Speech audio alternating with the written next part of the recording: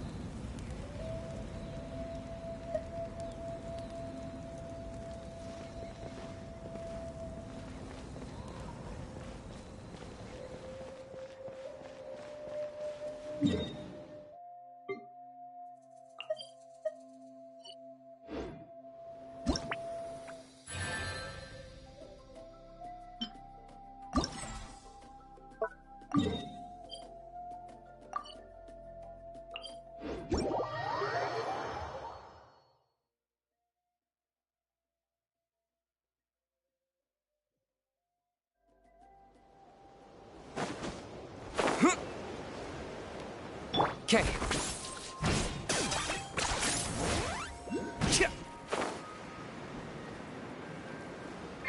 Let's ride! Full throttle!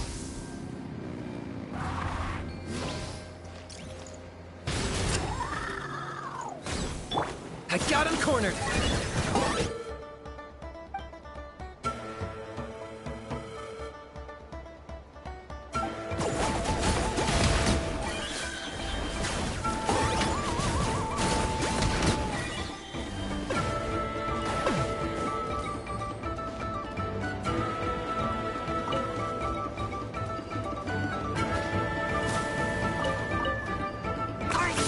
Running away?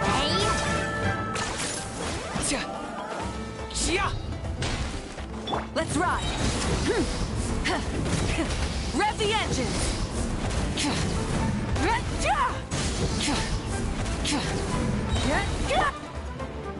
Locked up!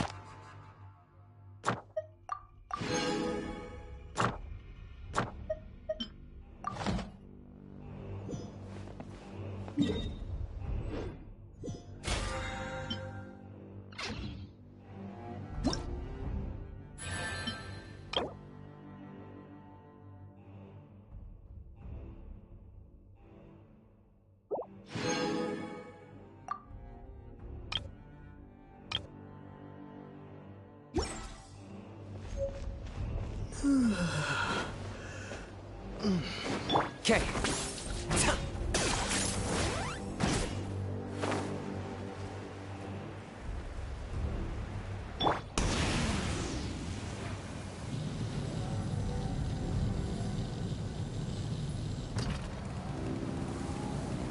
Okay.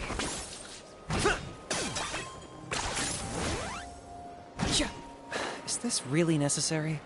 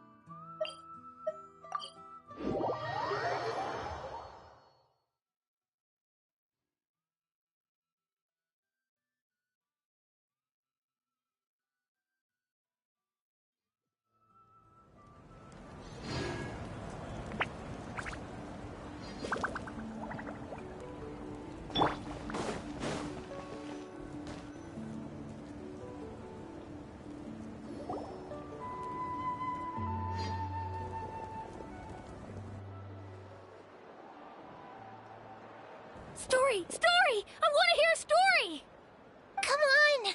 Tell us! Well, you kids don't miss a beat, do you? All right. You can be the first audience for now. Want to stop and listen to the story? Sounds pretty... This is a story of the great heroes of our time. There are three great heroes at the center of this tale. The first is an outlander known as the Traveler, a warrior of great strength, completely immune to the power of the abyss. Most importantly, The traveler is kind and brave. Someone who treasures those around him. You could call him a natural-born hero. Yeah, he's super strong. Tell us more. Hey, just let him finish the story.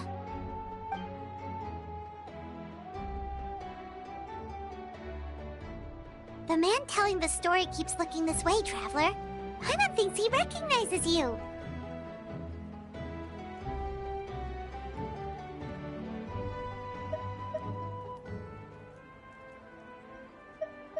The second hero is also an outlander many years ago.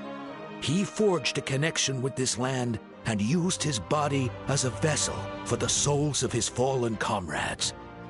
His goal was to give them a home and, with that, a chance to be reborn into this world.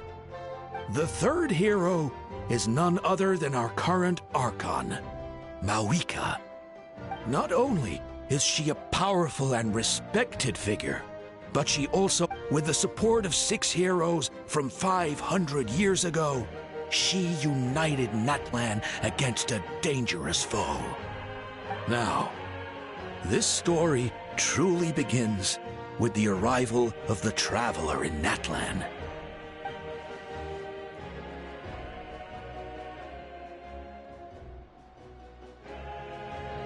Under his guidance, Kachina performed exceptionally well in the pilgrimage and earned her chance at the Night Warden Wars.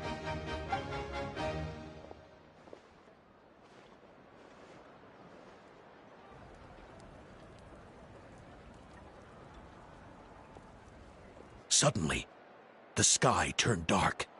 The sacred flame went out, and Gasoithoth appeared.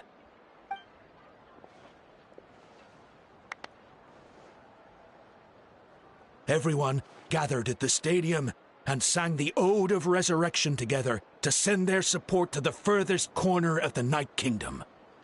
Hermione became known by all, and everyone began reciting the words that defined its message.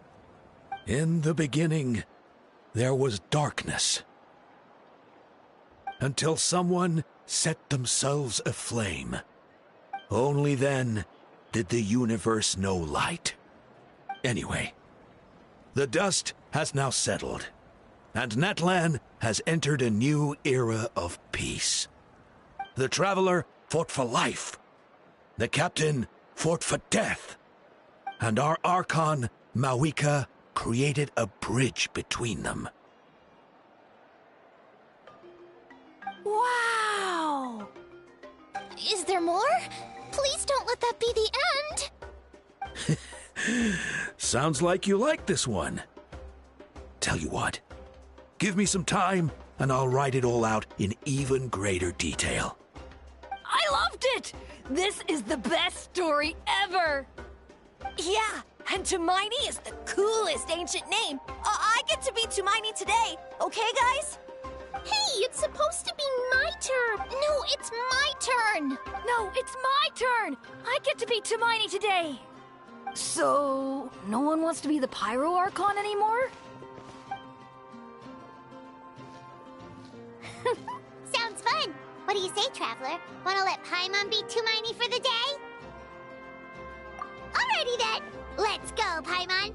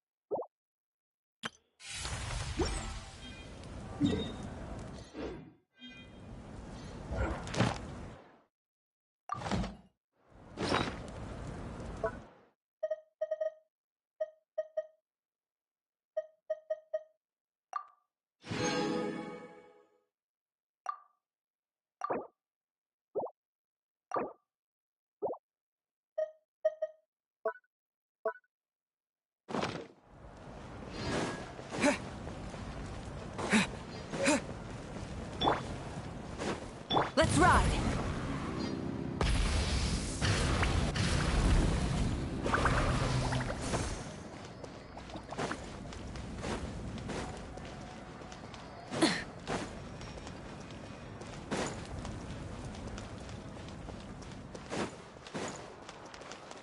Okay.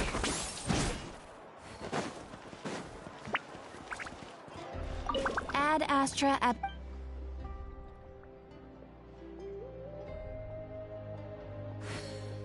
Thank you for completing today. Ad Astra Abyssosk. Welcome to the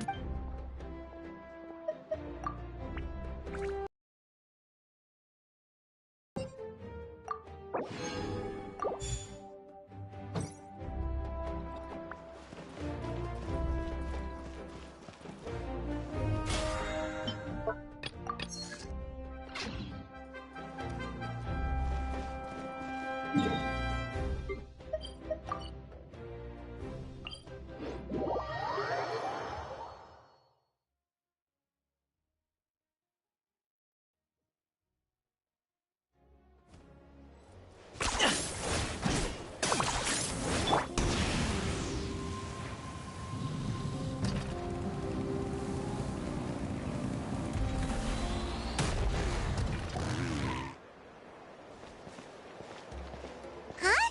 What are the Fatui doing here? That's a little concerning.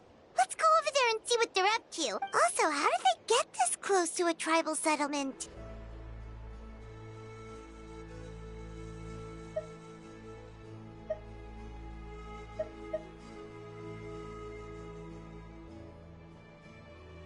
Huh.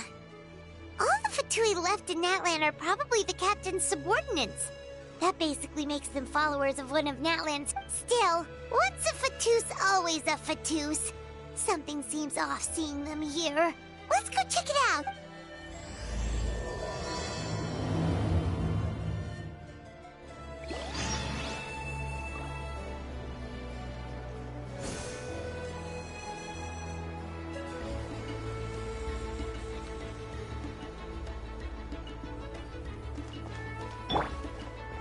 Don't worry, I'm sure they'll show up soon.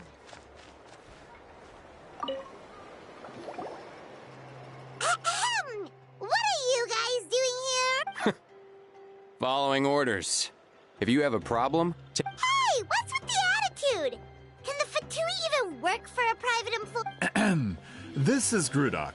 I hired him to be my bodyguard in Natlan. As you can see, he's not the sociable type. I'm sorry for any offense. My original plan was to hire someone from the local tribes, but a priest recommended Grudok and his squad. I was told they were capable fighters and had the time to spare, so they fit the bill. It seems like the Fatui's reputation in Natlan is quite positive. So that's what happened. Then you must be from Fontaine? Precisely! Montluçon, at your service. I work in the publication business. And you two... Wait, you must be the Traveler and his fairy companion. Oh, you know us? A golden-haired traveler with a floating companion. There's no mistake. Your exploits in Fontaine have all the makings of a best-selling series. I'd be a failure of a book merchant if I couldn't recognize you. Wow, we're really famous at this point, Traveler. It's truly my lucky day. I know this is sudden, but I was actually looking for you two. You see, I have a favor to ask. So, you chased us all the way to Natlan? That's a little creepy. You'll be generously rewarded, I promise you. Well, at least he got straight to the point. Should we hear what he has to say?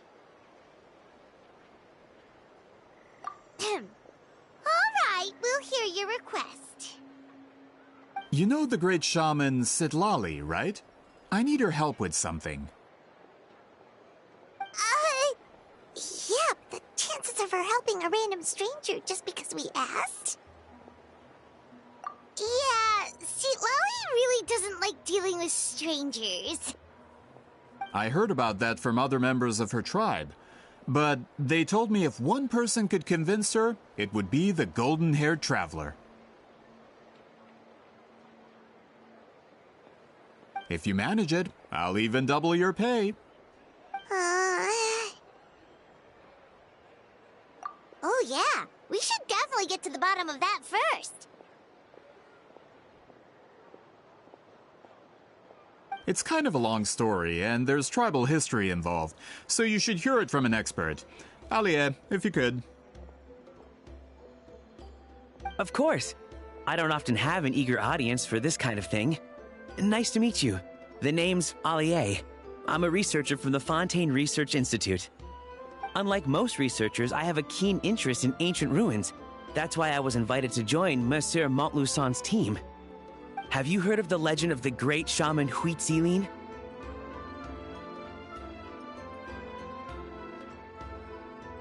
Yes, according to local records, she was a color mystic who lived over 200 years ago, and the most adept in her tribe at using that particular technique. Out of all of her exploits, her most celebrated is the Battle of Seven Colors. According to legend, the battle was triggered by an abyss invasion, one of the most brutal in Natlan's history, even from a greater historical perspective. Amazingly, Natlan was able to turn the tide despite being at an extreme disadvantage. The key to victory was none other than a color Huitzilin created on the battlefield. The color was extraordinary, illusory in appearance while also seeming to possess physical form. Legend has it that Huitzilin used the color to construct a magnificent maze on the battlefield and trap all the enemies inside. This allowed her allies to launch a counterattack and ultimately secure victory. Anyway, that's the gist of it. We don't want to take up too much of your time. That story is the reason I came to Natlan. I often publish books about the history of other nations. They always end up faring well on the market. When I heard this story for the first time, I wanted to include it in my next collection, but historical records about Natlan aren't very detailed. We haven't been able to determine where the battle took place, or find any definitive evidence that it occurred at all. Even within the Masters of the Night Wind, people dispute the legitimacy of the story. Some believe it to be a myth. If that were the case, the story would not be fit for publication. But if you're just including it in a story collection, why does it matter if... Well, you see, the slogan for the collection is Restoring the Truth of History. Naturally, I need it to be factual. That's why I'm here. The Masters of the Night Wind are said to have a tradition of recording past events, so I wanted to consult their records. But I was refused access to the Obsidian Altar. Application after application, and all I received were a few ordinary woven scrolls with nothing to offer. Honestly, I'm just trying to promote their history, and they make such a fuss.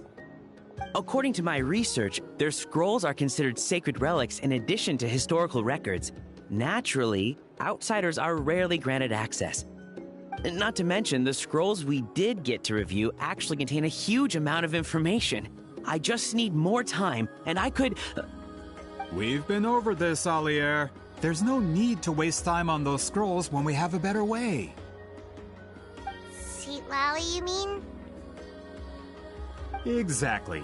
You're well aware, I'm sure, that Sitlali has been alive for more than 200 years. That means she lived during the era of the Battle of Seven Colors. If she agrees to be my consultant, then no other historical records are necessary. Oh, that's what you want.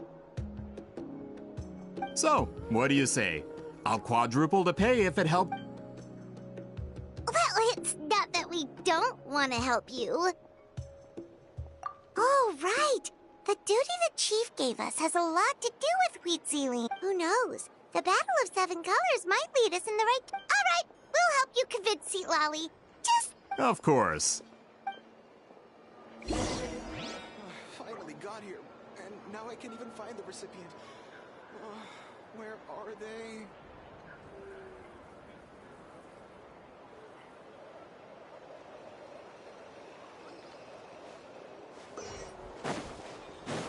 Okay.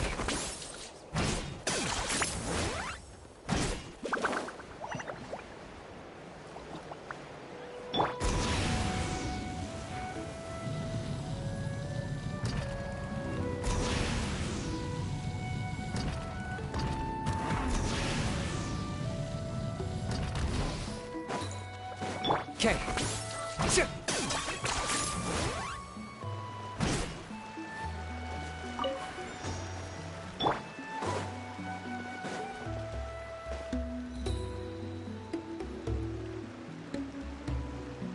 So, this is where the great shaman lives? A bit far from civilization, isn't it? I hope the person who pointed us in this direction wasn't mistaken. For someone like Lolly, it actually makes a lot of sense. Is this graffiti her work too? I wonder if it's a cultural practice. If I could just copy it down, We're here for a reason, Alier. As agreed, you two can do the talking, and we'll wait for you here. Okay, well... Hopefully she's not hungover.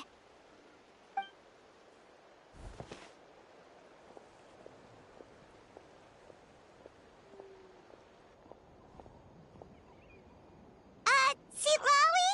Are you there? We need your help with something! Oh, no response. Maybe she's not home. Oh, Granny Eatsley?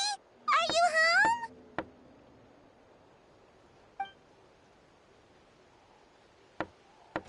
home? Hey, kid! If you're here to challenge me, book an appointment first.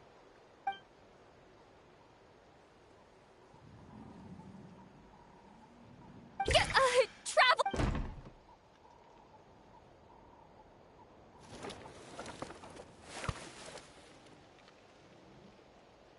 Looks like we came at a bad time. Are you still there? Just come in. We can talk inside. Well, at least we didn't get turned away.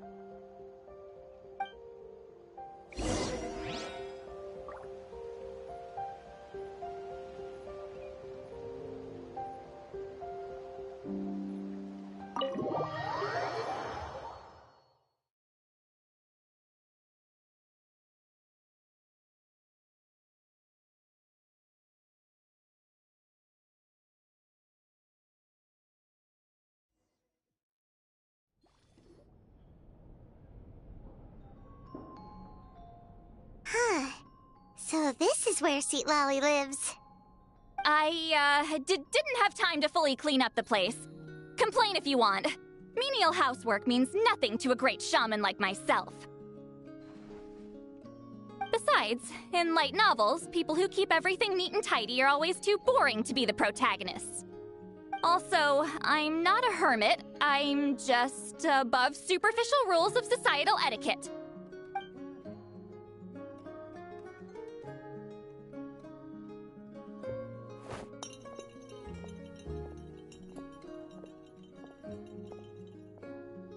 She sure does care a lot about what we think of her. Oh, and that spell I used to transfer my senses to you? You're not still, experiencing the side effects, are you? It's my duty as a great shaman to check that kind of thing. Oh, you mean when we could hear your thoughts? Nope. It's been so long, we don't have... Then why do I hear the traveler's thoughts in my head? What?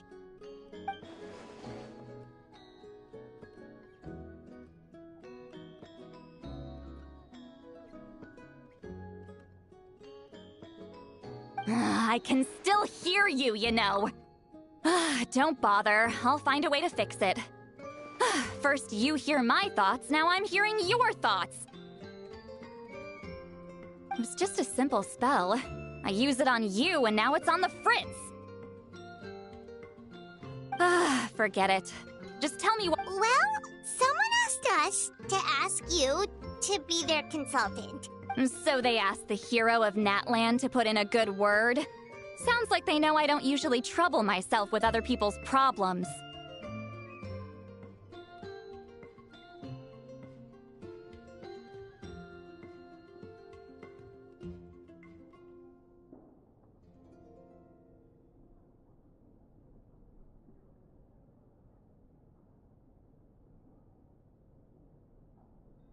The pay is really good.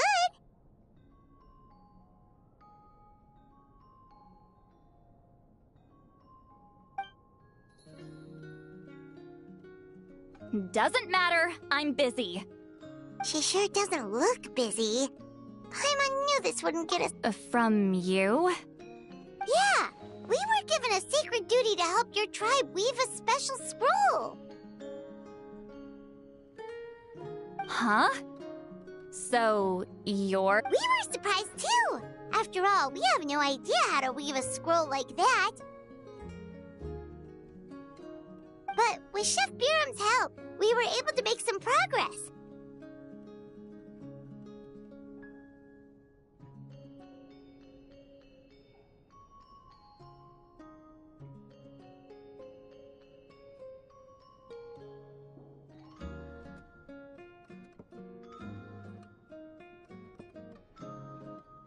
We still haven't succeeded, but we only— The historical event those men want to ask about also involves color.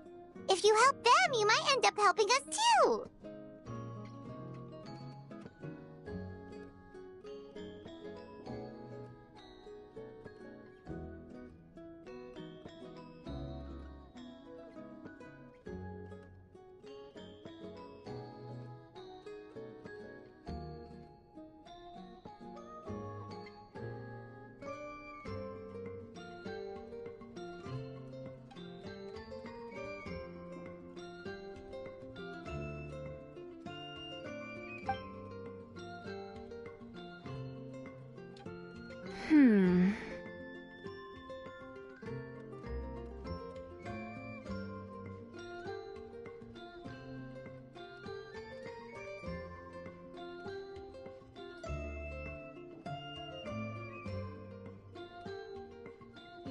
She's giving us that face again. Did Paimon not explain? I can't decide whether this twist is completely out of the blue or if it was foreshadowed all along. Does that mean you won't help us? Then there's still hope. Hey! What's the holdup? Just give us an answer already. You agreed to let us do the talking!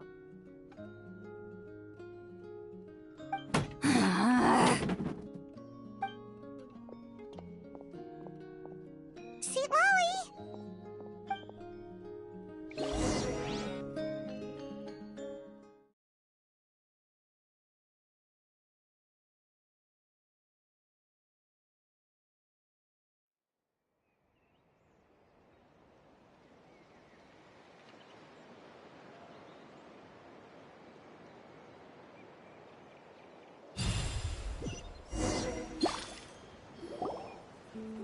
Stand down, Grudok. As your employer, if I tell you to wait, then you wait.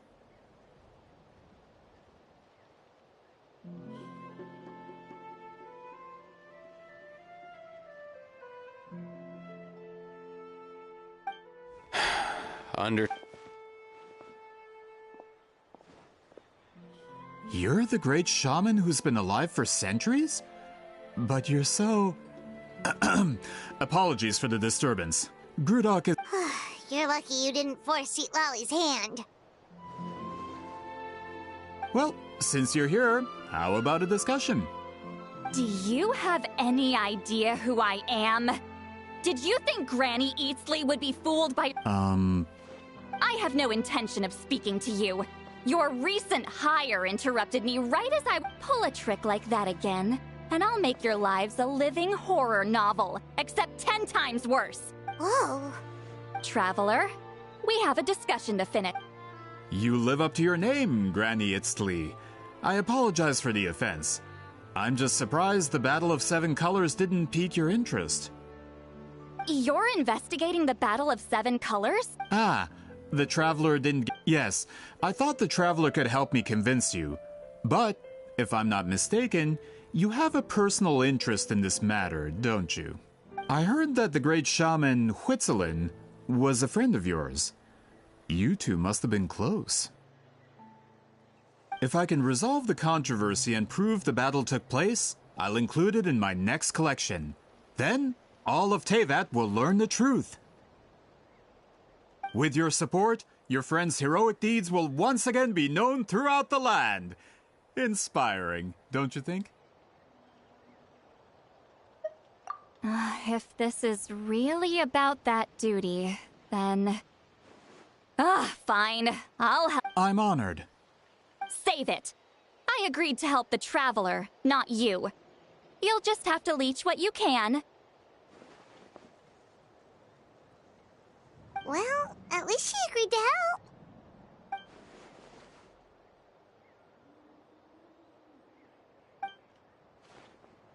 Who are you calling heartless? Not a problem. I always planned to work with the Traveler. So, did you directly experience any events of the battle? Do you have any idea where it took place? Can you think of any relics we could use to prove... Talk at... Fine. No. I did live during the same era as her, but that doesn't mean we experienced the same events. I've lived a long time, but I'm not a walking encyclopedia. You decide the angle of your investigation, and I'll provide answers if I'm familiar with the subject.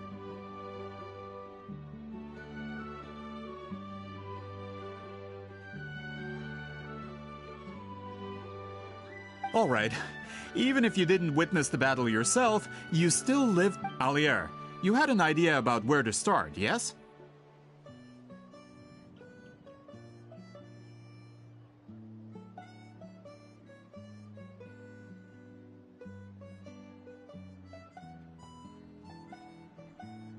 Oh, well, my plan was to consult the members of the tribe in charge of recording history.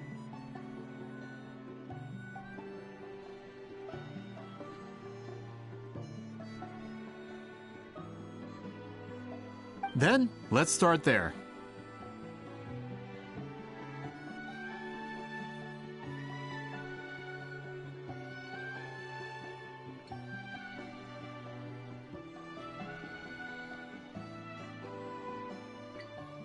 Traveler, what do you say to officially working together? After all, it appears I can only get...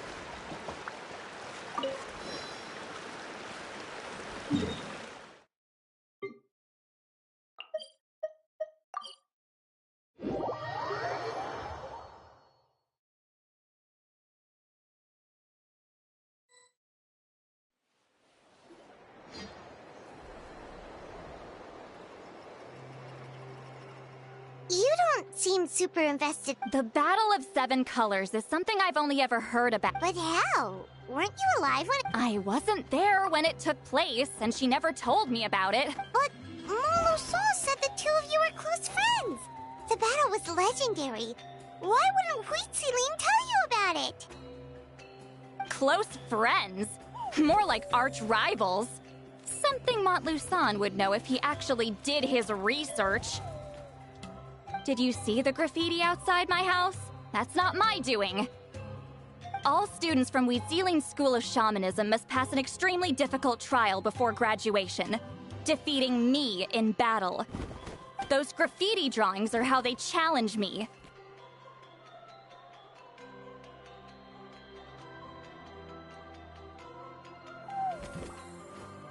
Of course, none of them ever succeeded. So, after Wheat Sealing's death, her students had no choice but to modify the requirement. Instead of defeating me, all they have to do now is As my rival, Wheat Sealing only had one achievement that surpassed my own. And that was the Battle of Seven Colors. I can only assume she had some kind of secret technique at her disposal. It makes perfect sense that she kept it from me. I'm a fast learner. Telling me about the technique is no different than handing it to me on a silver platter. As if she would give away her one advantage. Oh, that makes sense. Anyway, all of that is secondary. Like I said, I'm only here to help you fulfill your duty.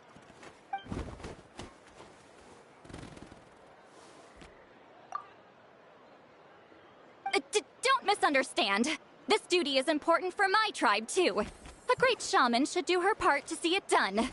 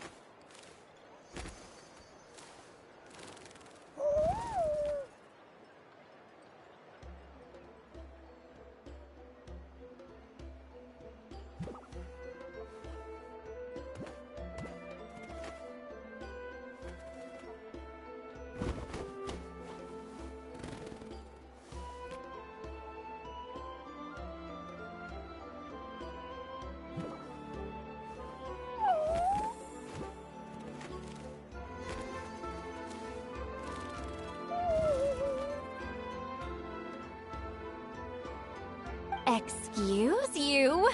I fail to see what housekeeping has to do with my duty as a shaman.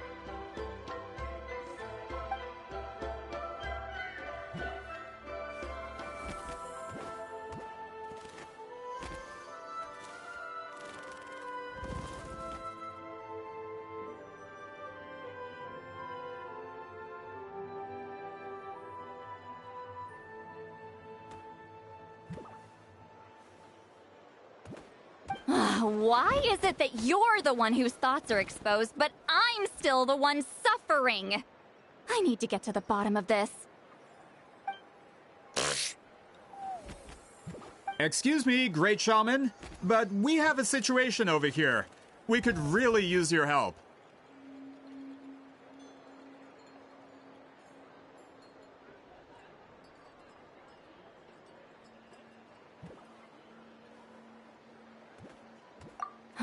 Okay.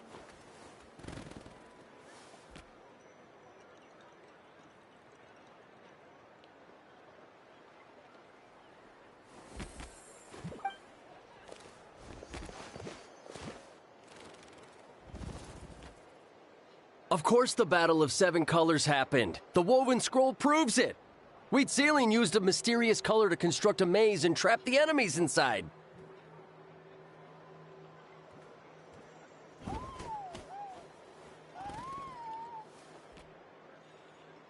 That's just your interpretation. There's more than one way to understand that scroll. Besides, constructing a maze out of color is ridiculous.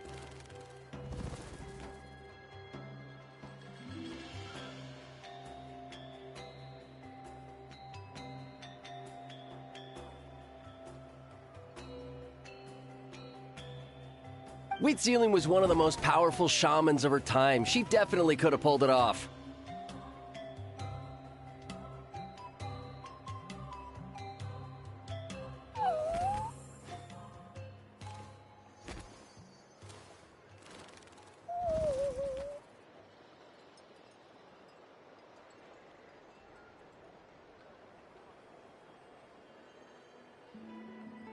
That's the biggest problem. She had students. Why not pass it down?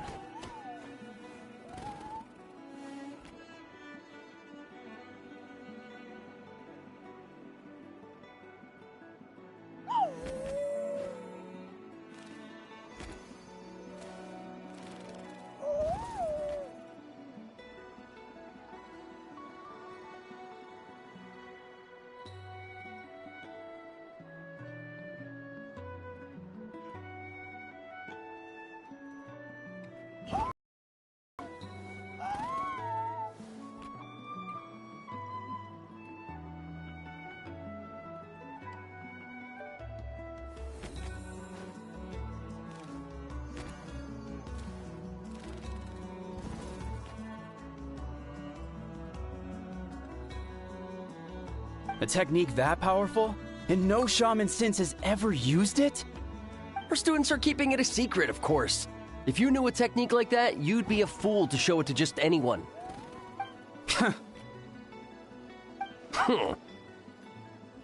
Oh, I didn't mean to cause an argument. I just wanted to ask, is there anything we can use to prove the battle took place? Of course it took place. Why would you need to prove it? You'll have to excuse him. Some people in our tribe insist on clinging to outdated views of history. I'd give up now if I were you. It only gets more ridiculous from here. Please don't fight. Wow, so the battle really is controversial. Am I the outdated one? Kids these days can't find anything better to argue about? These arguments are precisely why I hesitate to include this story in my collection. Neither side was able to offer anything useful. Wheatsealing was a still, if we should check with— But as far as I know, most of the right. The obsidian altar is off limits to you. Is there— Most of Wheatsealing students are respected priests in the— Those who hold the if I show— Yeah, Paimon can see it now. Hey, don't jump to conclusions. Only you have the guts to joke like that with me, Traveler. Fine, I said I'd help, so I'll help. But don't blame me if it goes wrong. Alright,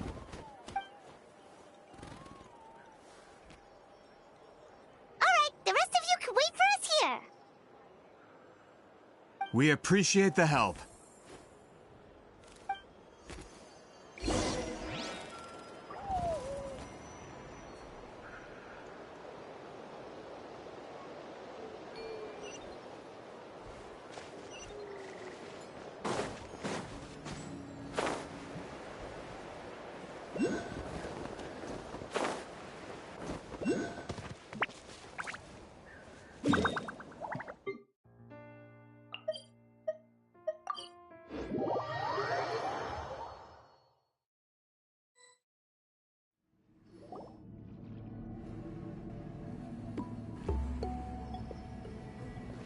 Oh, are you in the middle of a ceremony?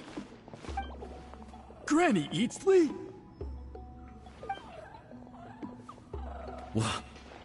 What is she doing? Did some coward not show up after challenging her to a fight? Or is she here to officially take over the tribe? Whoa. It's like they really do see her as some kind of tyrant.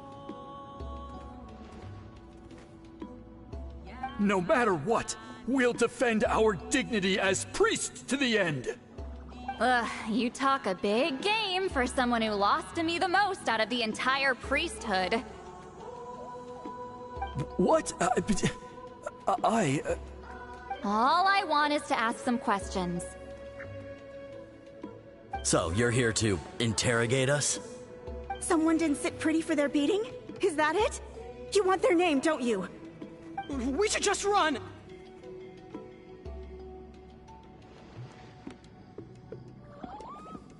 Yeah, with the hero of... Sure, whatever you... Oh, it's the Traveler and his companion. That does make me feel better. How can we help you?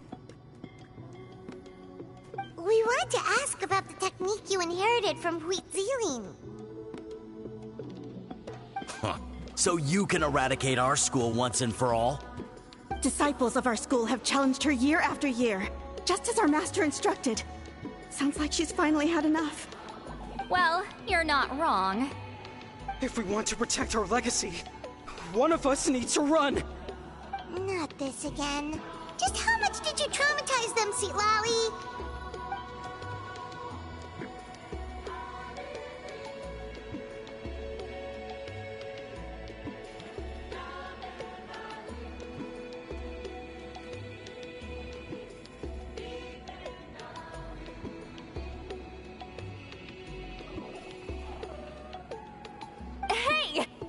You can't just say whatever you want just because it's in your head.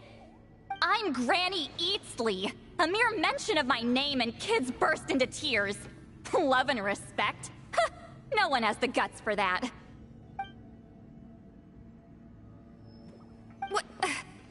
You know what? Forget about your duty. Sorry to disappoint, but if you're here to question whether we're qualified to inherit our master's legacy, we're not going down without a fight.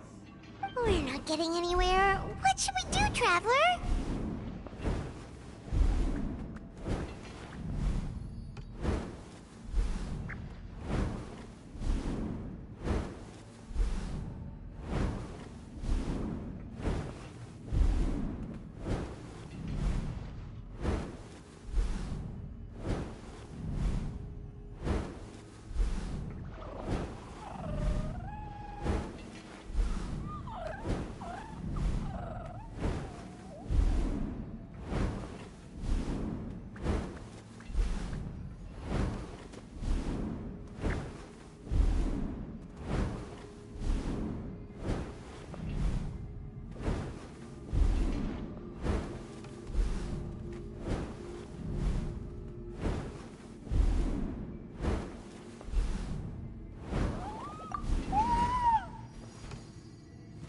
Huh? Oh, it's you. Elder Tlapo! Oh, we must have disturbed your meditation. Our deepest apologies. Please forgive us.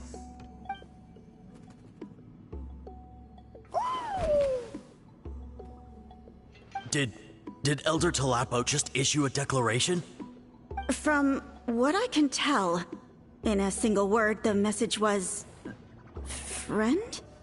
Is Elder Tlapo... That's not possible, is it? Oh, you forget yourselves, my friends.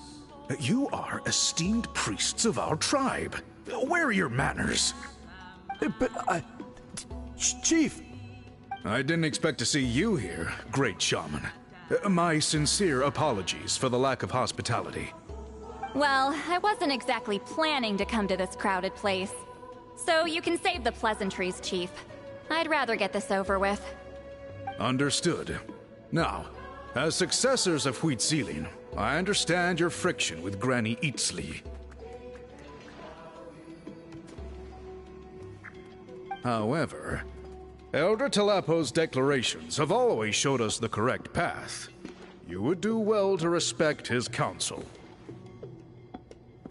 So, mind your manners and allow Granny Itzli to ask her questions. Whew!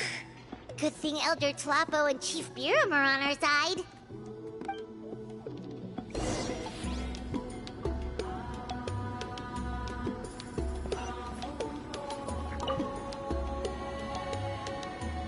Hi there, Elder Tlapo!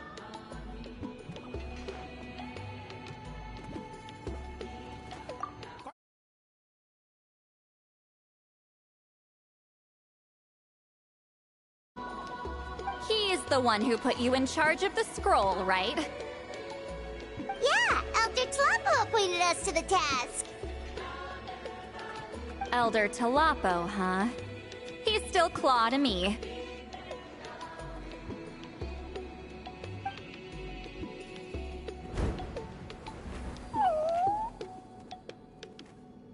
Hey, don't pull that cutesy stuff with me. You're an Iktomi-Sor Elder now. You occupy an eminent and important position within the tribe. So, you already know each other? Claw was only this big when we first met. He was Huitzilin's Saurian companion back then. She kept dragging him to my place, so over time, we got to know each other.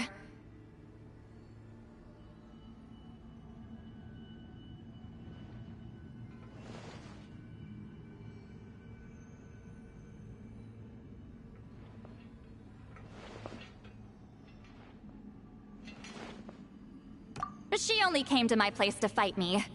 But at the same time, she always claimed to be my friend. She was the only one who dared to try, at least. Well, you've lived a long time. You've probably made a bunch of friends over the years, right? The more time you have, the more friends you lose. Oh, Anyway, let's get back to business. I hate talking about the past.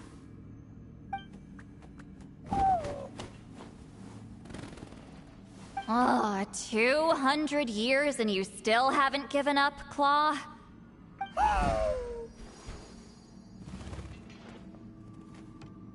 I still haven't made up my mind, so you should head back.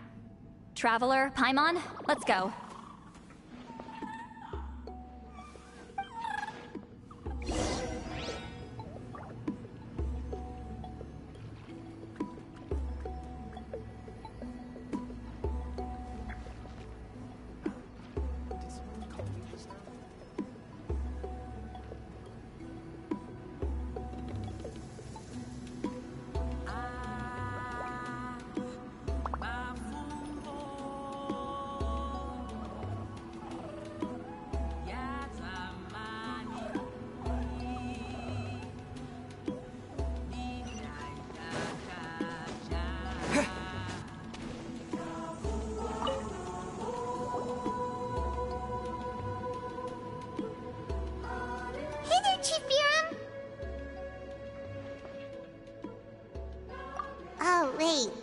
haven't reached out since the last time we failed the task, huh? I'm just grateful you haven't forgotten that duty. Actually, we have good news! We found another clue! I'm all ears. It's the Battle of 7 Colors. Huitzilin's claim to fame? That sounds promising. But the battle took place hundreds of years ago. An investigation is bound to be difficult. True, but Granny Easterly promised to help. Is that so? Huh. I've tried seeking her help in the past, but I never managed to coax her out. You should cherish this opportunity. Hey, don't complain. None of the previous... Forgive me. That wasn't my intention. It was a comment on my own failings. Paimon said you've been trying to figure out how to weave the special scroll. It is my duty, great shaman. Why bother? The scrolls always end up completed on time. So what's the point of figuring it out for yourself? If I may, this task concerns the history of Natlan as a whole. And in many ways, history is the memory of a people. Memory is sacred to our tribe. I'm sure a great shaman understands that better than a humble junior like myself. Something this important cannot be left to baseless rumors. I know you don't concern yourself with the daily affairs of the tribe, Granny Easterly. Even so, as a priestess, I trust you wouldn't leave something like that to chance. I get your point.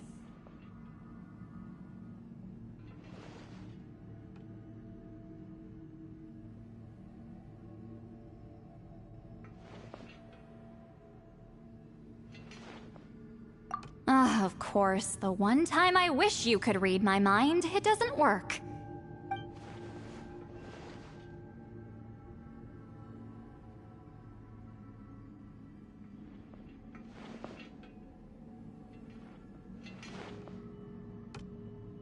No, that's not it. Huh? It's not important. Rest assured, Biram, with my help, the Traveler and Paimon will definitely be able to complete the task. You have my thanks, then.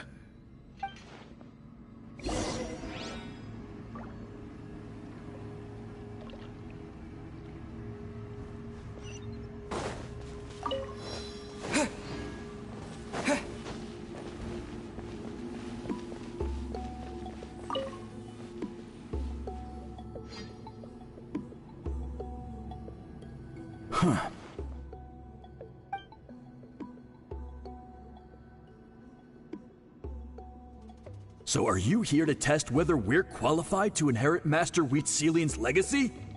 You've already been tested, haven't you?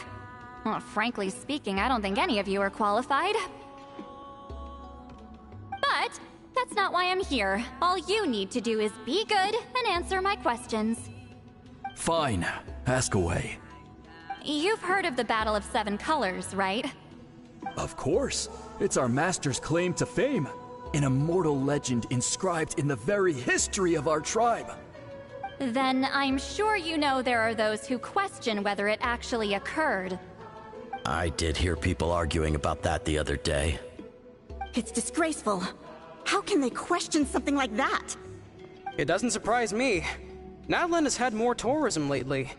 A lot of people have started getting strange ideas after interacting with Outlanders. After all, everyone who took part in the battle has returned to the ley lines. Without witnesses, it's hard to refute detractors.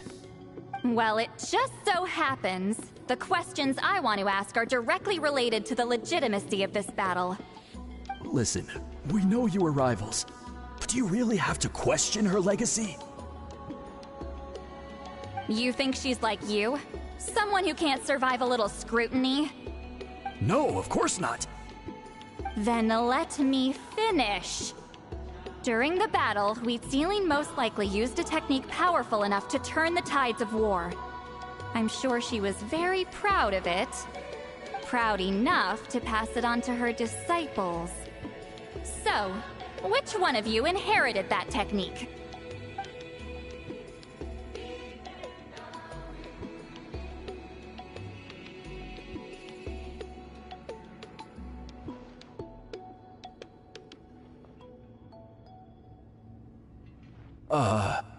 I don't think any of us have heard of it. Listen, I'm not trying to take it for myself, so be honest. With or without it, I can wipe the floor with any of you. Yeah, no objections there. But I'm telling the truth. None of us have ever heard of that technique. What's wrong with her? Why would she let it go extinct? Master's body of work is massive. No one student could hope to learn all her techniques. Mastering just a few already takes a lot of effort. Master had no choice but to recruit many students, split up what she knew into different portions, and pass it down through various individuals. So even though we see ourselves as representatives of Wheat Zealin's school of shamanism, what we know isn't the sum of her legacy. Actually, I know of a shaman family that inherited some of Master's techniques. The family fell on hard times and lost the right to the priesthood. Still could be worth a shot. But if they inherited Wheat Zealin's secret technique, shouldn't the family be thriving? Well, it's the only thing I can think of. All right, give me their address. I'll mark it out on your map. To be honest, I'm not optimistic about the future of this investigation.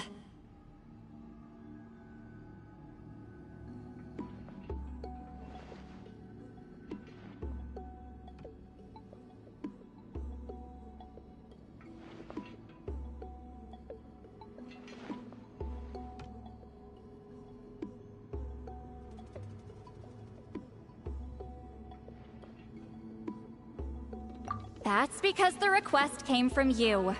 You don't know the power of your own words, do you?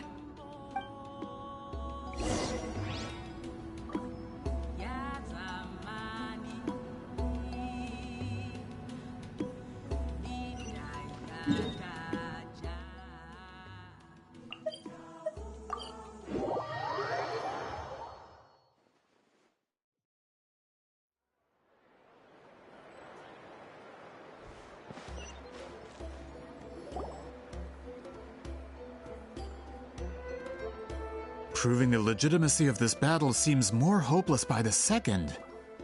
Nothing we can do about that. Well, even if our investigation ultimately proves the legend to be false, that's still a worthwhile result. Although I'm here for business purposes, I have a personal interest in this as well. I'm drawn to matters of historical truth. That's exactly why I chose to follow you, Monsieur Montluçon. Listen, I'm just updating you on the situation, not asking for your opinion. I don't really care whether you continue your investigation. And Traveler, you came to me for help with your scroll weaving duty, right?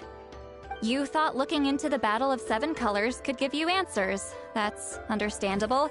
But based on our progress, I'd say this is a dead end. Instead of wasting time, you might consider taking a different approach. I'll try to think of another way to help you. Respected Traveler, let's not forget about the compensation I promised. You shall have it in full. Extra, if that's what it takes.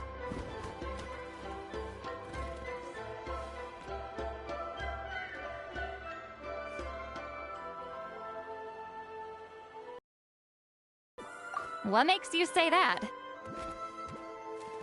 Yeah, based on what you've told us so far, it kinda seems like there's unresolved tension between you two. You think so? She claimed to be your friend, but picked fights with you non-stop, and never told you about her biggest accomplishment. By figuring out the truth behind the battle, maybe we can finally help you get closure. Closure? I'd say we're 200 years too late. But fine, if you want to keep investigating, be my guest. Ah, that's wonderful news. Alright, let's go visit the shaman family!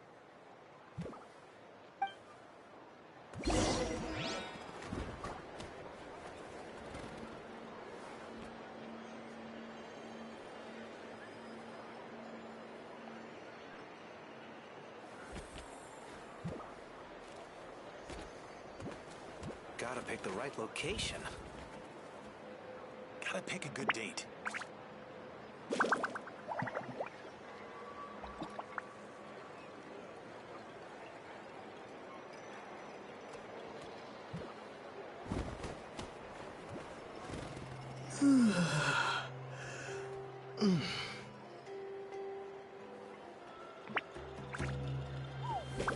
Gotta pick the right location. Gotta pick a good date.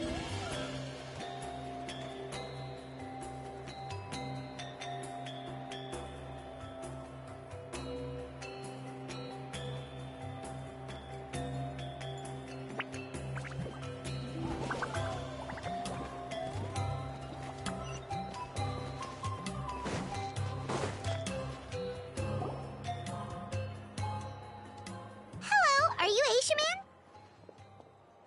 Yep, that's me. Huh? Granny Eatsley? Get up! In a crowded market like this, the only person who should be trying to hide is me. My apologies. Ever since my grandfather's generation, the shamans of my family have given up on passing your trial, Granny Eatsley. Have we offended you in some other capacity? Man, this is generational trauma at this point. Whenever I misbehaved as a kid, Grandpa would tell me about the thrashing he received from Granny Eatsley. I still get nightmares about it sometimes.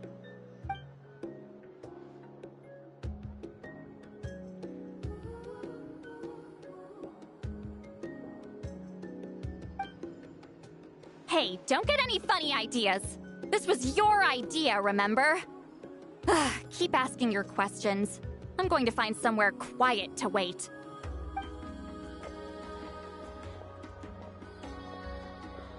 Okay, so your family studied under wheat ceiling, right? Yes, although that pretty much ended with my grandfather's generation, unfortunately. The techniques my family learned from Wheat Ceiling didn't have much practical use in terms of tribal affairs, so during my grandfather's time, we quit the priesthood. Turns out, shaman techniques aren't that useful outside the priesthood either. So over time, we abandoned them altogether. Of course, it's possible that we were just too foolish to understand the true power of those teachings. After all, Wheat Ceiling was a genius. None of her students have been able to fully reproduce her talent. Do you know which techniques were passed on to your family? I'm not sure. As a kid, I remember hearing my grandfather talk about them, but it's not like I can use them myself. Just think about it for a sec. Do you remember anything about a technique that can decide the outcome of a battle? Decide the outcome of a battle? No, I don't remember anything like that. Besides, my family wasn't really known for our talent. If a technique like that exists, I doubt Wheat Ceiling would pass it on to us. You might have better luck asking one of the priests. They're descendants of Wheat Ceiling's most gifted students. Well, looks like we're back where we started. Still no definitive evidence the Battle of Seven Colors took place. Alier, do you think we have enough to draw a conclusion? All we have are non-witness accounts. We could put together an interview, but that's not going to hold up in academic circles. Then we have to keep going. Oh, you're investigating the Battle of Seven Colors? Yeah, you know about it? Not a lot, but there's something special about my family. In addition to shaman techniques, Wheat Ceiling's stories were passed down to us as well. Say what you want about my ancestors' dedication to shamanism, but they definitely paid attention to those stories. And of course, the Battle of Seven Colors is the most exciting story of them all. We don't need another story. We need something concrete. Does no one in your tribe understand that? I'm not sure if this is helpful, but the story passed down in my family is a little different from the one told in the tribe.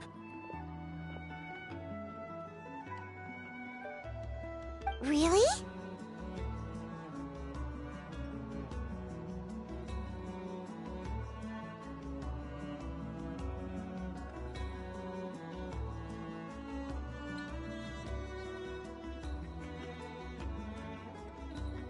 Well, it's Huitzilin's personal account of the event, so it's a lot more detailed.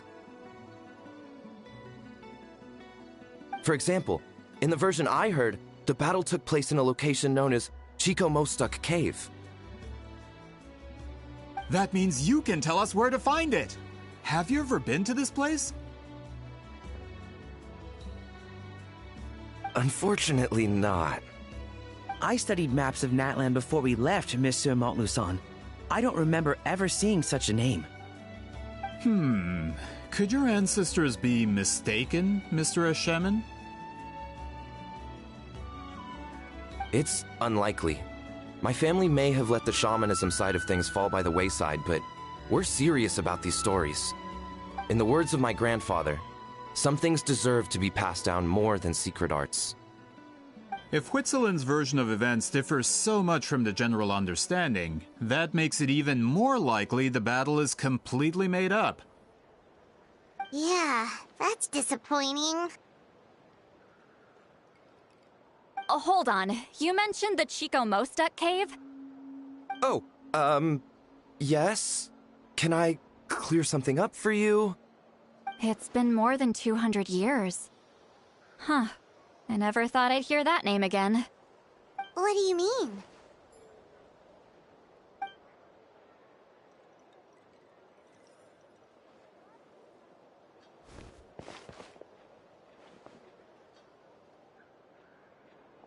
That location is now known as the Valley of Fog. The Chico Mostuk cave is what it was called 200 years ago. Precisely when Huitzilin was alive. That means, Monsieur Montluçon, we can confirm the original site of the battle. Once we get there, the evidence we need should be at our fingertips. Just when we thought all hope was lost.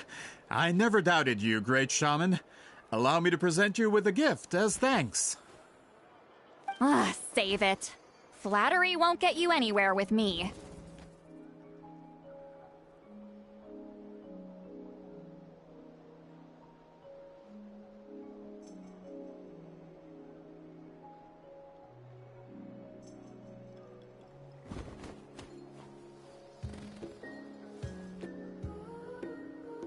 Wait, Mr. Montluçon works in publishing. You're a huge fan of light novels, right, Sweet Lolly? Maybe he could get you some that are out of print. Really? Out of print, huh? Sure. Do you have any in mind? Well, if we're talking collectibles, then the first edition of Shogun Almighty Reborn as Raiden with Unlimited Power is a must. It's the first major hit of the isekai genre. Several editions have gone to print, but copies of the first edition are exceedingly rare and valuable. I see. There's also its sister work, Pretty Please Kitsune Guji. It was Yae Publishing House's attempt at gauging the new market trends. It's opened the door to a new genre after readers grew tired of isekais. The sales speak for themselves. Actually, Yae Publishing House released a limited edition not too long ago, but it's almost impossible to get. Anyway, I'll take those two. Sorry, I'm not sure I caught all that. What were the titles again? Reborn as Kitsune Guji? These two titles are among the most successful and well-known works in the entire industry. You're telling me, as someone who works in publishing, you've never heard of them? I'm a merchant from Fontaine, after all. Regarding this particular genre from Inazuma, I'm afraid I lack your level of expertise. Amateur.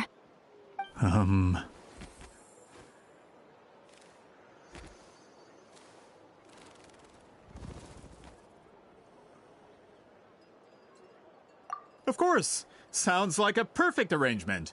Now, there's no time to waste. We should head to the site of the battle right away. Once we get there, it'll take a bit more work to determine the actual location. Right now, all we have is a general idea. Well, I'm sure Miss Sitlali can help us with that. Have you even looked at the time? It's already evening, and I have important plans tonight. You expect me to work through the night? Well, what do you think, Traveler?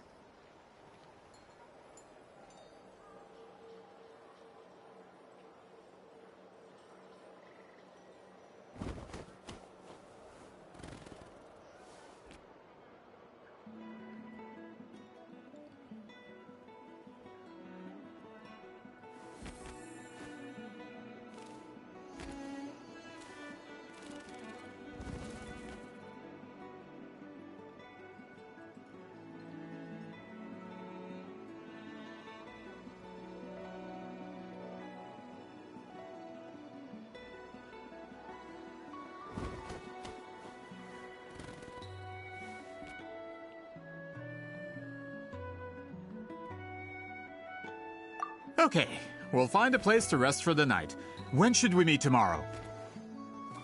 He's persistent, huh?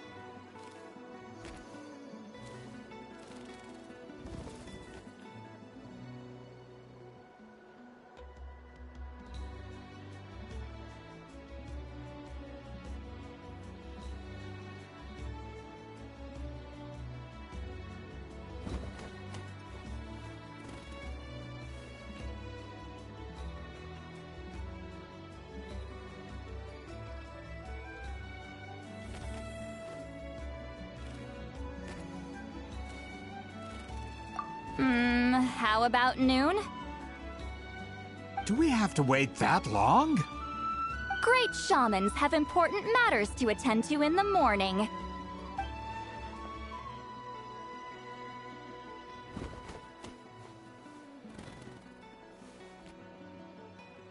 That's only because I have important tasks to complete at night.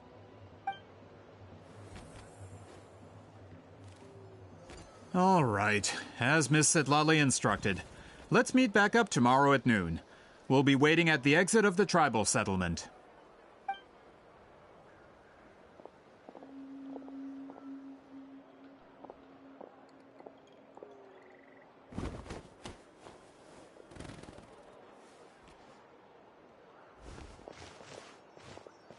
Sorry, I just wanted to ask, is Granny Eatsley satisfied with my answer? Yeah, of course. You really helped us out. Oh, good. I'm glad I didn't offend her somehow. You're really that scared of her?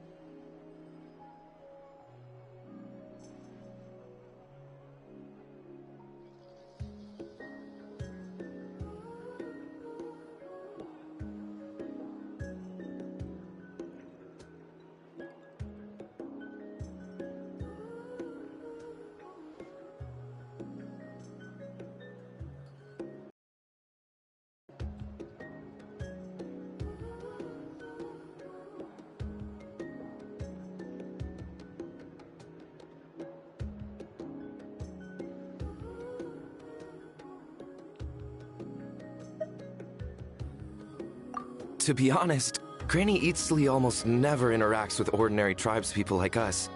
Everything we know about her comes from rumors. She's a powerful shaman who's lived for over 200 years. As a great hero, you're probably the only one who isn't intimidated by her.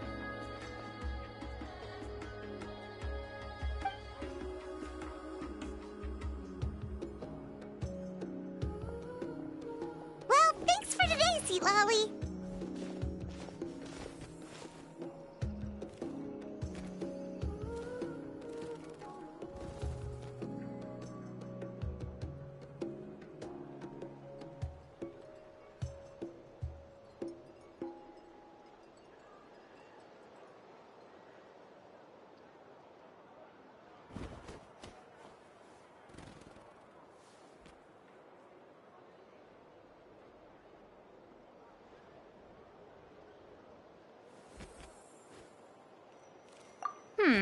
That's quite considerate of you.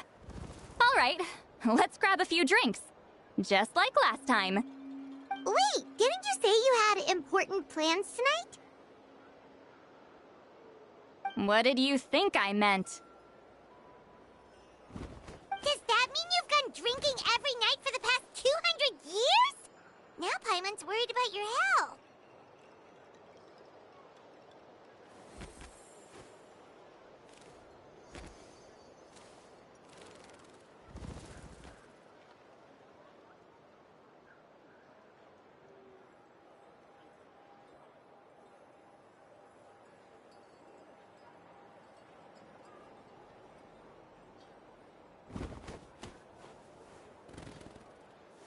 No, I've had enough socializing for one day.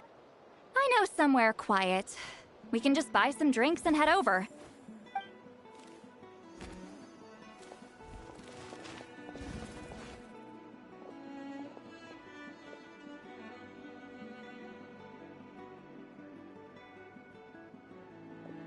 Which will also give us a chance to solve the mind reading issue. Considering the necessary spell work, I'd rather do it in private. Gotta pick a good date. Gotta pick the right location.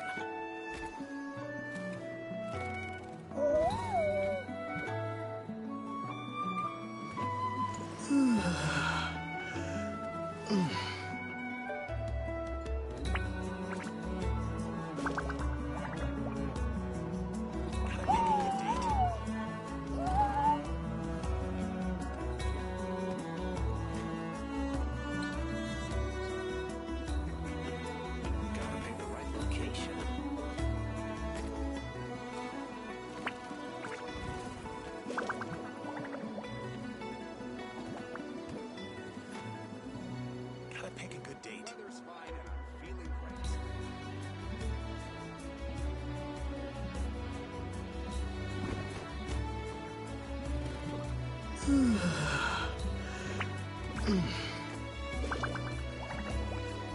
Gotta pick the right location.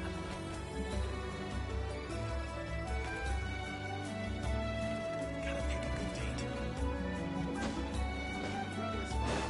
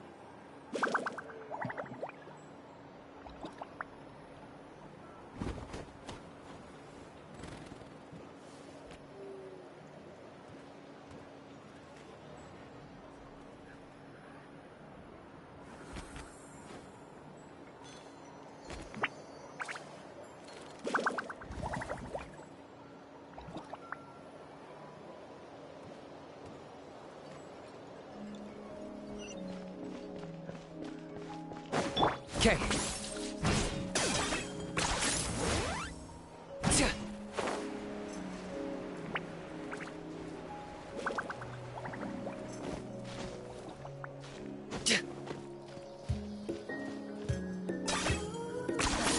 You really are a one-trick pony, you know.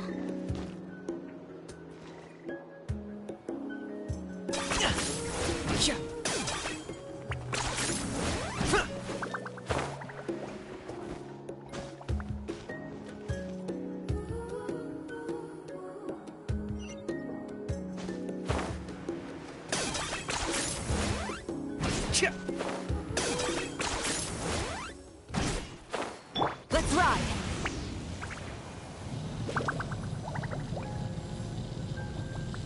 Is this the place? No, further up. Further up?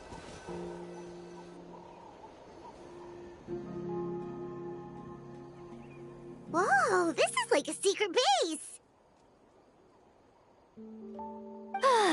Sometimes I want the fresh air, but not the company. So I come here. Let's see if my stash is still here. Ah, great! The halberd crest birds didn't eat my snacks.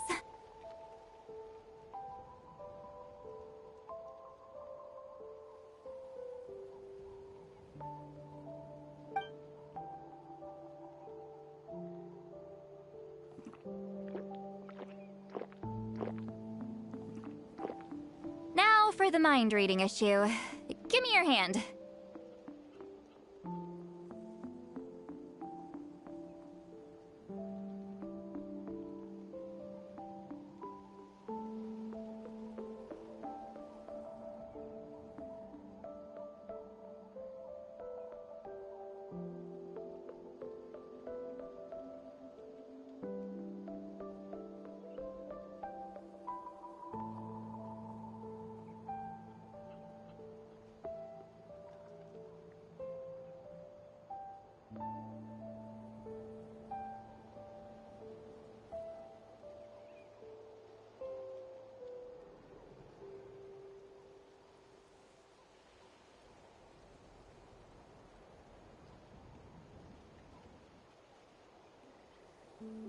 It might take a little longer, actually. I just need to share my senses, make a clean break.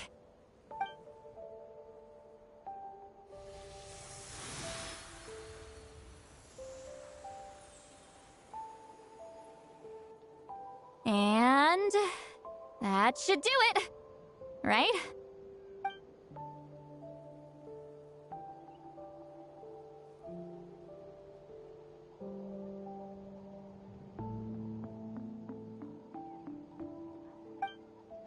You're not wrong. Hold on! Why do I still hear you in my head?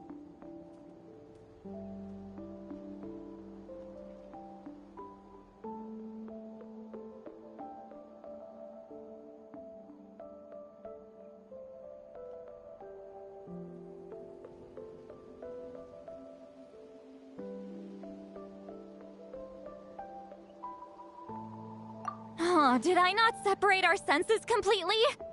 Maybe using my palm isn't enough? Close your eyes.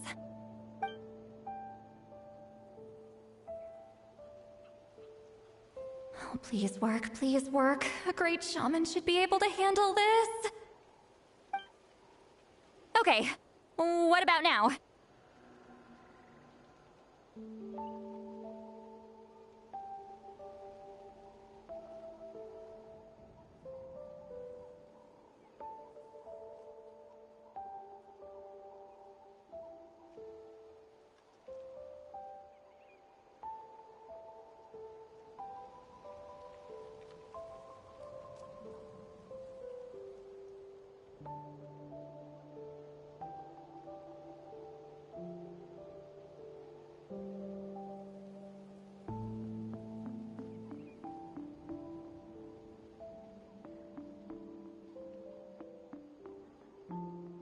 Huh? And now? Huh. Whenever I try to remove the effect, it just flips direction and gets worse.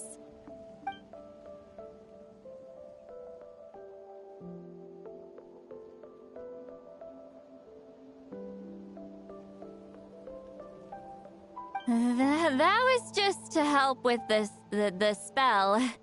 Ah, shoot. I still hear you.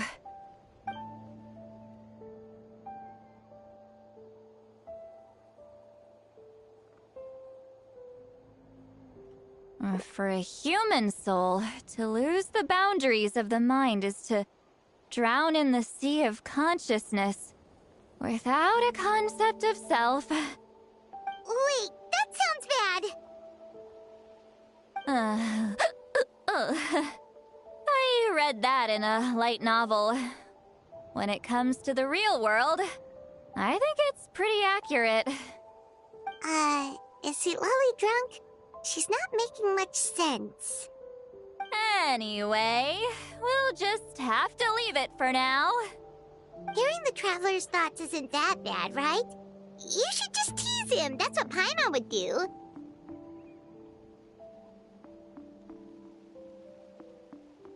It's just... I'm not good at this.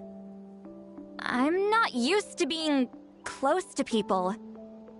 Sorry, I said we could be friends, but I guess I'm not ready.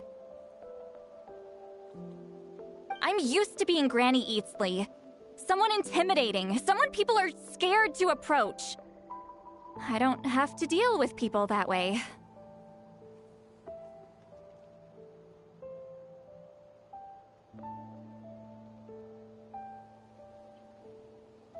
Yeah, Paimon's been wondering, why do you insist on living so far away? You could easily become a leader of your tribe, someone everyone loves and respects. When you live as long as me, a person is like a flower. And you water it to see it bloom. It rewards you with its fragrance, but it doesn't last. With the passing of the seasons, everything withers away. You can try to water it, but it will never bloom again. Even if the same plot of soil is covered in flowers the following year, the one you remember won't be there. That's just how it is. Most of the people in my life will be gone one day, just like a flower. Getting close means losing friend after friend for hundreds of years, until the weight of their memories crushes my soul. If people don't care about me, then I don't have to care about them. It's better if the people in my memories are nothing more than fleeting strangers. Sweet Lolly.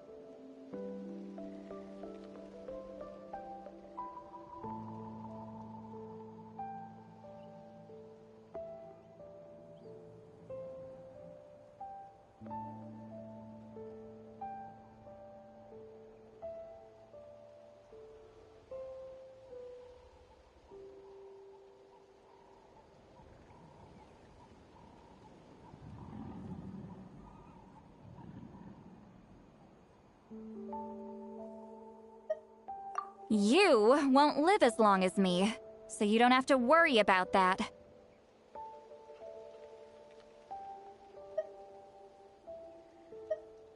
Really? Then you should understand. Nearly everyone you know will be gone one day.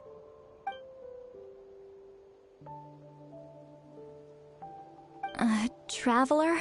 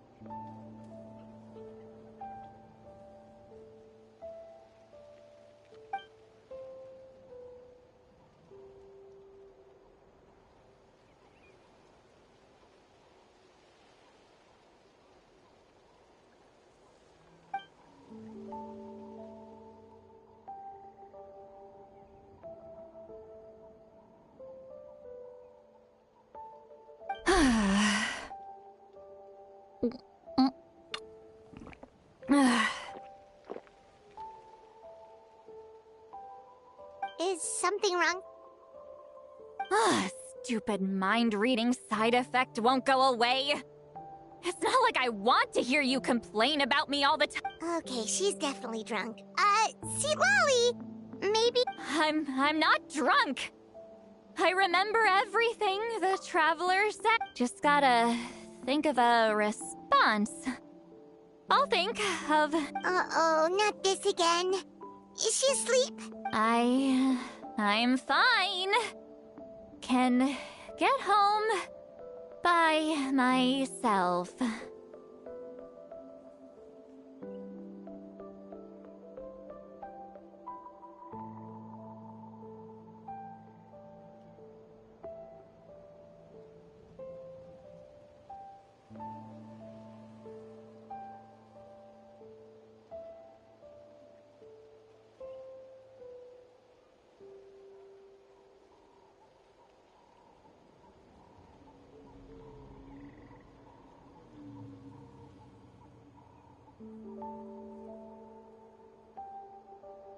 Is she talking in her sleep or talking to us? She seems kind of out of it.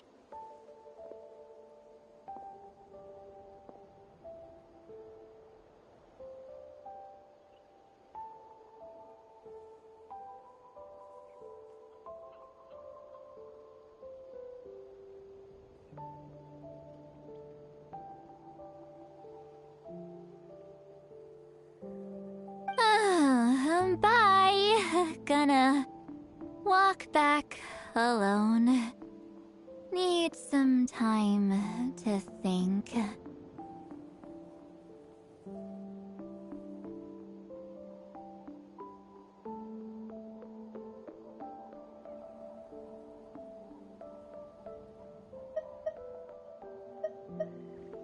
All right.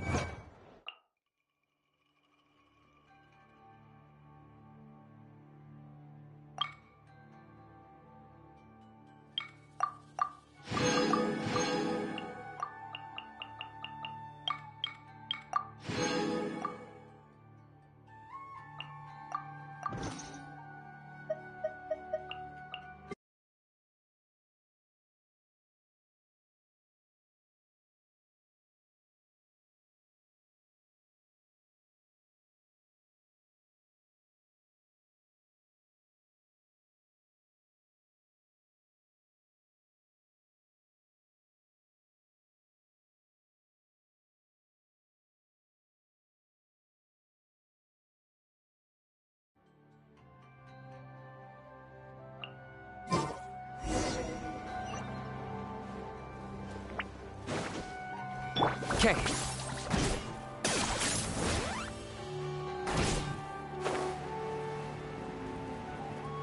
Let's ride!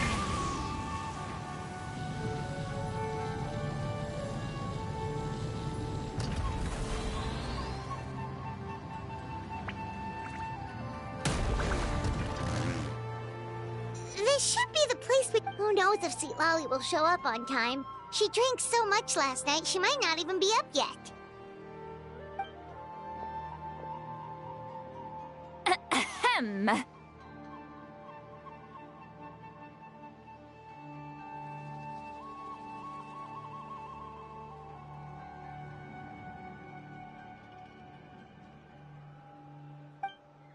Sweet Lolly!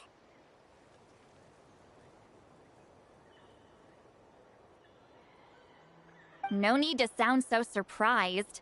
Drinking is just a way to pass the time. I mastered the art of moderation long ago.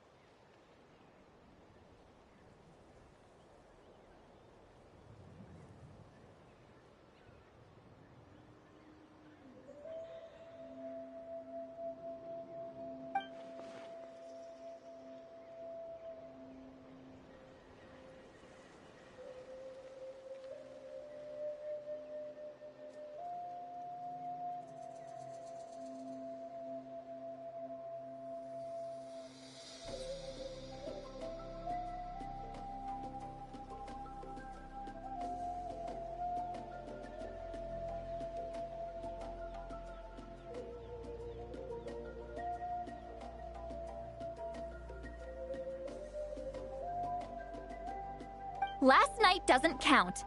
It was a minor slip-up, that's all. Anyway, I gave everything a lot of thought, and I think you're right about something. The Battle of Seven Colors holds the key to a lot of the answers I've been searching for. So that's why you're here so early. Traveler, great shaman. Sorry to keep you waiting. Shall we head out?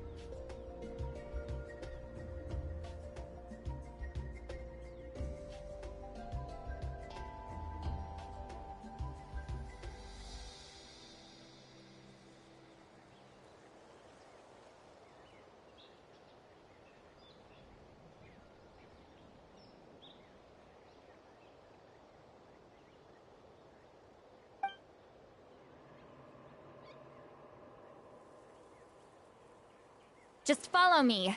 I'll confirm the location myself.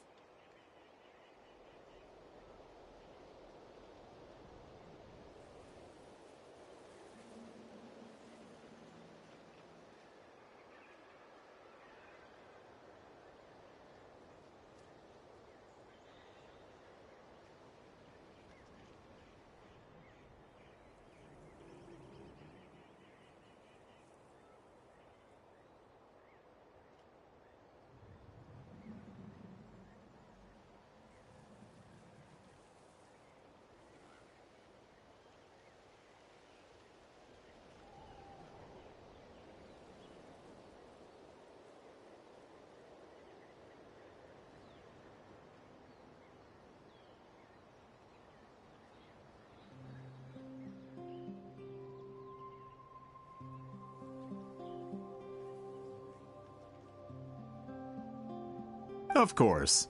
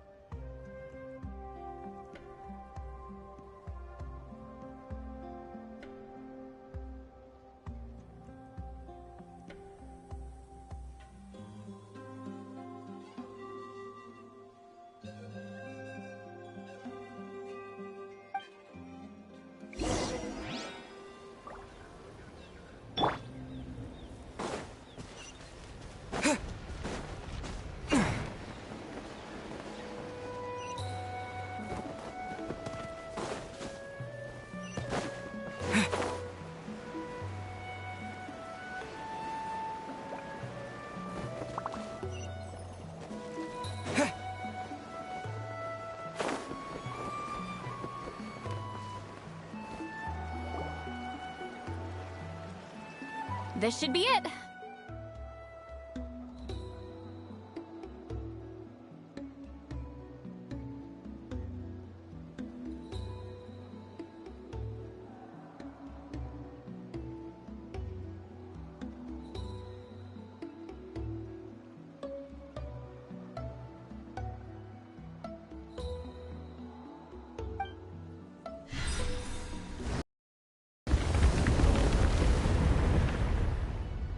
So the battlefield is inside this place.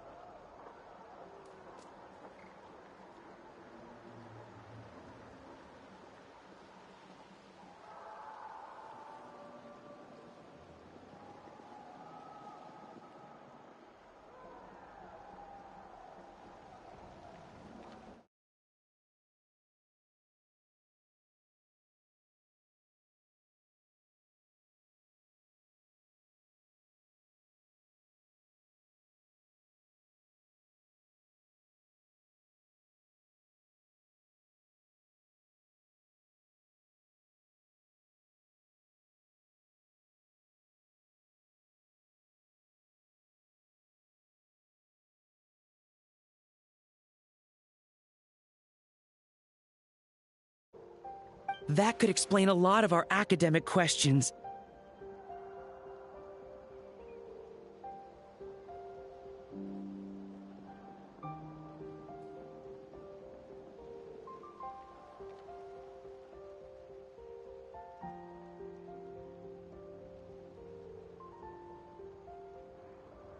Don't lose focus.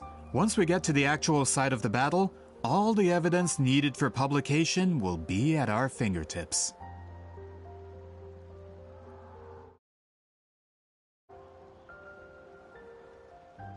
Everyone ready?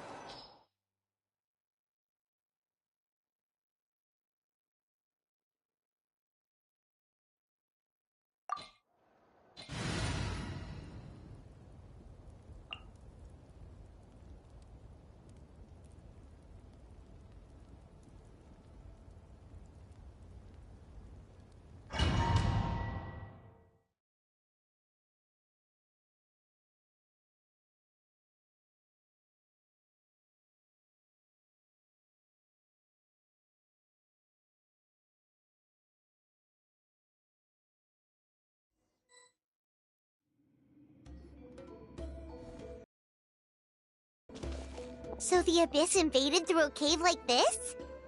When the Abyss first began to corrode the ley lines, they... All the items here should be useful. You're not to touch a single one without my nod of approval. I don't support invasive excavation techniques either. Ah, of course. I'll defer to the experts on this matter. Well...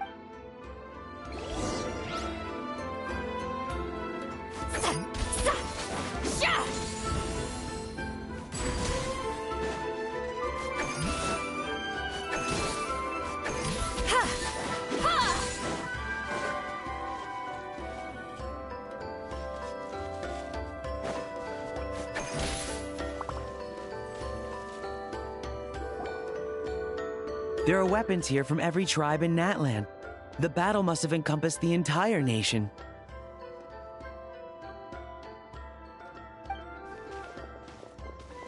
Sounds like we're getting closer to what the legend describes. But all we can really say is that a battle took place here. There's still no evidence of any colors or some elaborate maze.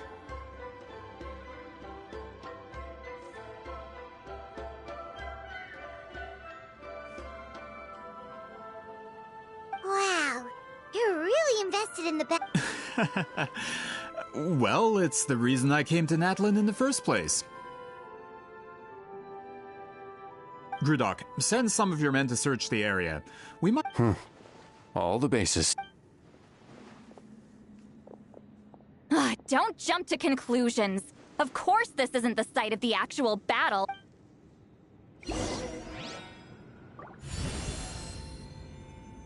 Sha! Ha! Return to the skies! Huh.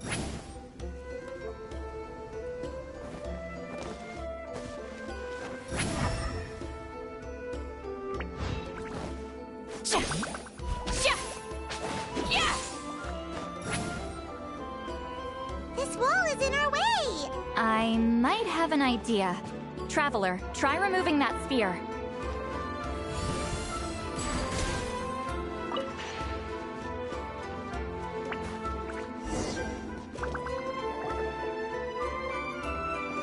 Whoa, we passed straight through! What was that? Some kind of color magic?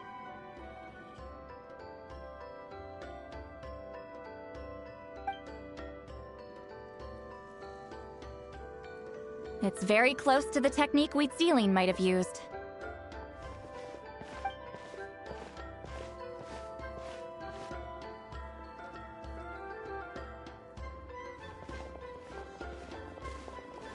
That's it? Doesn't quite compare to the scale described in the legend. Still, what a terrific archaeological find! Enough chit-chat. We should keep going. The deeper we go, the more we'll find.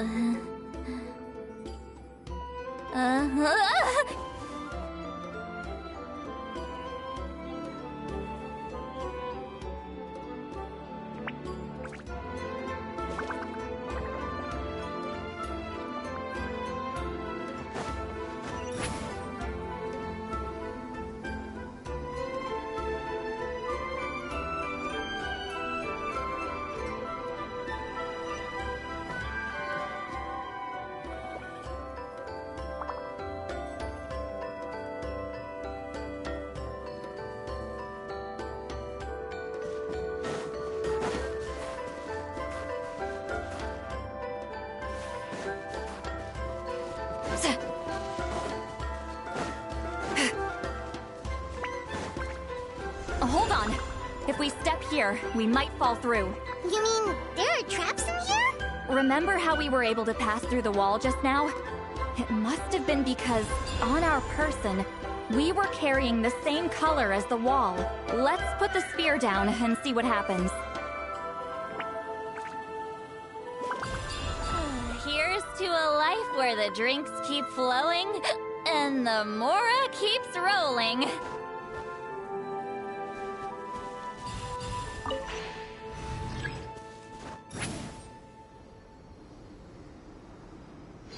Incoming! Whoa, you're right. We can keep going now.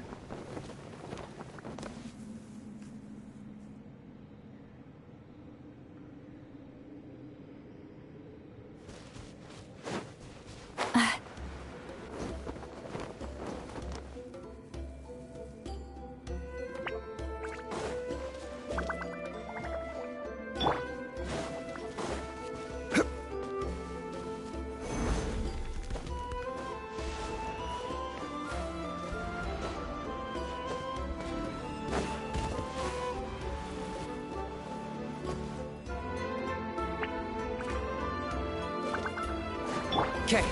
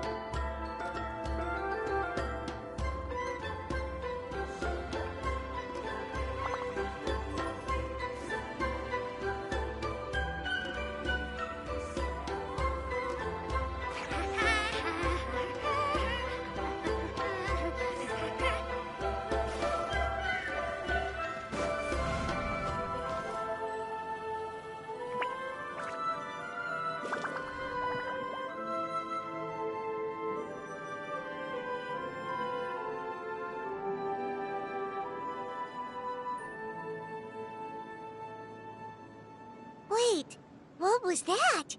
What is this place? Look! A maze made of colors. It's real. I can't believe it. Hold on. The quality of this space. This isn't reality. It's a realm of memory. Huh?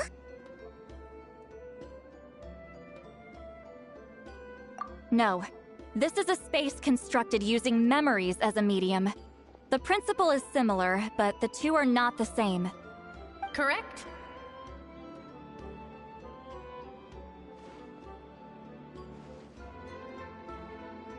Wheat ceiling? What? No. It's just a trace of her consciousness left behind after creating this space. Friends, this is my question to you. What is our strongest weapon against the Abyss? In my opinion, it's memory. After all, is it not after losing the capacity for memory, love, and compassion that our enemies fell to the Abyss? That is why, with our memories, we possess a power the Abyss cannot hope to match. I have discovered the more cherished the memory, guided by vibrant without that capacity. So, be brave. Any ideas, Sweet Lolly? Sounds like she left a tutorial. Not surprising. She always...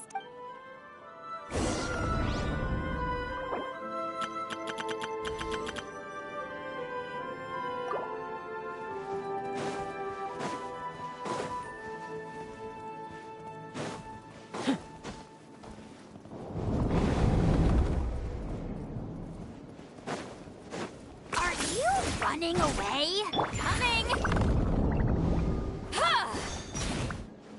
Return to the skies!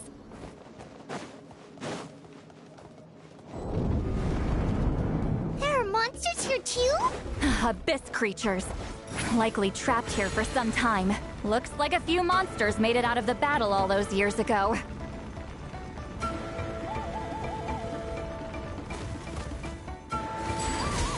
Watch out! Show no mercy! Eat Laline! Eat Papa! Get him! Yeah!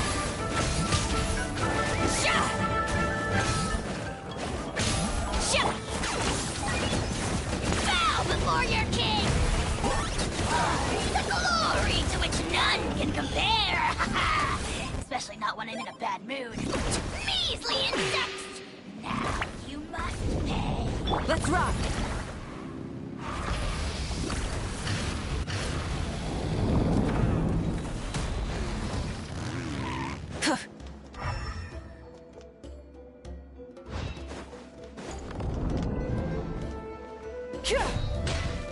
What's with these color-changing blocks? You and Sweet Lolly fell through all of a sudden. You scared Paimon half to... Oh no, more monsters? Ah, shoot. They're blocking the way forward. Let's get rid of them.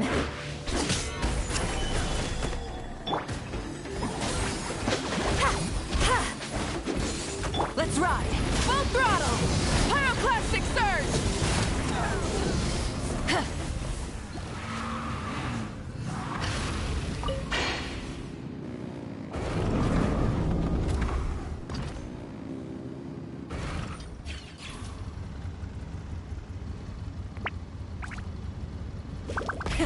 Rev the engines! This place is so pretty. If not for those monsters, Paimon would have never guessed this was a battlefield. The showmanship's not bad. Well, Is this a bridge made of colors? don't sound so surprised. We just need to cross and we should reach the end.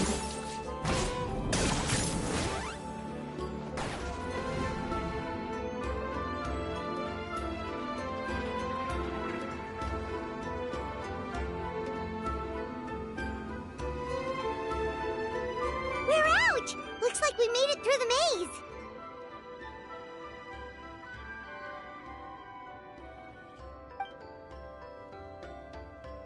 Hold on. This is... Whoa, so pretty! The thing inside the sphere looks exactly like the maze! It's like a miniature blueprint made from a special dye. That color. The dye was modified using a secret technique to harness the power of memories and create mazes like the one we just witnessed. Without that power, it's just a normal dye. I would say this is the most direct evidence that the Battle of Seven Colors actually took place. The expert has spoken!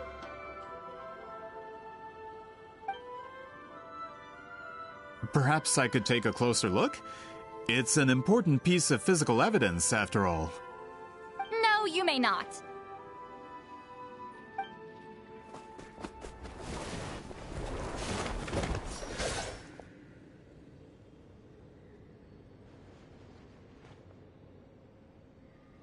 What are you doing?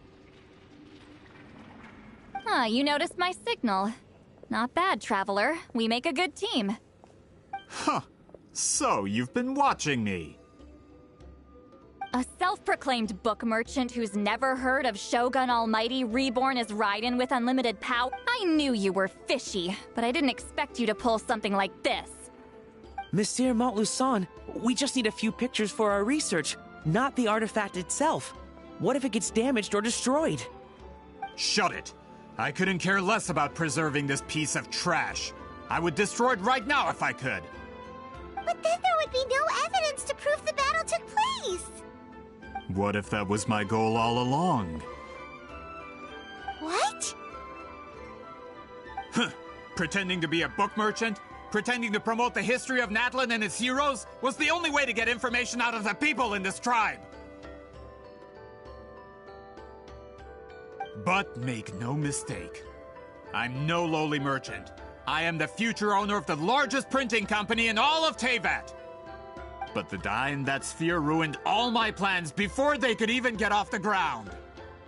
We've received a report that your advertisement in the paper makes false claims. Fontaine Law demands it be taken down immediately.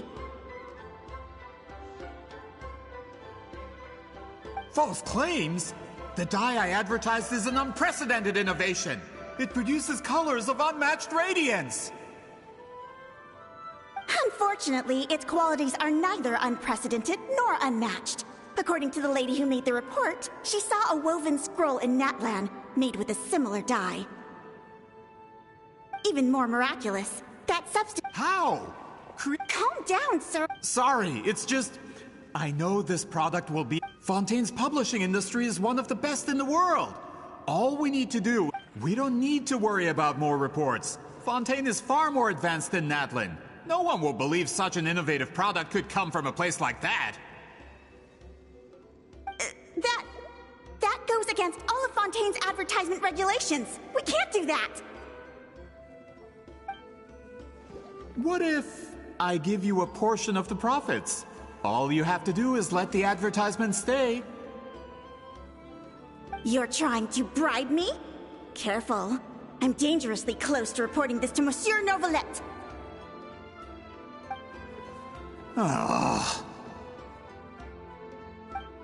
I knew if I was just allowed to market my product, it would be a hit. A bestseller, even. I would be a giant in the printing industry. But now, no one will see it as anything more than a poor imitation marketed centuries too late. No matter how good the product actually is, not a single one will sell.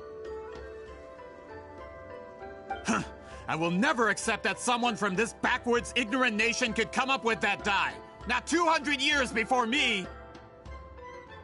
Even when the truth is right in front of you? Ha! Truth is in the eye of the beholder. I'm already in the printing industry. I can go into publishing, no problem. All I have to do is destroy this sphere, write a detailed report about my findings, and publish it around the world. Then, the so-called truth becomes your word against mine. Once my report is accepted as fact, no one can accuse me of making false claims. That's awful. What happened to restoring the truth of history? That plan hasn't changed. I will continue to spread my truth for all of Teyvat to see.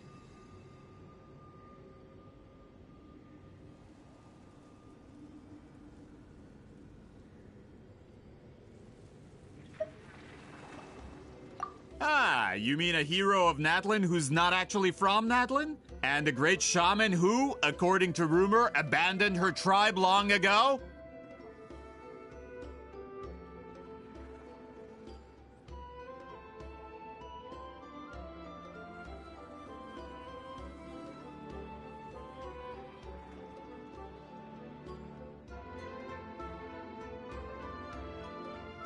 From a practical perspective, there's no reason for either of you to stand Shows what you know. Since you like rumors so much, have you heard the one about what happens to people who get on my bad side? Ah, the wrath of Granny Itzley. Like I said, our interests aren't at odds. I knew from the beginning that you would accept my invitation, considering Whitzelin was your rival.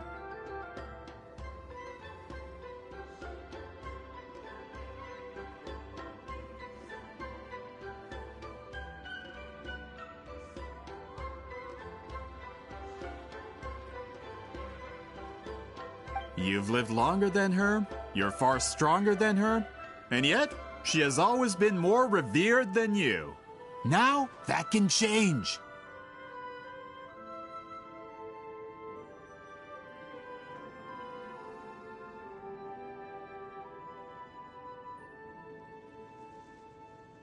With the backing of the printing industry, I can take any book and send it to... And in my version, I can erase the Battle of Seven Colors. You can be the one... That's not real history. That's a no, then? Your history means nothing to me. But it's not allowed to stand in the way of my Mora.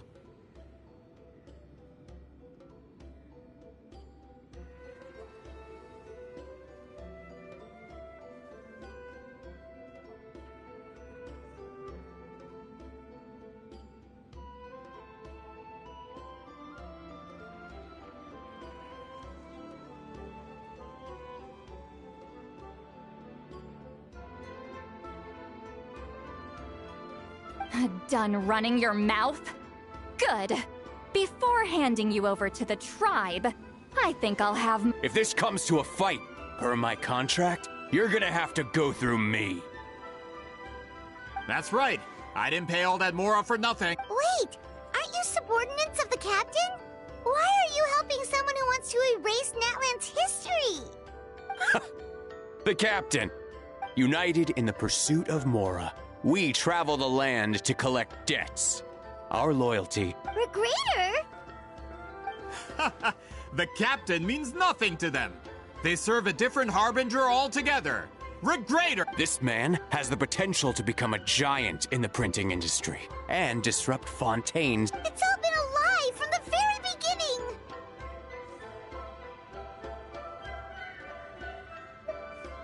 I don't care who you serve.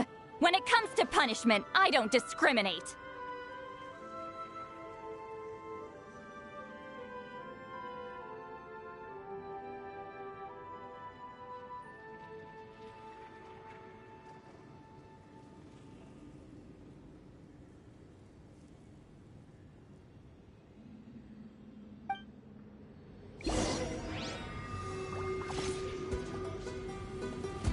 Let's ride! Let's end this quickly!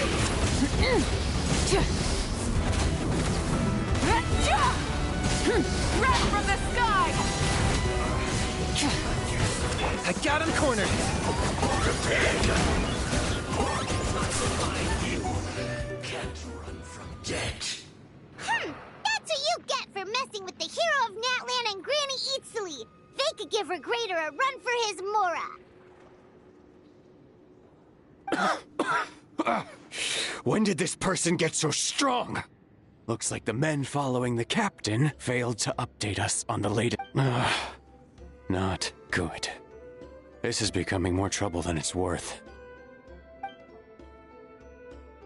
Hey, what about our contract? Your boss signed it. Our boss never signs a contract without loopholes. Even a veteran businessman like yourself fell into it. Go home and read the fine print. All I did was trigger the exculpatory clause. You! The other stipulations have been fulfilled. I set up explosives around the cave, strong enough to destroy this place, as instructed. Oh, and for security purposes, all explosives have been rigged to blow at a...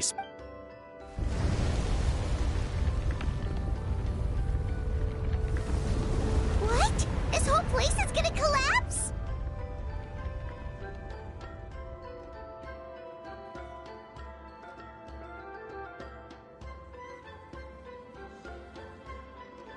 You were supposed to wait until I made it out! Are you trying to kill me? That depends on how fast you can run. I'm off.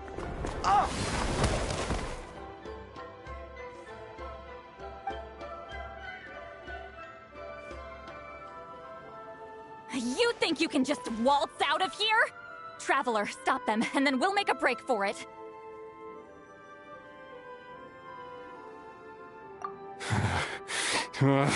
If I'm caught, I implicate my boss. Wait, don't!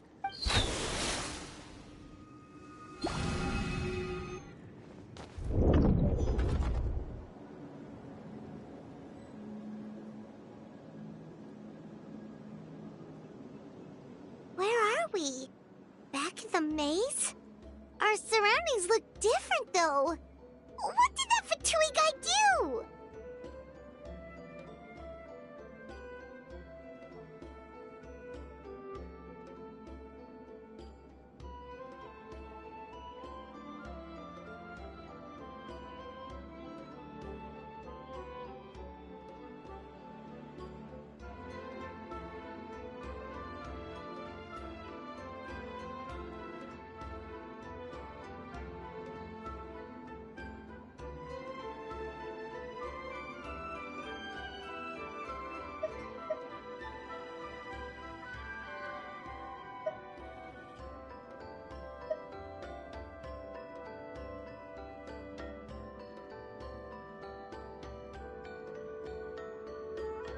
Good point.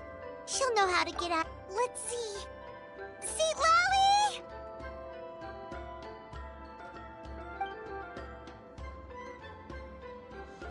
Looks like it's not gonna be that easy. What should we do?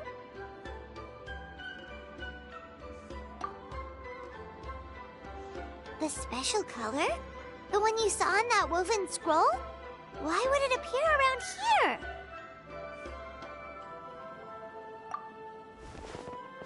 You're right. Lead the way, traveler.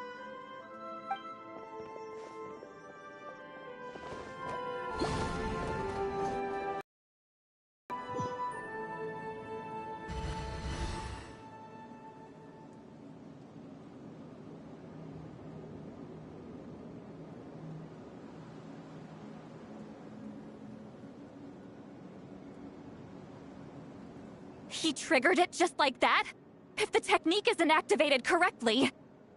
Instead of a realm of memory, if you cannot escape in time... I knew it! I appreciate the compliment. It's been a... This is no time for a reunion! The cave outside is about to collapse. I know time flows differently in this place, but that still doesn't leave us much... Can you help me get out? You misunderstand, Seatlali. I'm nothing more than a fragment of memory. What do you mean? This space can be manipulated, right? The exit of your maze. I remember its structure. If I create an exit here, I can leave.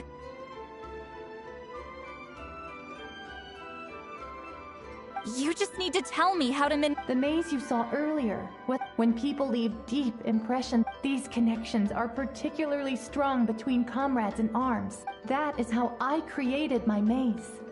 The connections between the memories were... But if that color is crudely combined with an isolated memory, this space is a combination of my color and... Because there are no connections at your disposal.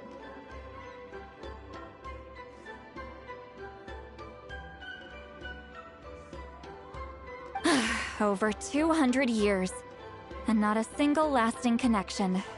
This is my punishment, huh? Well, at the very least... That's only because you never gave me a moment's peace! Still... Sweet Lolly. But now that I have the chance to talk to you again, I need you to give me an answer.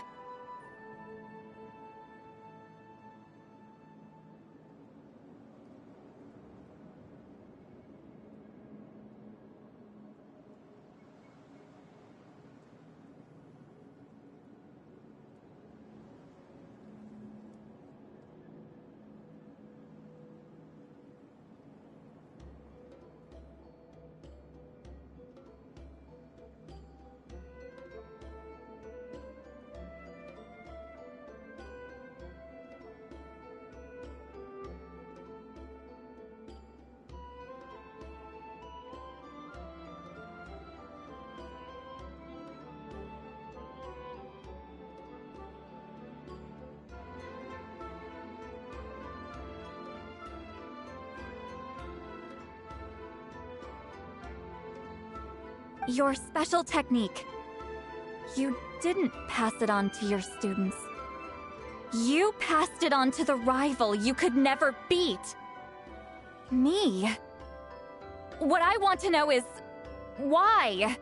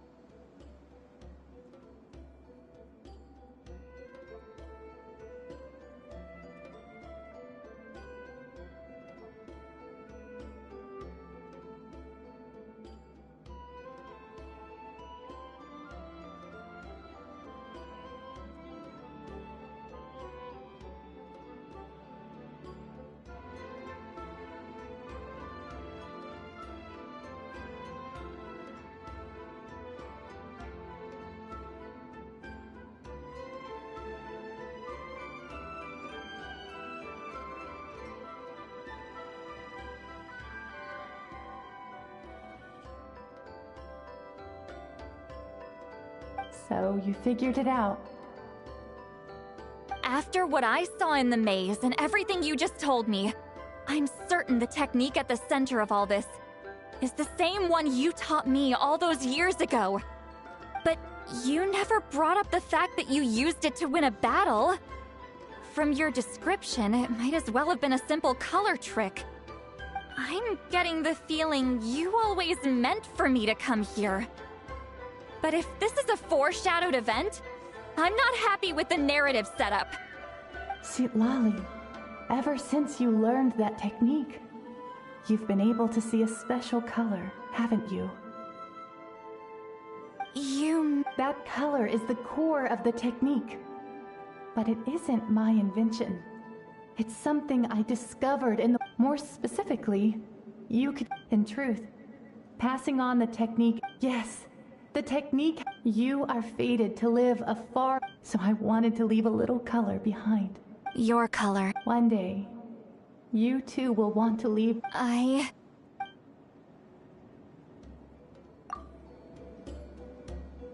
I have to get out of here. That's the only way to rescue...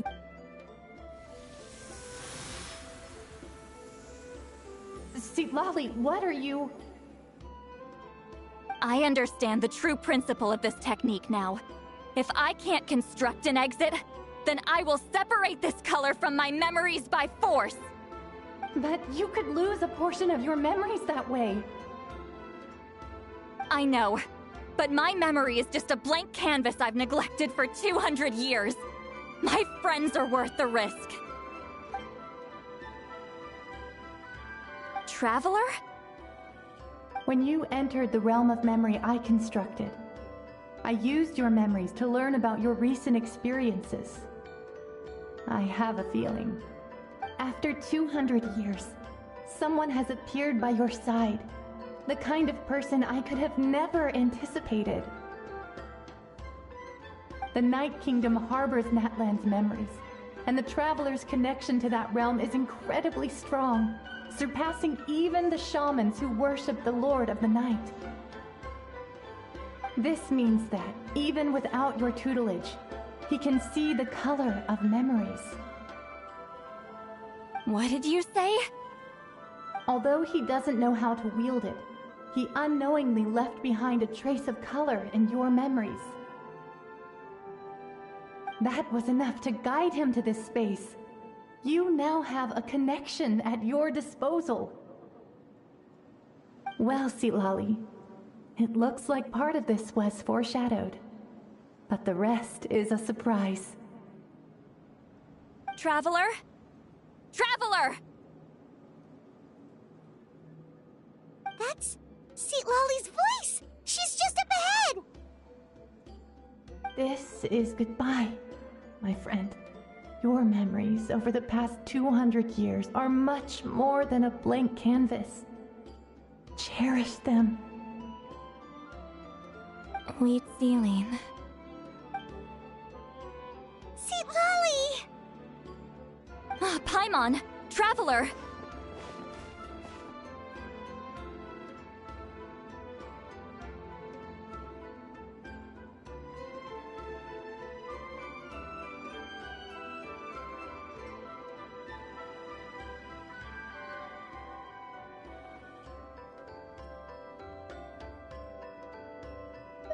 Hold my hand.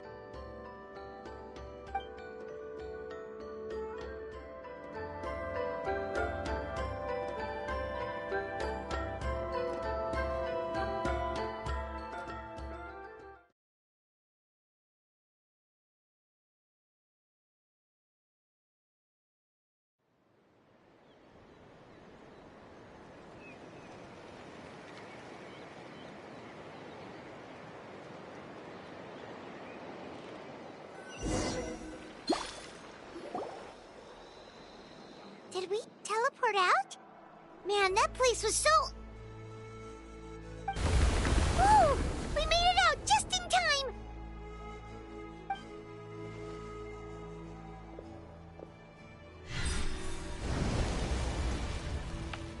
Wonder what happened to the Fatui guy and the others.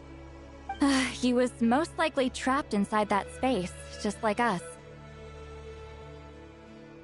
The external structures supporting that space would have collapsed with the ruin. Unless he managed to escape, he would have been crushed. He still preferred that to being caught, huh?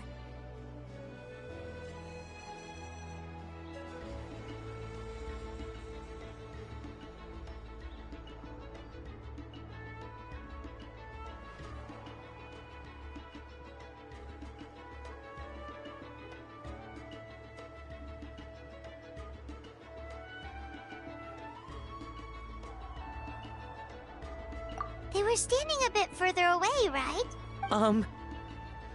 Hello? It's one of Maluson's employees!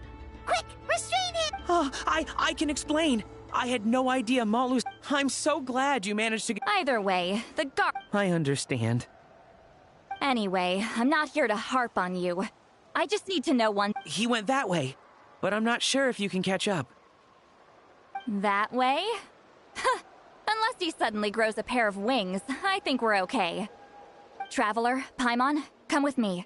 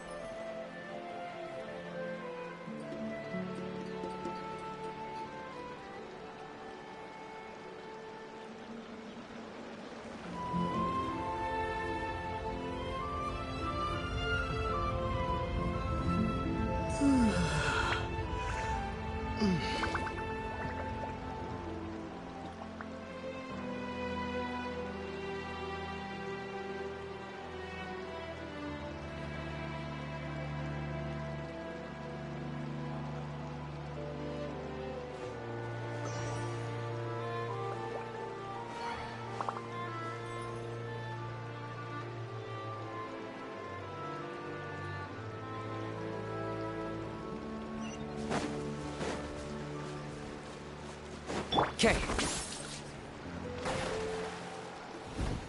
Hey, it's Elder Tlapo and a group of Ictomisaurs!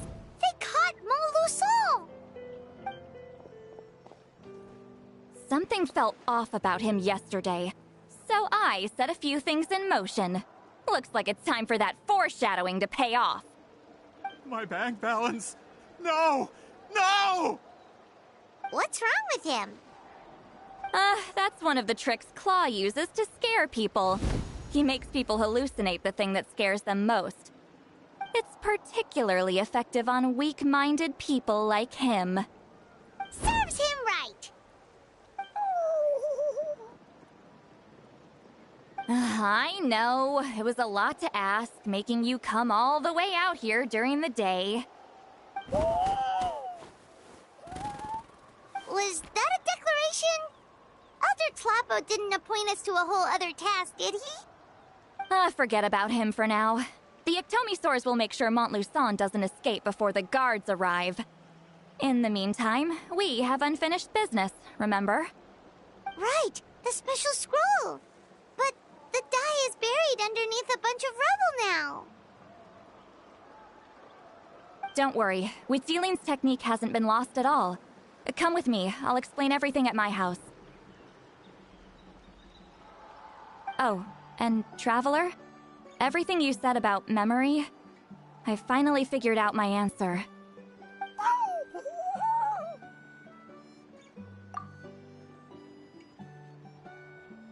I knew you'd want to tag along.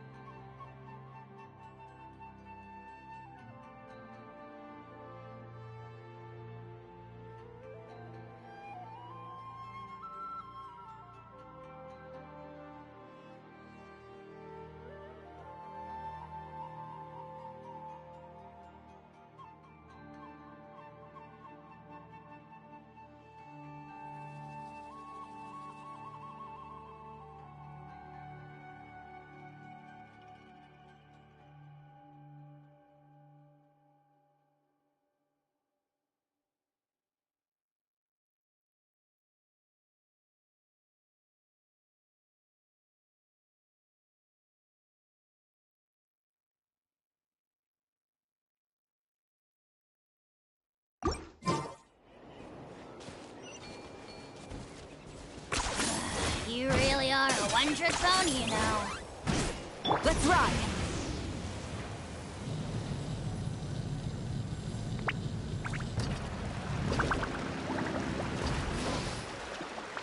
Okay.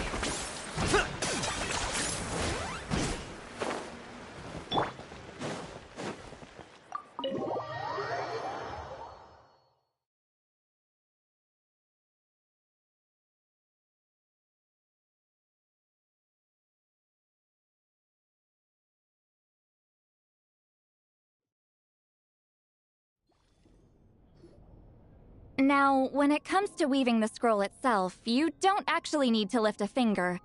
But if we're going to pass on Wheat Sealing's technique, your participation is critical. What are you saying, Sweet Lolly? Follow me.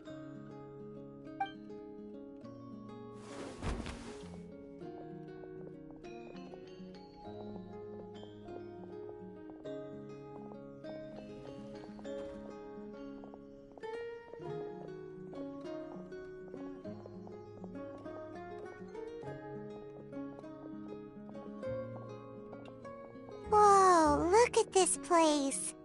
Do you weave scrolls too? Scrolls. Scrolls? I thought you were going to show me your masterpiece. That I am, old friend. The technique I'm about to show you directly relates to woven scrolls.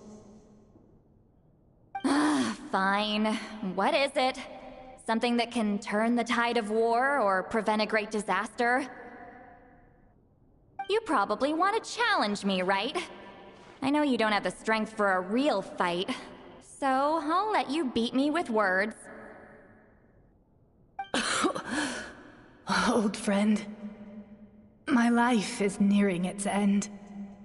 I'm afraid I don't have time for another match.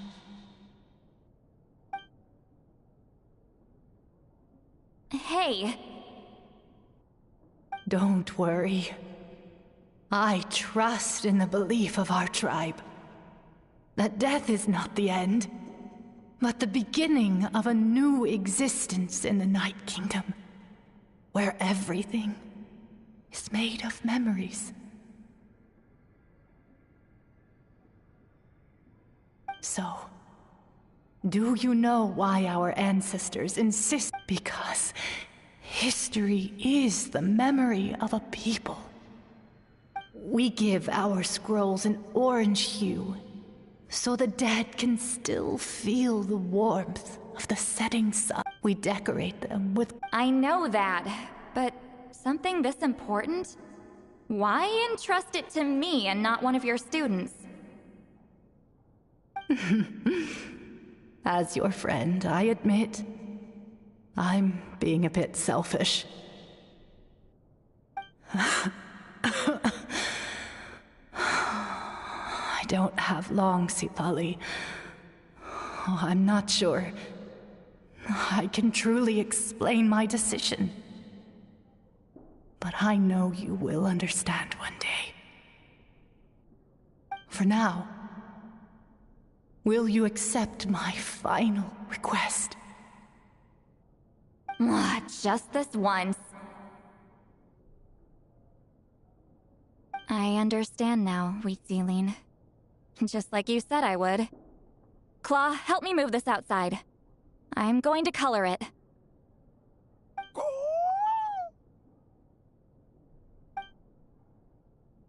Traveler, Paimon, come with me.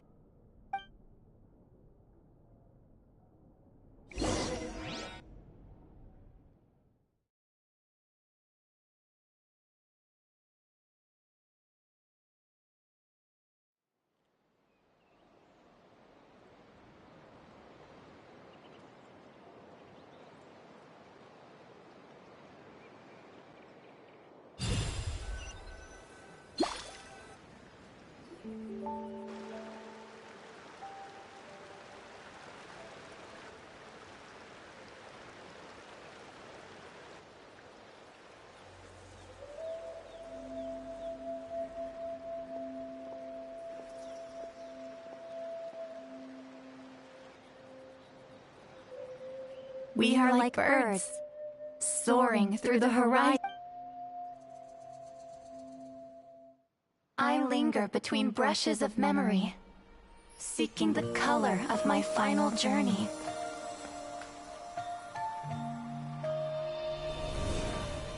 When I get there, may there be feathers to paint the sky, shades of rose.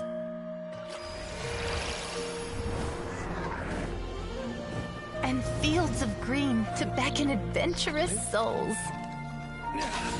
And azure oceans with which to sail into the unknown. And volcanoes too, where, despite the danger, hidden treasure waits to be found. And graffiti art, of course. Without that color, just imagine the dullness of night. Anything else? In the end, I hope everyone remembers my color too.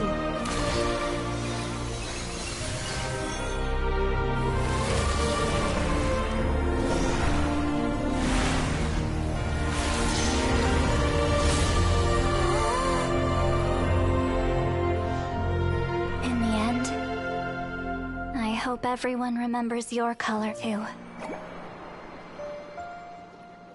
All in all, it was just a technique for coloring a scroll. The task I'm entrusting to you is much more than that. Farewell, my friend.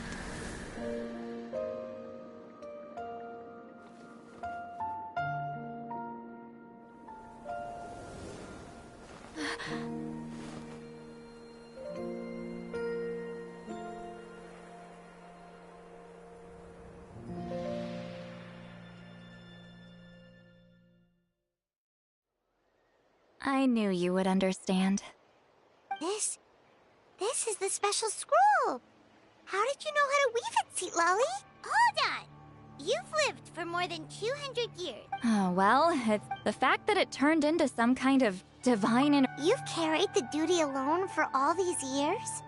Even if you don't like interacting with people, why not teach someone else how to do it? Traveler, you can see the special color, right? The essence of that color is memory. That means completing the special scroll is a process of searching for color within your memories. Passing the technique on to someone means sharing your memories with them. You need to leave traces of your color in their memory, and they must do the same. Even though I only confirmed that today, I've had suspicions for a long time. And, well, ever since Sweet Celine died, I haven't wanted to form that kind of connection with people. Oh, yeah. It was her final wish, so I kind of resigned myself to taking on the burden forever. After all, I have all the time in the world.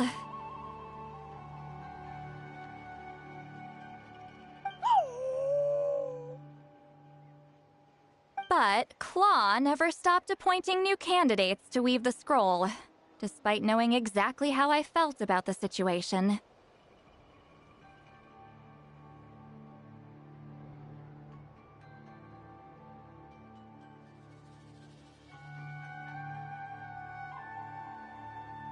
I knew exactly what he was doing. And yeah, if I ever did share my memories with someone, I guess that person would be a friend. But it never got to that point. This time, though, you win, Claw. Take this. I guess it's my response to what you told me the other night.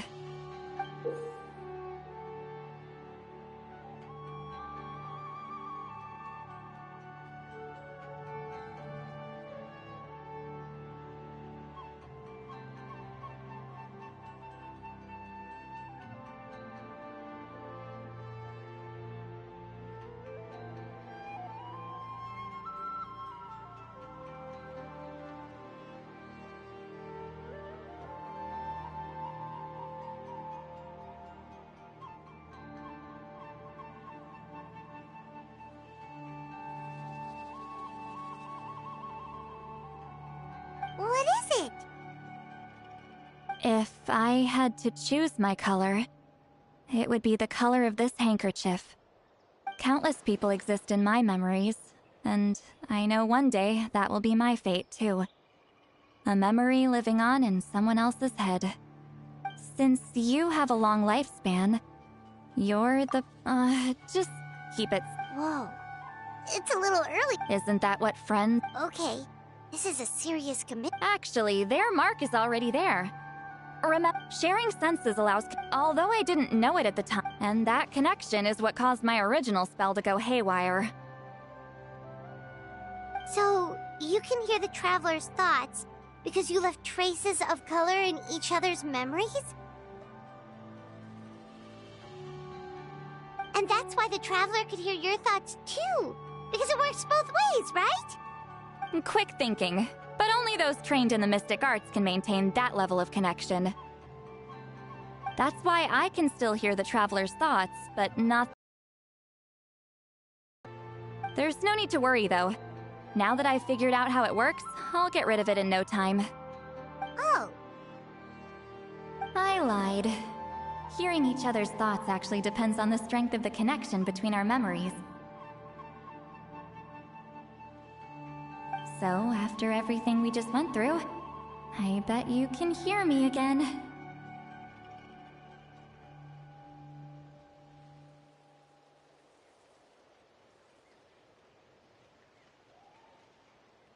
I knew it.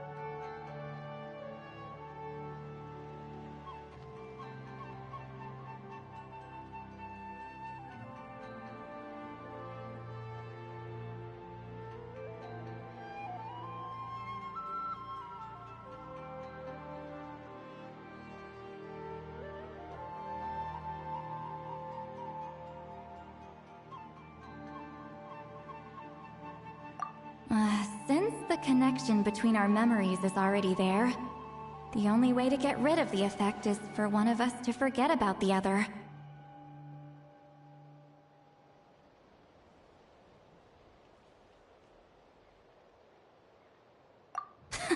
Just messing with you.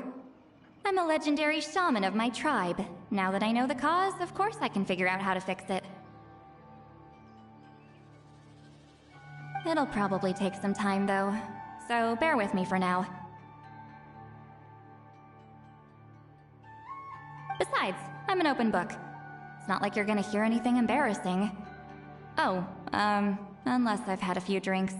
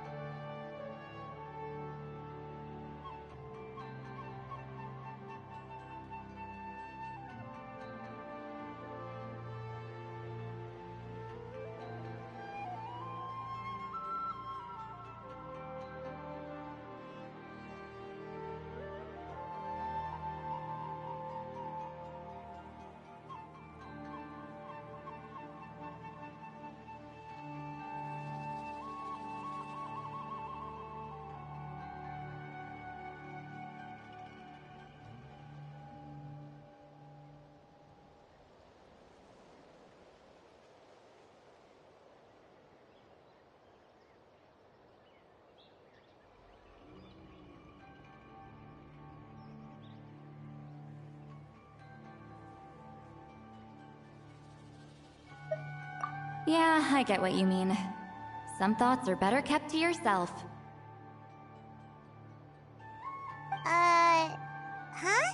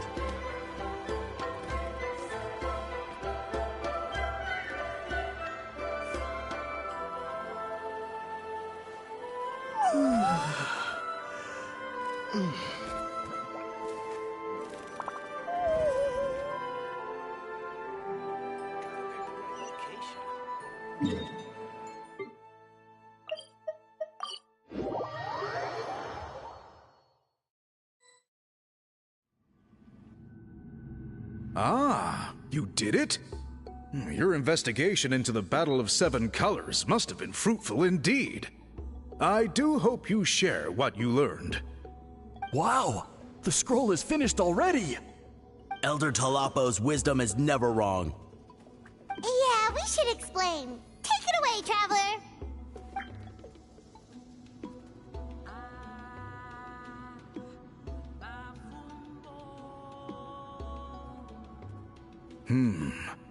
I see. You don't look surprised at all. It makes perfect sense. History is the memory of a people. If we want to depict it, a dye derived from people's memories is, of course, the best choice. Now, it's just a matter of preserving this secret technique. From your description, it sounds like learning the technique requires the previous holder to share their memories. Well, yeah. In that case, I must work with our priests to reinvent the technique based on the principles you described. After all, memories are precious things, meant to be shared with those closest to us. I cannot take that choice away from you, Traveler.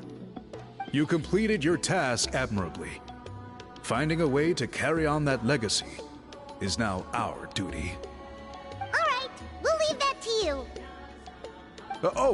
And please pass along my thanks to Granny Eastly.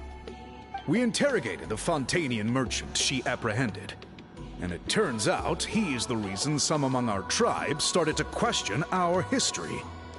He hired people to spread misinformation about the Battle of Seven Colors. The recent friction within the tribe is entirely his doing. We now have a record of his crimes, and will begin working with Fontaine authorities in a few days. So he was behind the controversy in the first place. Guess it's easier to investigate when people are already questioning something. Anyway, that clears it up. People don't just... Until we meet again.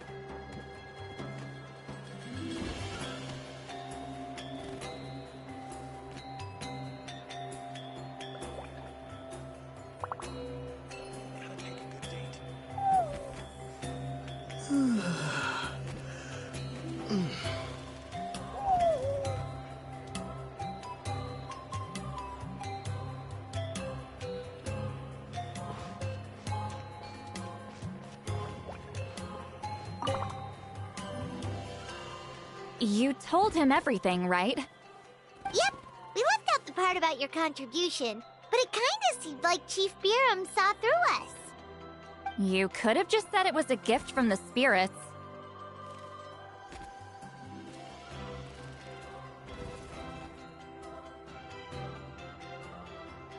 I guess he is different from the previous chiefs. But if he figures out it was me all these years, I'm in for a world of trouble. There you are. I've been looking everywhere for you. Oh, it's the other Fontanian researcher. He wasn't taken away with his boss? Please, call me Allier. After questioning, the tribe absolved me of any serious wrongdoing, so here I am. I'll be heading back to Fontaine soon. No employer means no funding, after all. But I wanted to finish my investigation first. I'd like to ask some questions about Huitzilin. I want people outside of Natlan to hear her story, but my understanding still has some holes. Questions? Huh! Why should I let an Outlander tell our stories? Don't misunderstand. I have no intention of twisting your history or using it to make a profit. It's just honest curiosity, I assure you. I believe amazing stories deserve to be shared with the world. Culture thrives through dialogue and exchange.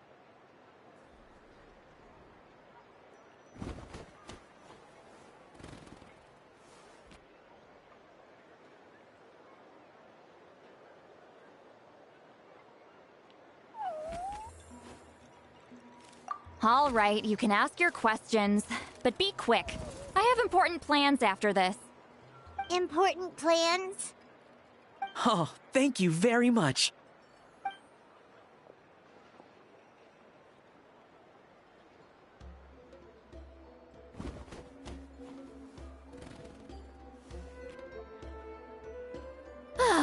Another day, another drained social battery.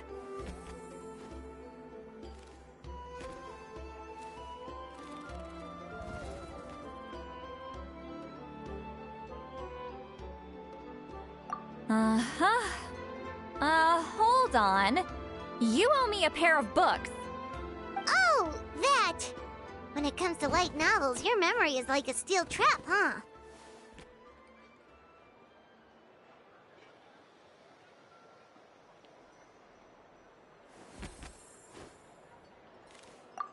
You're telling me. Yeah, it's not gonna be easy. You might need to go to Yai Publishing House in person. But I don't need them right away. Just don't forget, okay? Of course! We'll get them sent to you as soon as we can! Sent to me? Nuh-uh. I don't want a stranger knocking on my door when I'm hung up. And this is? The key to my house. Don't bother knocking next time. You'll disturb my sleep.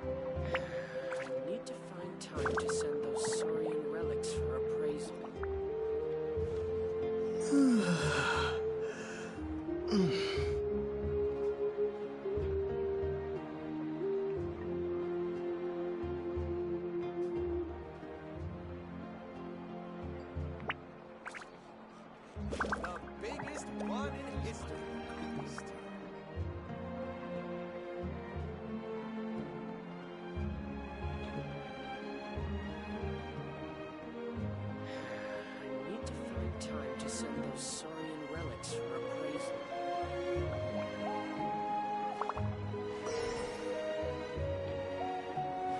The biggest one in history.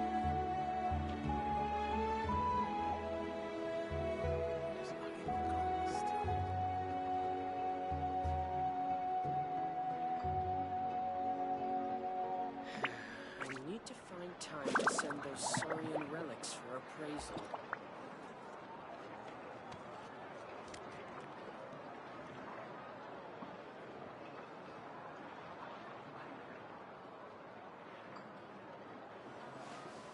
The biggest one in history.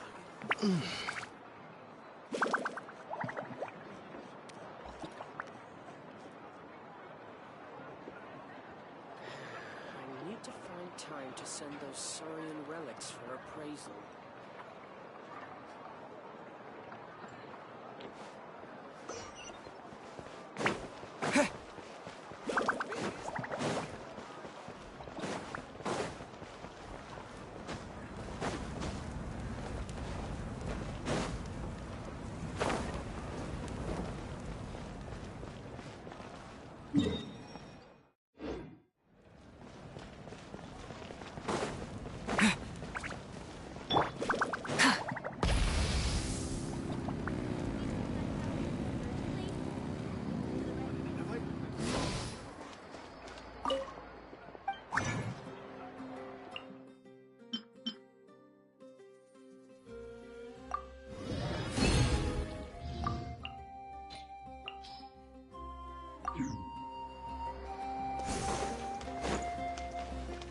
Okay.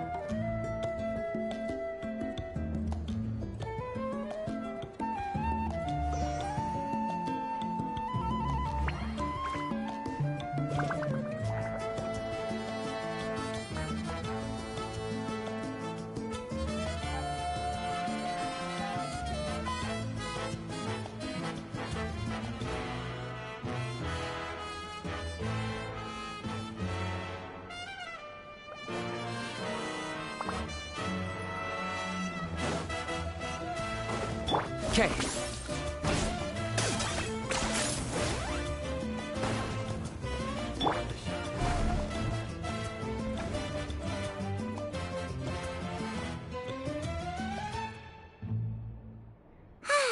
Lately, we've been sleeping well and eating even better. Now this is exactly! Look, Paimon's tummy is so stuffed. It's all round and plump now. And now it's time for some rest.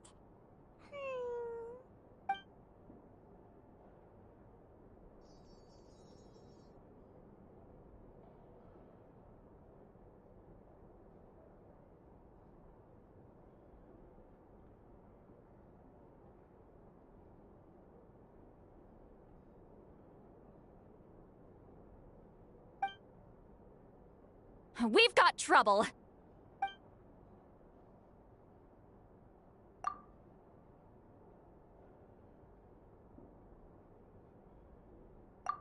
Cut that out, it's serious. What are you doing sleeping this late? Who are you, me? Come see us in the speaker's chamber once you've cleaned yourselves up.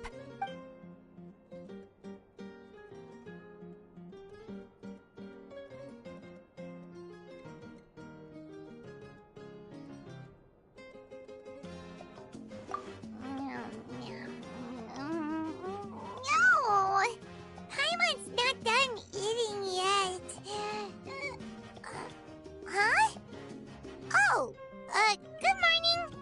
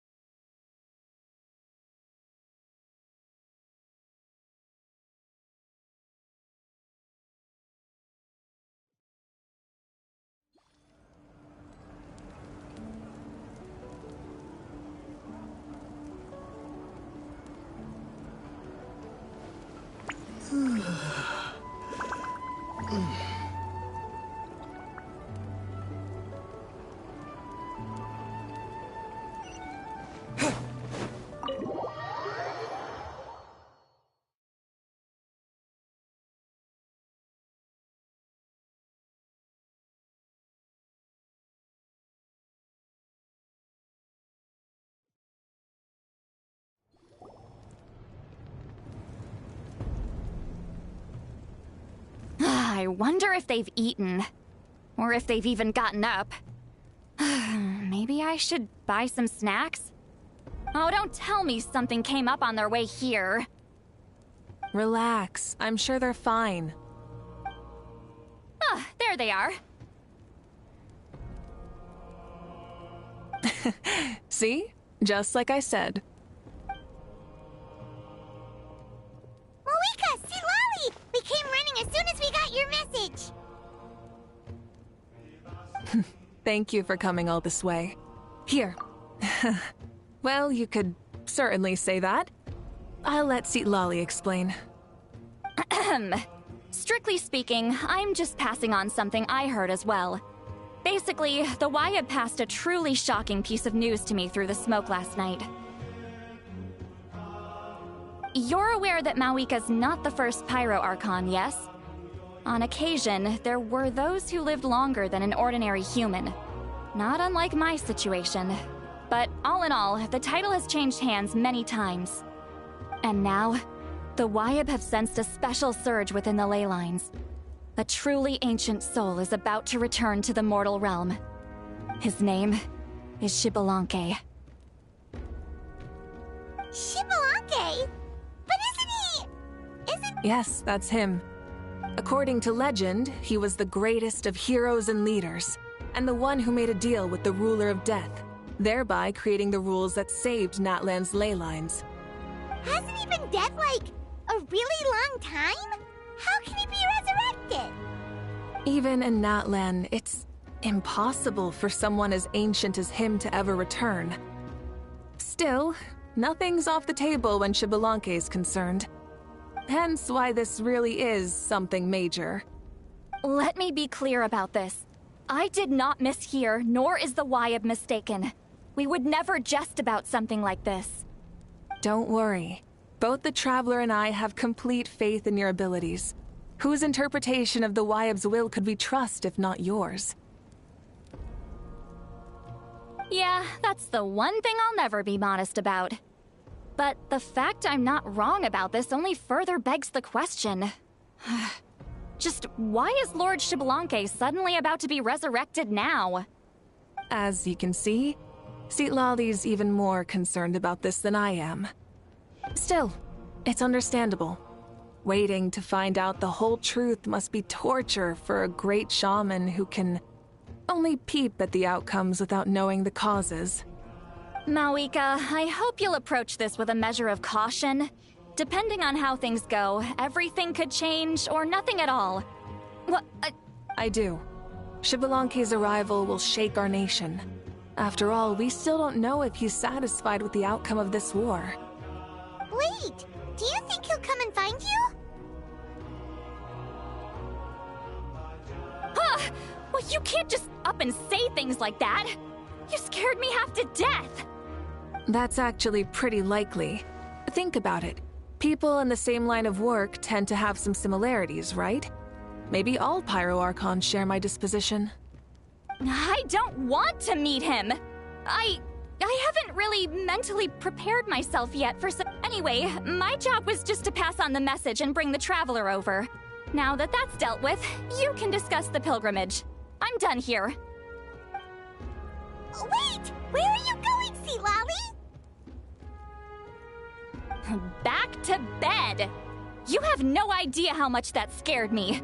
I was up all night. Ugh. Can barely keep my eyes open. Nighty-night.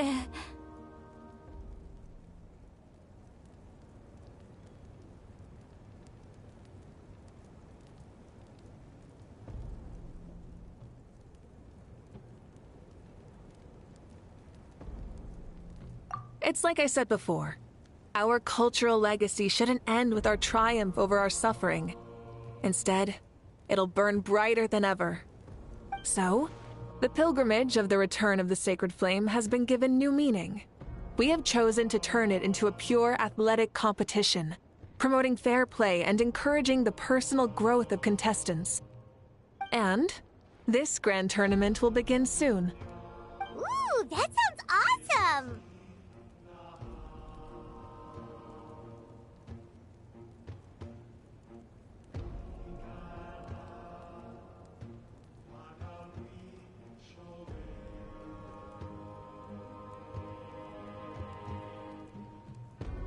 Heroes are drawn to tournaments like this, and naturally, you're no exception. The news of Lord Xbalanque's impending resurrection may be a bombshell, but I believe that we should keep our focus on the pilgrimage. Huh. Okay. That's right. I've already informed the tribes that we'll be hosting the next tournament right away. It'll help sweep away the shadows cast by the war. Preparing supplies, cleaning up and remodeling the competition venues, recruiting staff for logistics, moral support, and pre-tournament weather forecasting, all of that's been assigned. We need to make sure everything is completed well and on schedule first. Traveler, Paimon, you are our cherished friends and a part of our nation. I'd like to invite you to serve as special supervisors for this event.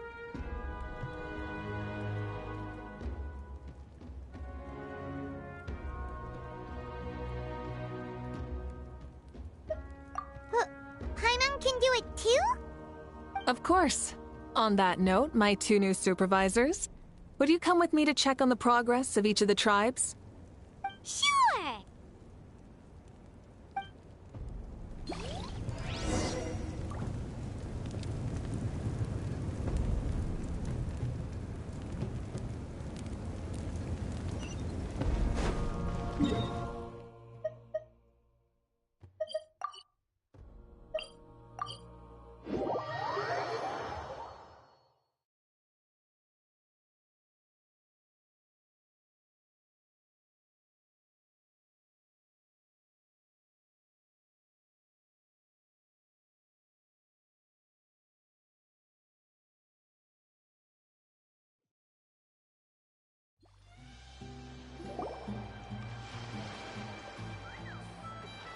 We're here! This is our first stop!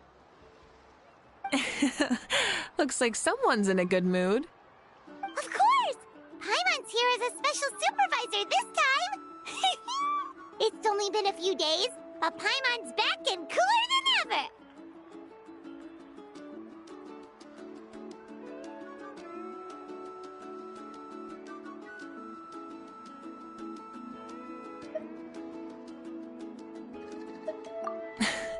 It's nothing. We've got a long road ahead, so it's good that she's so motivated. Pretty much all we need to do is talk to everyone and confirm how the preparations for the pilgrimage are going. Hold on a sec. Take a look over there. See that? Someone's fishing. It's them!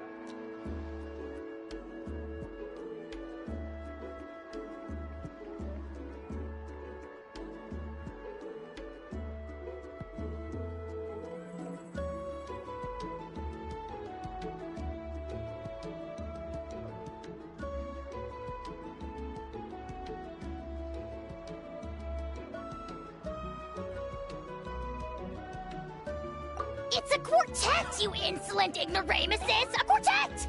How dare you treat the almighty Dragon Lord like a subhuman! If anything... Why, hello there, Ahau. And you three? What are you up to? We're fishing, Archon.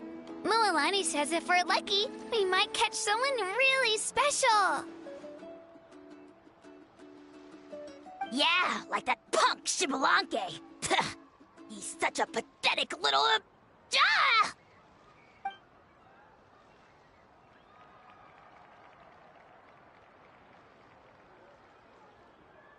Lowly servant! How dare you beat up the almighty Dragon Lord for some ancient fogey that you only know by name? You'll pay for this! I'll start with some chili in your water skin. Ah, so you've heard about his impending return. Did Lali mention that to you? Oh no! Why is Shibalanke coming back now? Did we screw something up? We couldn't have, right? But what else could have alarmed him so much? Wow, that sounds just like her.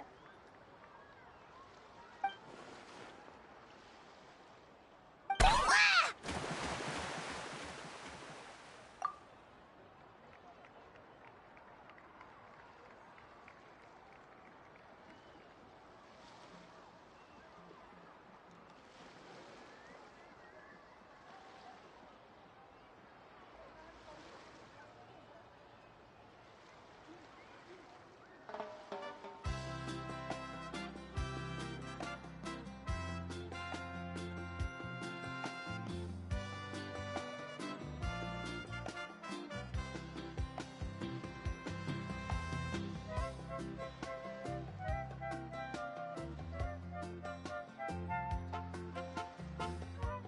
To be honest, it's been bothering me quite a lot.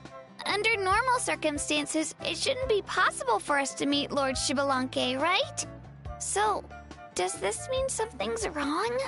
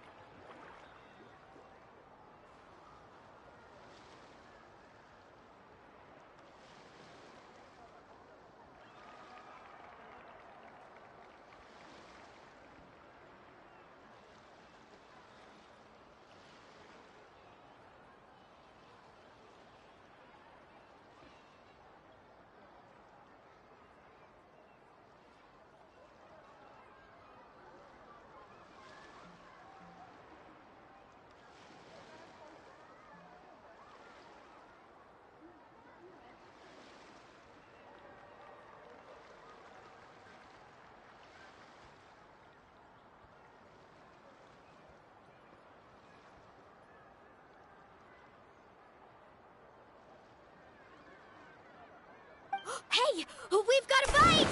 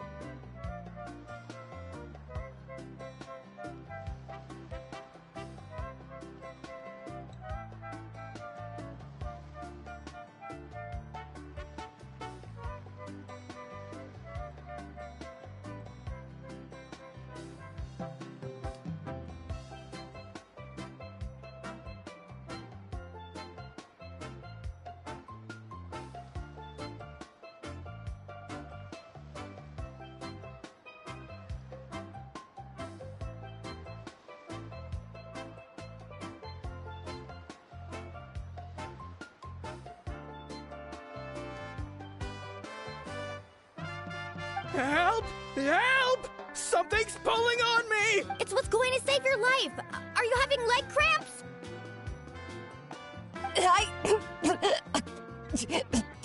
Help! Hold your breath for now! We'll get...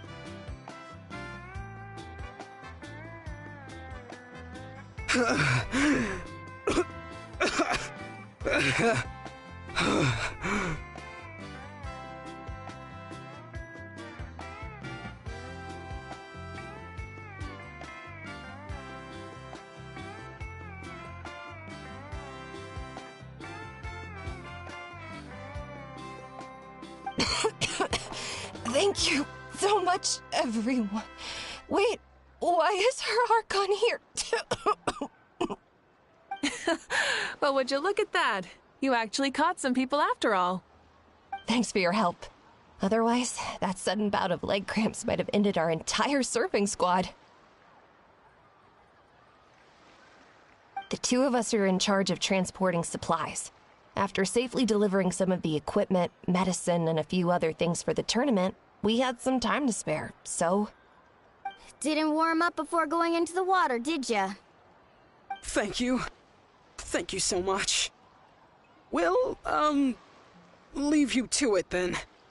We'll never forget how you saved us. We know you're busy though, so no need to worry about us. We'll see you around. Well, you gotta give it to Mualani. When she wants something to happen, then it just happens. Then it won't be long before she reels in Xbalanque himself. Now that'll be a wonder of wonders. I was just thinking, what if he enjoyed swimming like the rest of us? It's easy enough for anyone who loves the water to end up here, so might as well give it a try. It'd be a great chance to say hi to him. I used some commemorative badges for the stadium as a special bait. He's never been to present-day Natland, so it'll all be new to him. I'm sure he'll be thrilled. And before you say anything, on the off chance this'll work, it's worth a try no matter how unlikely it is. Just like playing the lottery.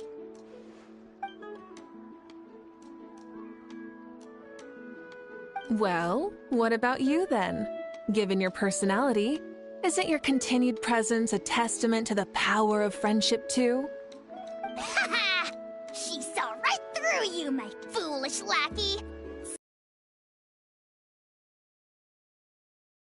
It's the scorn of Kahula Hat!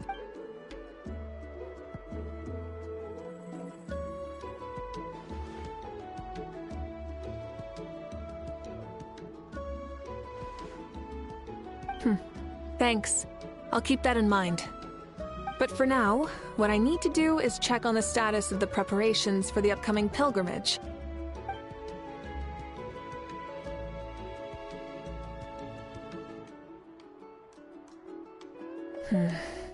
Seems like the people of the Springs have done a great job. Yep, don't worry. We only came here to fish after finishing all of our work. We're all done, all three of us. Everyone at the Children of Echoes has been hard at work too. I only came here after finishing my tasks for today. It looked like everyone else was about finished too. Huh. Now that's efficiency. I trust you. Well, looks like we won't have to make the trip to your tribes then. Everyone, this iteration of the pilgrimage holds great importance to Natlan as it is now. You must pull together and work as one, creating the best atmosphere possible for all our participants. Uh-huh, sure. Don't know why you'd worry about this stuff. You're always so ready to pounce on and fight just about anything. Why, you even dare to disrespect the almighty Dragon Lord! Remind me again, has Ahau done anything besides talk?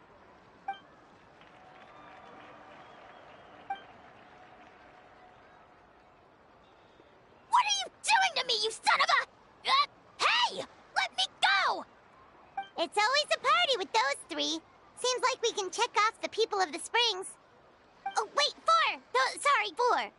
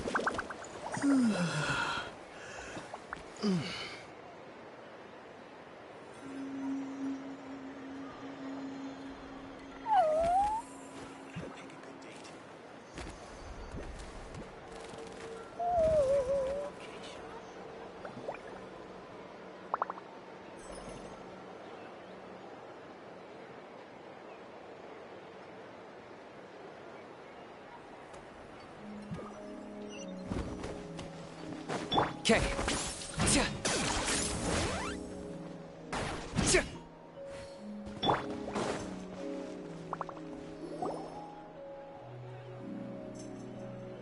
Oh, there she is, right over there. See, Lolly, didn't you say you were going to get some more sleep? Why are you still here? The chief came to me for help just now. Not like I can just ignore someone in need and go back to bed, now can I? What? You didn't tell him that you stayed up all night? I just told him about Xbalanque's imminent return, and told him to be prepared. There was no need to mention anything else. Right! You still got a reputation to maintain, huh? Can't have people thinking Granny Eatsley would lose sleep over something like this. Now you're making fun of me too, huh? So even children are ridiculing me now. This cannot stand. And you! Do you also think I'm just trying to keep up appearances?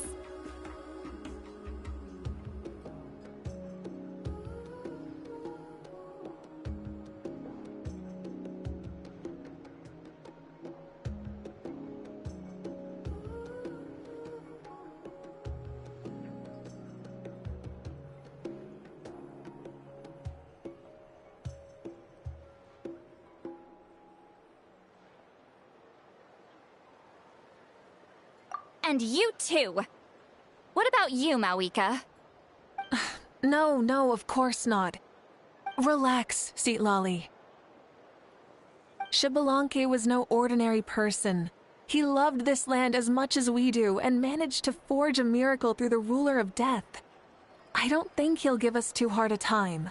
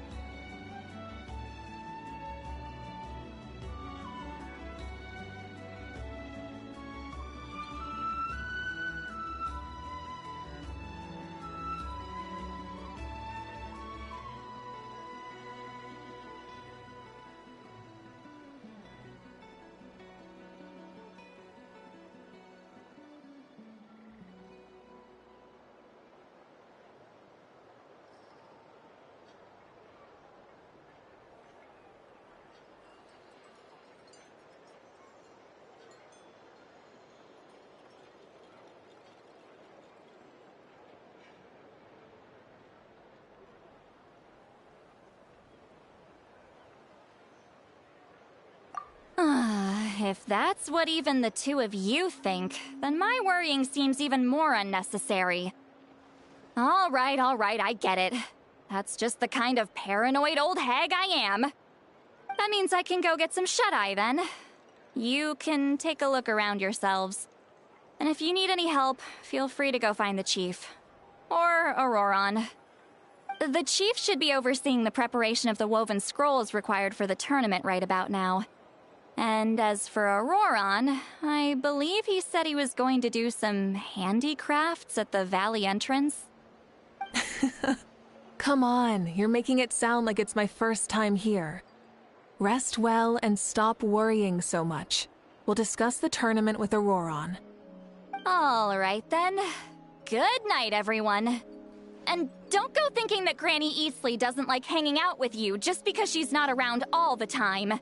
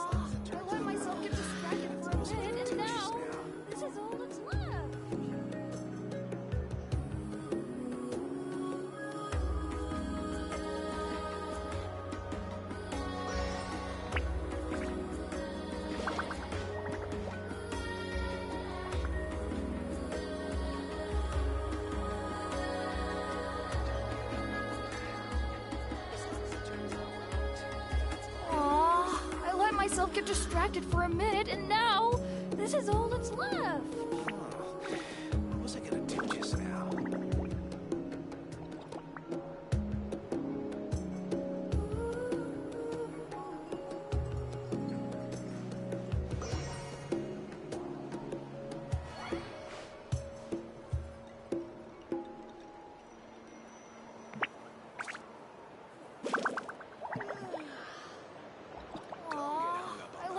Get distracted for a minute, and now this is all that's left.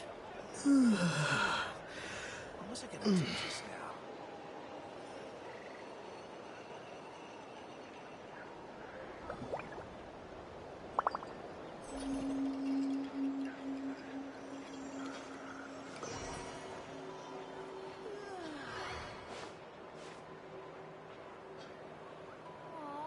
I let myself get distracted for a minute, and now this is all that's left. As long as it turns out well, that's all that matters. What was I gonna do just now?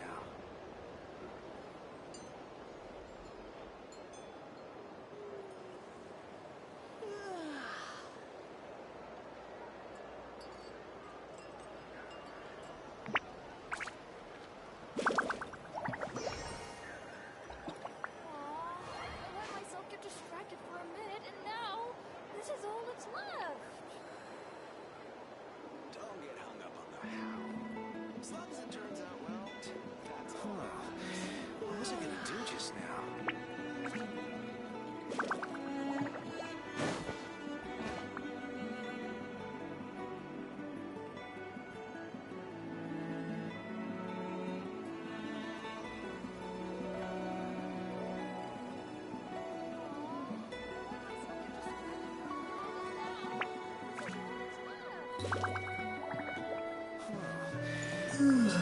Just now. As long as it turns out well, that's all that matters.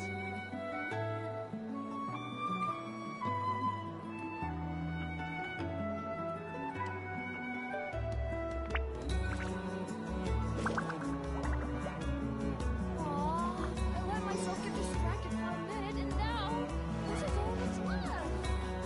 What was I gonna do just now? As long as it turns out well, that's all that matters.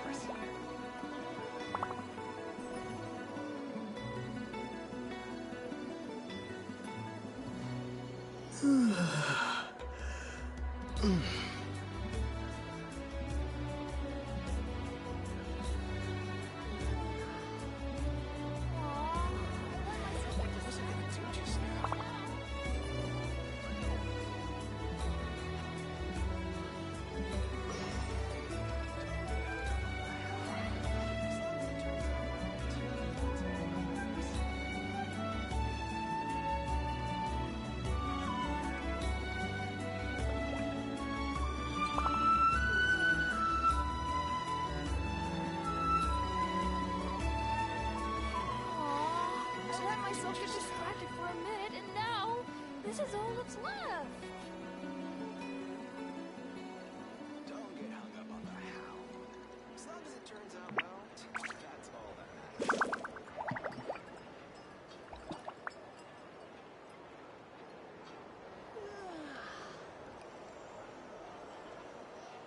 Huh. What was I gonna do just now? Aw, I let myself get distracted for a minute, and now this is all that's left. As long as it turns out well, that's all that matters.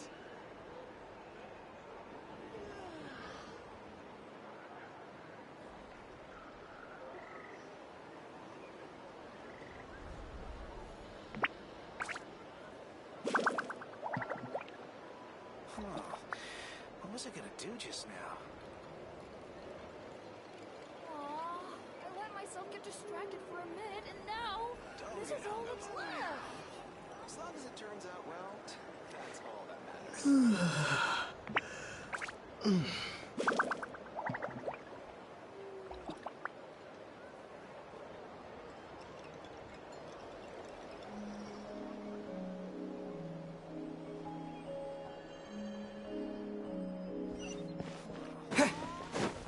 Okay.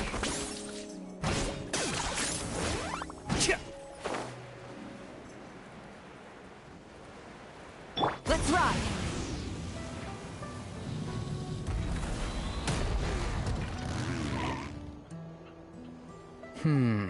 What if I put this piece of rope here? Oh, and this wooden dummy. No? Then what about this? No way, bro! That voice. Sounds like Auroron's talking to someone. Let's go see what he's up to.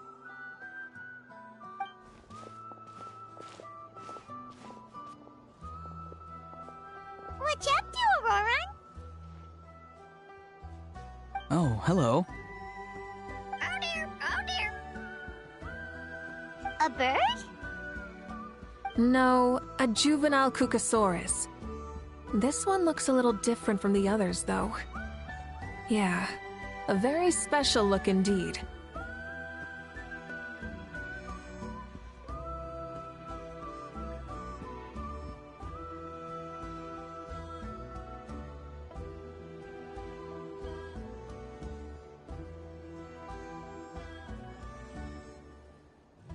The heck are you on about? Whoa, he's quick on his feet. That retort was instant. For real now? Do you even hear yourself, bro? Did Paimon just say something wrong? Oh, wow. No way, bro. What the heck? Don't worry about him. He's just... how should I describe him?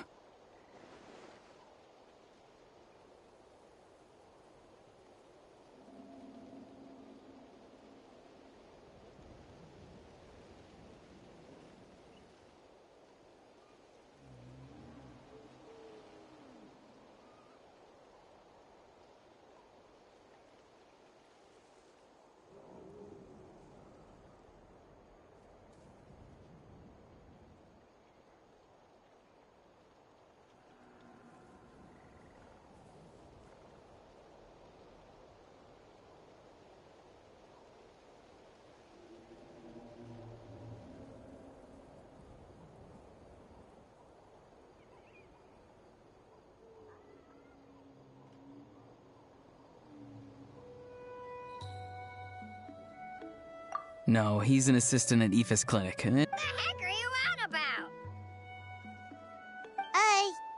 Is that not his name? Oh, wow.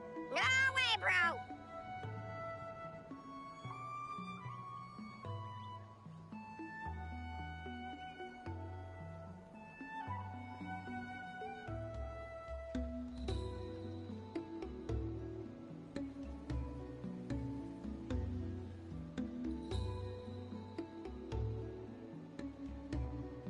Yeah, that's what he does. Those are all Aoife's catchphrases, so Kakuku picked them up after hearing them day after day.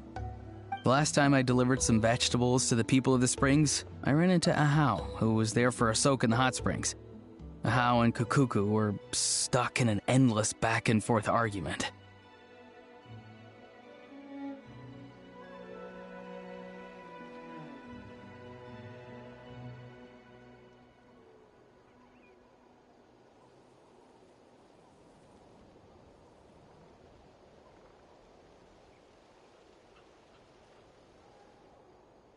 Eventually, Ahau got really agitated and just started immediately shouting, "No, you!" no matter what Kakuku said.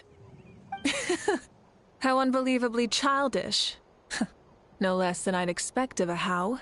Even I have rarely witnessed things like that. They went on like that for an entire afternoon. Wait, how do you know that? Did you stay and listen to them the whole time? Yeah, I did. It was so dumb I couldn't look away.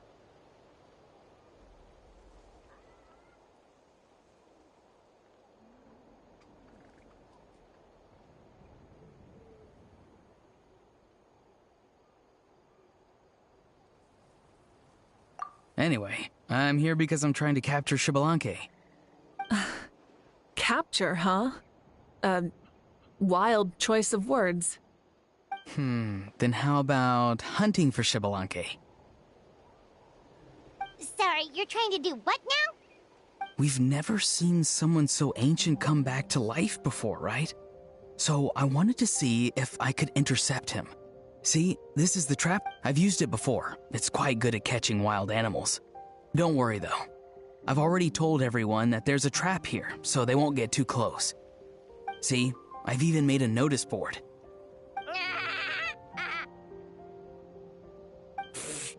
Good luck catching anyone with this. And what are you planning on doing with the poor guy when you catch him anyways?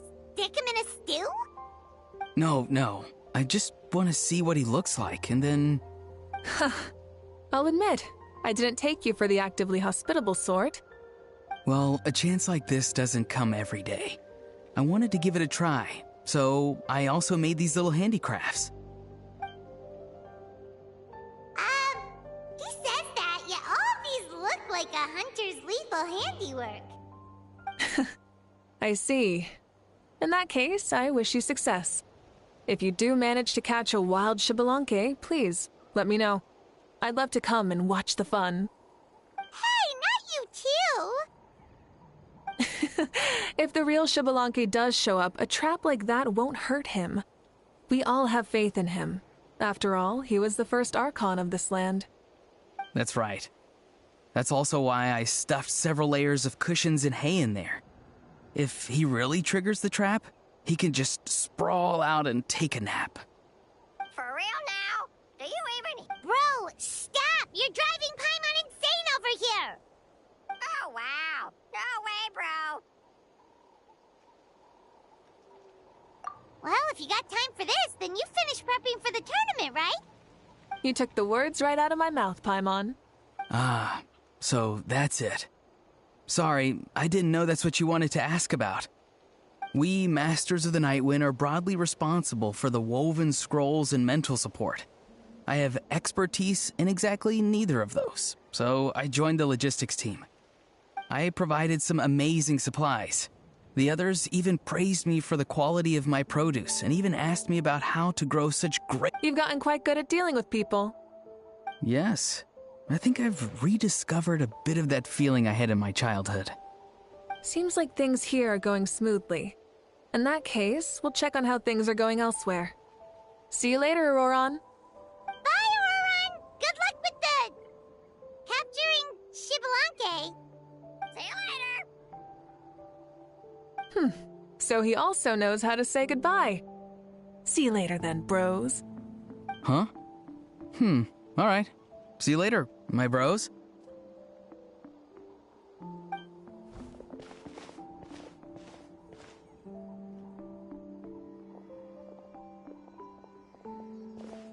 Oh, Moeka. Oh, shoot. What are you doing here? Shilonin, what a Shilonen. Did you come here for work?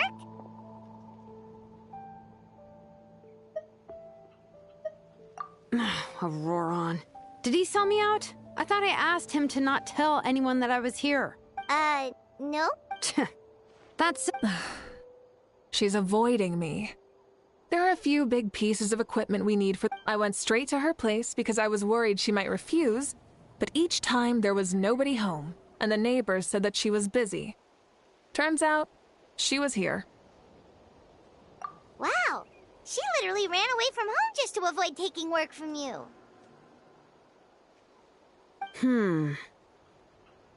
Okay, that's enough about me. What are you here for? Checking on pilgrimage prep progress? Yes, and to see how everyone's doing while we're at it. Still, most everyone we've talked to so far has been pretty interested in Xbalanque. Oh, Xbalanque? Did you just say Xbalanque? Wait, have you been so busy running away that you missed the whole memo about him?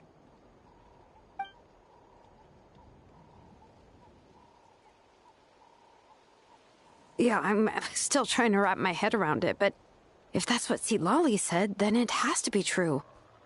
Everyone's reaction makes sense too. Who wouldn't want to see the first Archon? This isn't a bad time for it to happen either.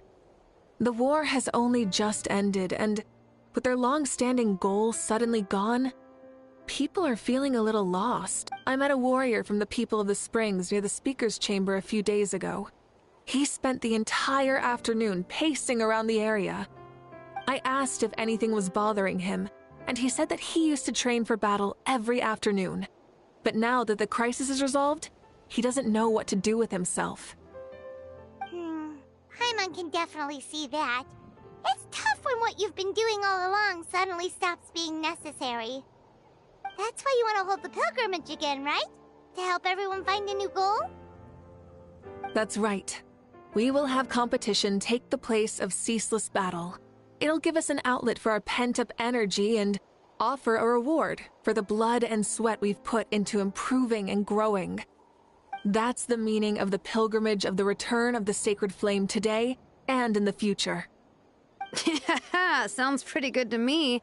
I am starting to like this new pilgrimage already. But, how do you feel, Mawika? About Xbalanque, you mean? It's okay, I guess. Shouldn't you be, a little more nervous? He's our nation's progenitor. You sure he's not coming to just supervise your work? You sound like someone who's finally gotten the chance to strike back after years of oppression. Hey, don't put it like that. All right, maybe a little. It's not every day that someone who could bring you down a notch shows up. I knew that's what you'd think. Don't worry. If the real Xbalanque does make an appearance, then, naturally, I have my ways to meet him. Really? How? No spoilers just yet. Take a guess. Wait, you have a playful side too? Of course she does. This whole glorious righteous leader thing is just one facet of her. And it's the side of her you've seen the most so far. But... Tragically, this is how my longtime companions think of me. Shilonen's always saying how awful I am. Hey! Don't just put words in my mouth like that. I've only ever said that you can be quite terrible sometimes. Sure, whatever you say. Come on, Traveler, Paimon. Let's head to our next stop. Oh, and Shilonen, now that you've been busted, be sure to stop by my office and pick up the documents I left for you. I wrote down everything you need to do for the tournament. Good night. And she's fallen asleep, just like that. Well, she's gotta wake up eventually. Let's go. Good night, Shilonen. And sleep well.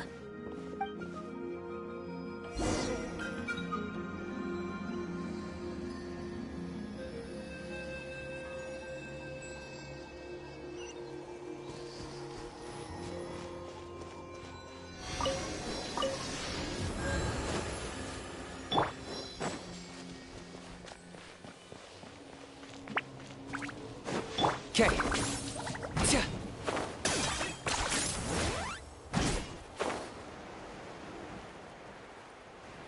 Let's ride!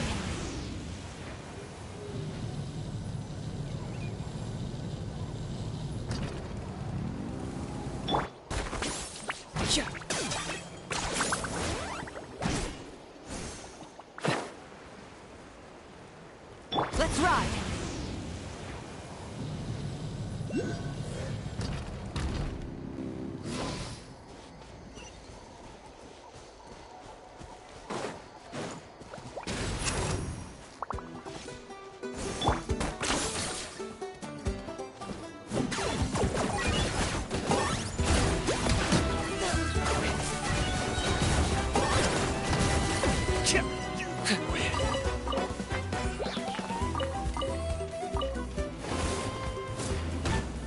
Locked on.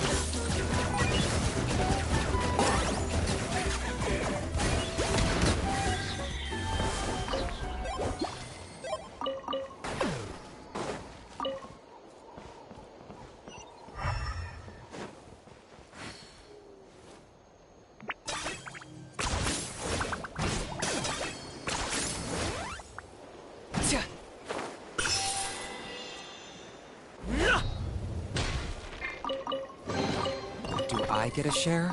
You actually want this trash?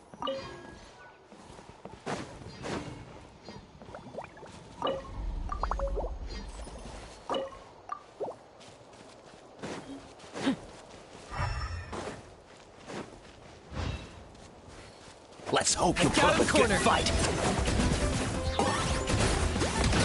Let's finish this next time.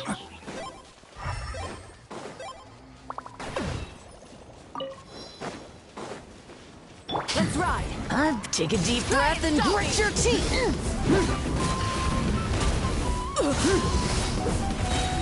Target acquired! My wait was not in vain.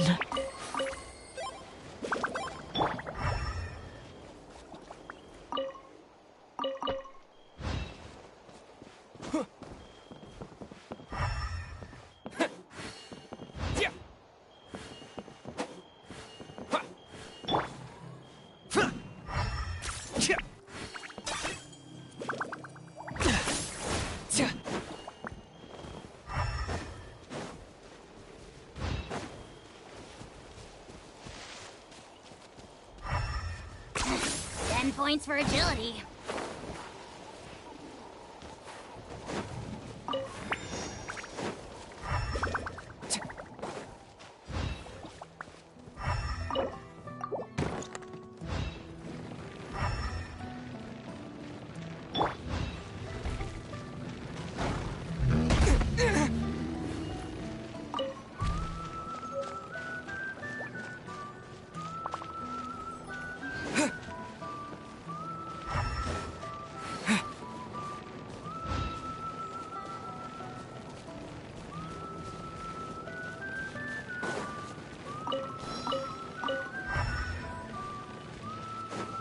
Okay.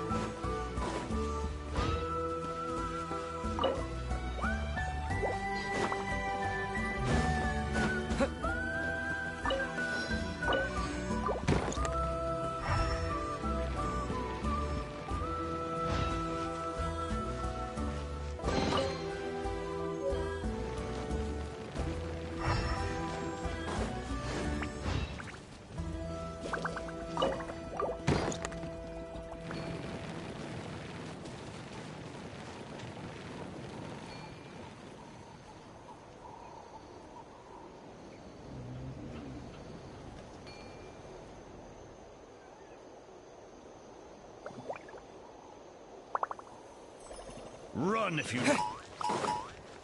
Okay.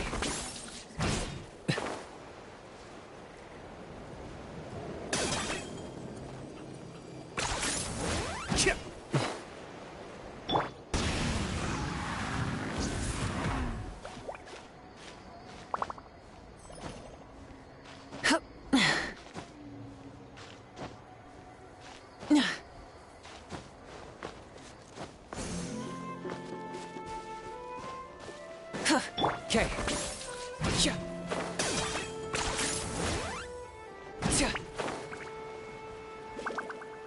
Let's ride!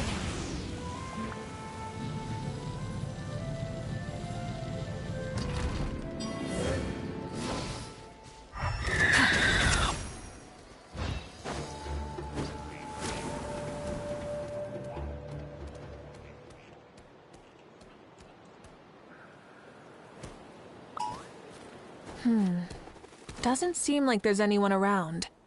They're probably all out and about. Does that mean the preparations are going smoothly? Of course, without a doubt. I'll be honest, the amount of rest they get will directly impact their tournament performance. It's my hope that everyone is eating and sleeping well, so they can enter the stadium full of anticipation. What are you guys doing here? Oh, it's Cheska! It's been a while. How have you been? Great! Things have been good on my end, too. How about you? Same old, same old. Back to the grind. Flying around to break up fights when they break out. Taking walks with my family when I'm free. You know, the usual. That said, I haven't had much work to do lately. I take it that means there haven't been many fights? Yeah, the war just ended, and the bonds between people have grown a lot stronger in the process. Hard to start fights like that. I don't mind, though. More time for me to zone out. I just sit at a lookout point and tend to my weapons. The fresh air is also great for my mood. Sounds like you've been doing well, then.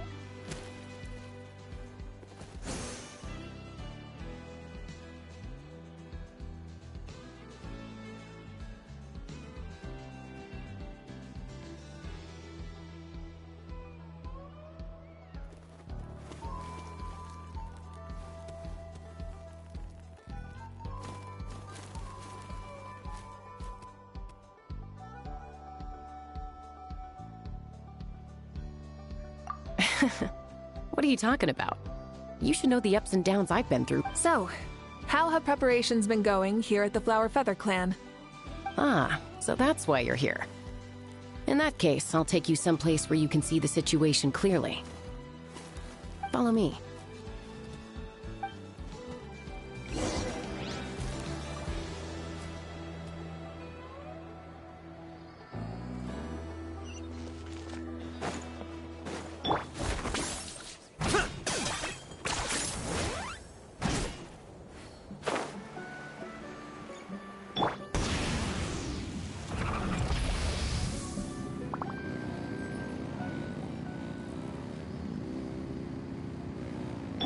Okay.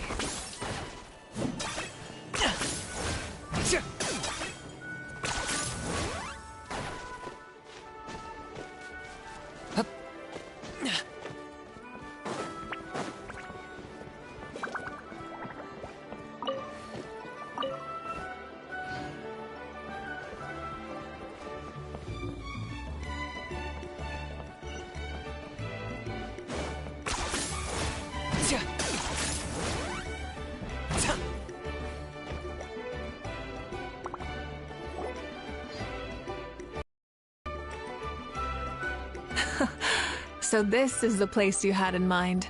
Quite the view. Yeah. You can see our whole camp from up here. We trained like this back when we were fighting against the Abyss, too. You can see people talking and laughing, some holding boxes, others pushing carts. Even some who are using some kind of special equipment to scan the skies. It's you, Pyro Archon! And the heroes of Natlan, too! Ah, shucks. Heroes of Natlan? Paimon's feeling kinda shy now. What brings you to the Flower Feather Clan? Are you here to check on our work for the pilgrimage? That's right. Everything going well? Please, rest assured, everything is going off without a hitch. Everyone is in good spirits as well. Coach and her students are also here, so they've been helping out. Coach? Oh, is Ian-san here too?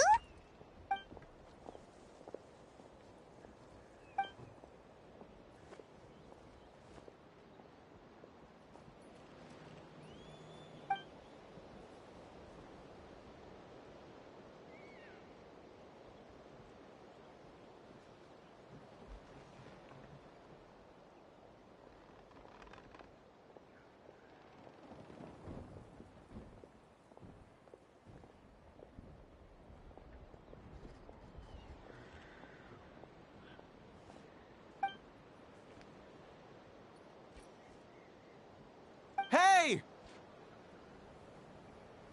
Please rest completely and totally assured that with us here, we'll get all the tasks done on time. No problem and no questions asked. Whoa, they're all so reliable. Like coach like student, huh, Yeon-san?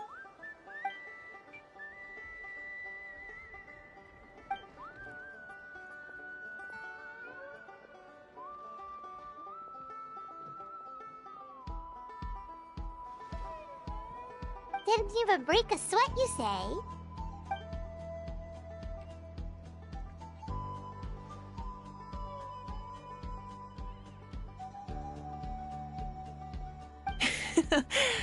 Especially not compared to the toughest coach in all Natlan.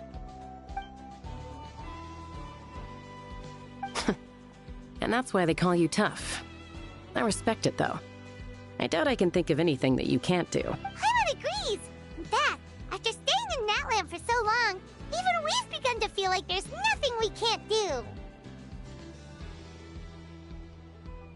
So you think it's something about this place? Yeah, exactly! Now Paimon often finds herself thinking, compared to those super tough battles we fought and won, this is nothing at all! I'm glad you feel that way. It's not often that people can focus on the silver lining after everything that's happened.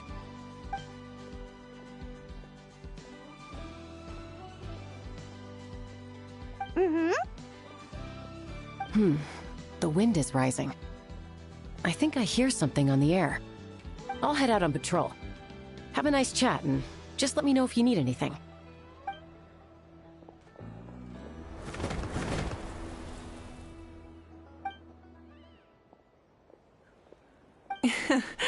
I'd say that it's effortlessly cool moments like this that make her so endearing.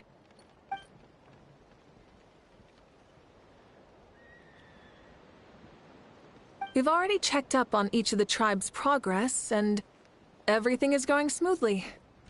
Well, we didn't quite get around to the Children of Echoes, but from what Kachina says and seeing how Shilonen's doing, it seems they're fine. No need to check up on them. So, that's it for the day.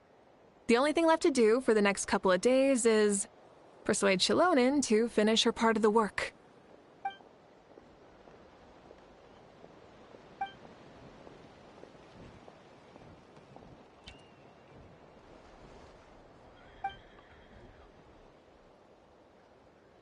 Wait, so you mean we can get a sneak peek at what the competition will be like?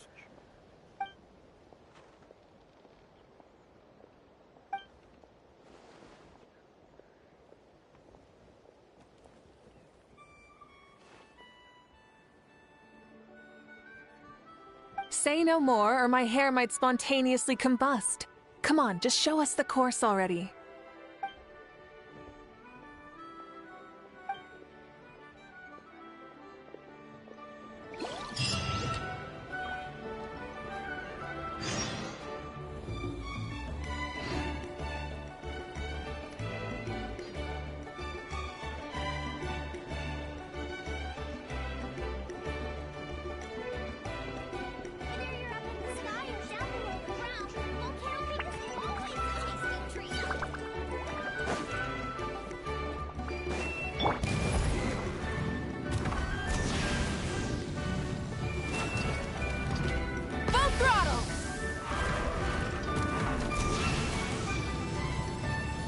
Okay.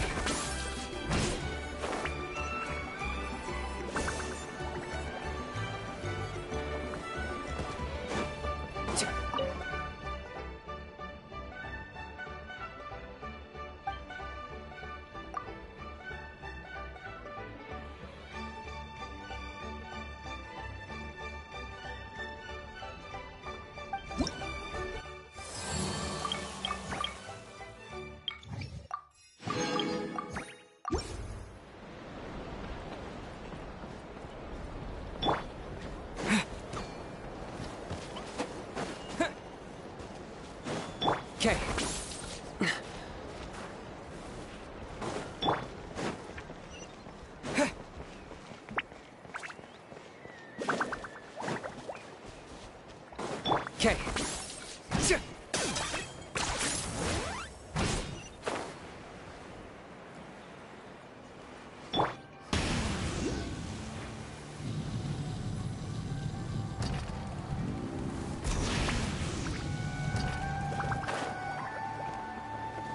Okay.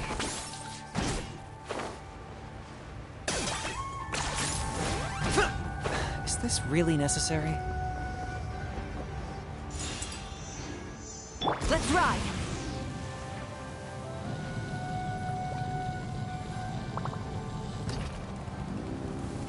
Okay.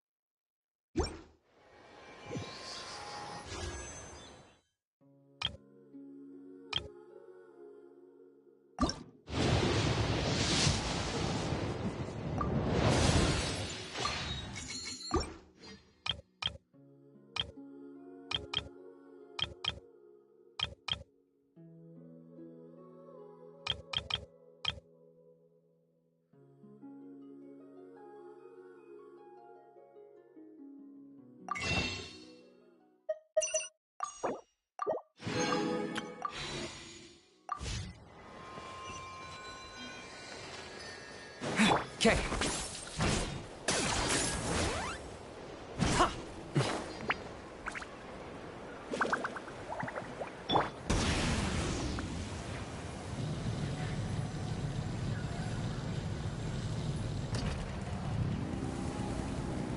Okay.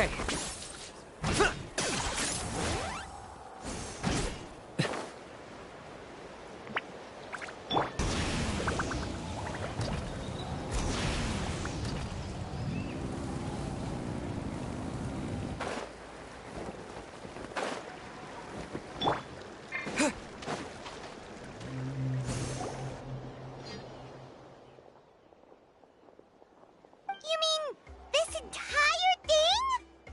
If it's for the pilgrimage, it's gotta be grand.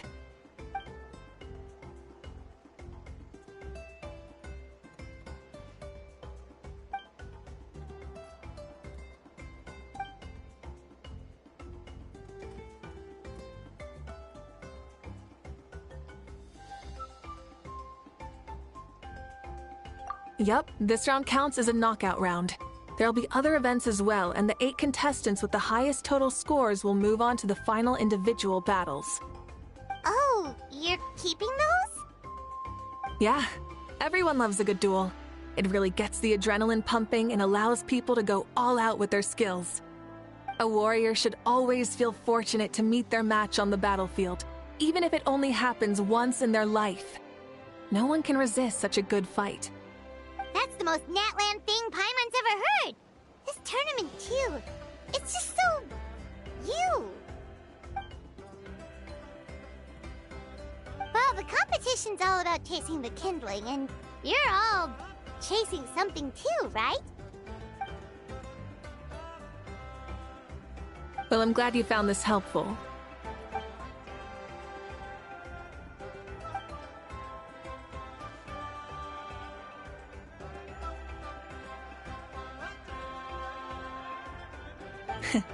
No problem. I'll go get ready.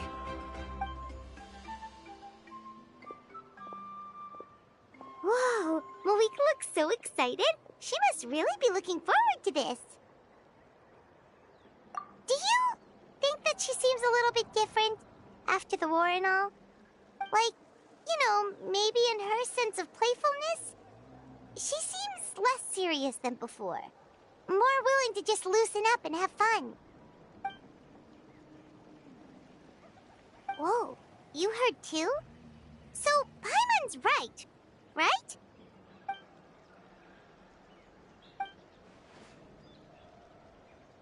Oh, Oh, so that's why you called us over. It's all part of your grand plan, huh?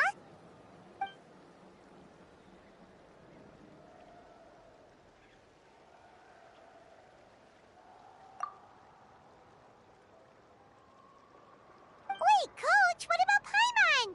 Does she not even get to be a substitute?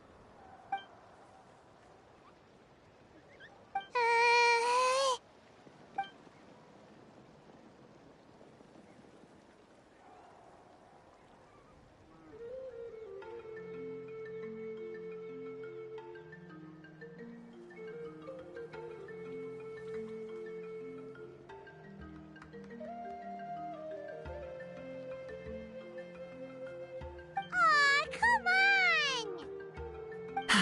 I'm ready.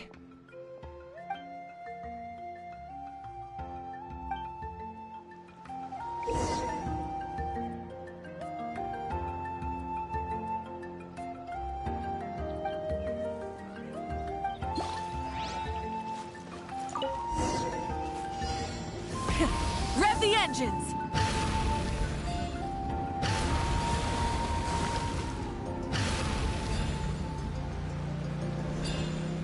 Live commentary, huh?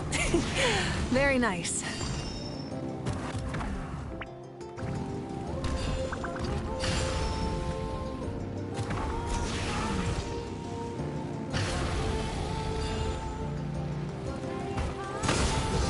It's a piece of cake. Huh? Did you hear that? Ah! Enemies incoming! Be careful!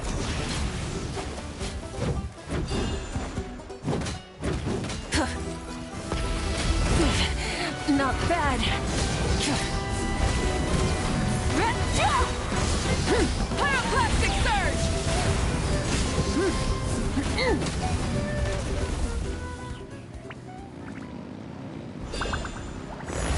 I gotta say, this is pretty interesting. Come on! You said you wanted to challenge people, so let them rise to the challenge!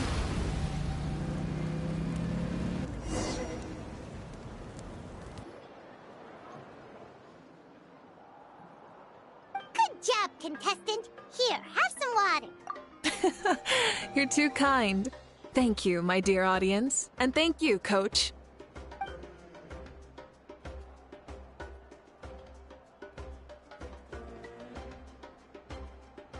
Maybe it can't detect anyone under a certain height. Oh, good point. It's a solid course, but, there are a number of small problems. For example, take the chase at the start. I feel like it's too short to separate the best from the... Ooh, you're really thorough. And yeah, getting multiple opinions is a great idea. Also about the vertical section. It's only so-so, and contestants might get dizzy from the sudden change of direction, which might cause some of them to fall if they get motion sickness. Also...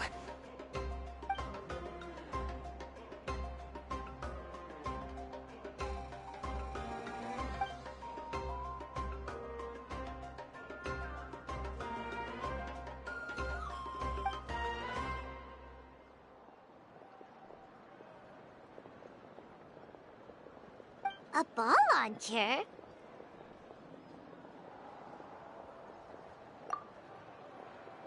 It's been a long time since I saw gear like this. This game can be played by 2, 3, or 4 people, and it's a fun one. Want to give it a try?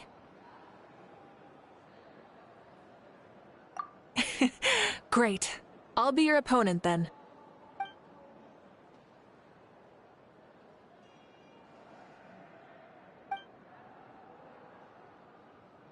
Come on, Traveler! You can beat her!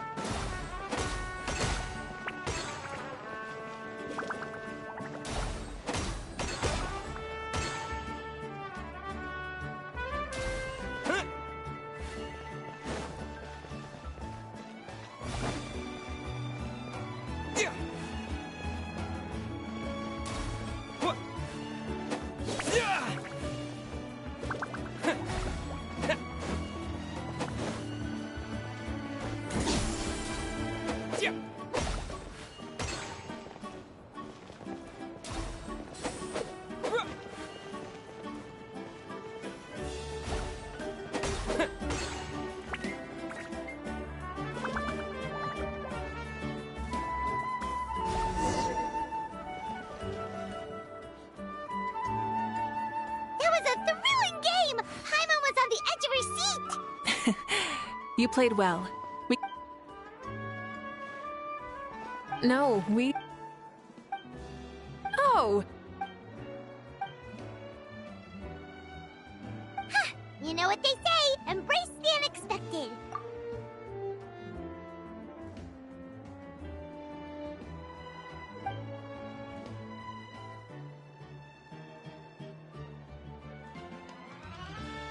Bye, see you soon!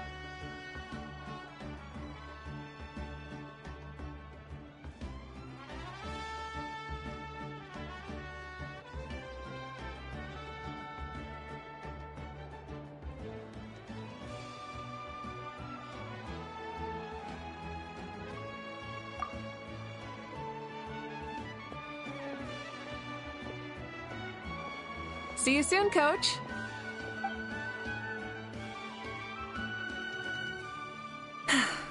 It's not every day I get to call Yansan that. Did you see the look on her face? She almost jumped out of her own skin. You kinda enjoy messing with people, don't you? Really? I never noticed. Anyway, we've been out and about for so long. You must be hungry. Come on, let's go get some grub. My treat. What? Okay, Paimon takes it all back. You're the best person ever.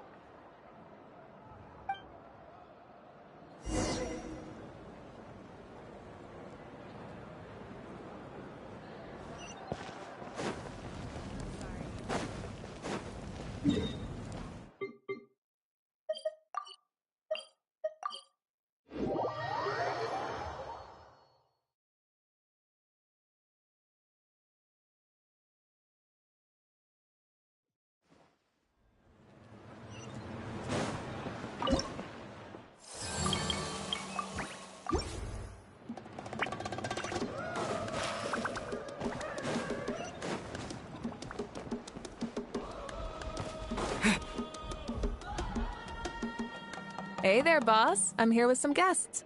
I'll have the usual. Ah, Pyro Archon. Welcome, welcome. It's been a while. Glad to see you with our new heroes, too. Boss, this is the Traveler, and this is Paimon. Hi there. Greetings to you both as well. You'll have the same as before, then? Ah, we worked out today, so yeah, that would be great. So what is the usual?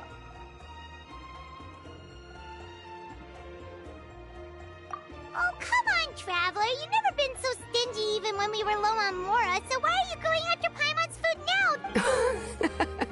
now? You two are a riot. I get where the Traveler's coming from, though. If someone's down in the dumps, your banter can cheer him right up. And that's not just from me, by the way. I've heard it from plenty of other people. For real? So, were you teasing Paimon on purpose, Traveler? Just leave it to us. Please wait a moment. Your food will be out shortly.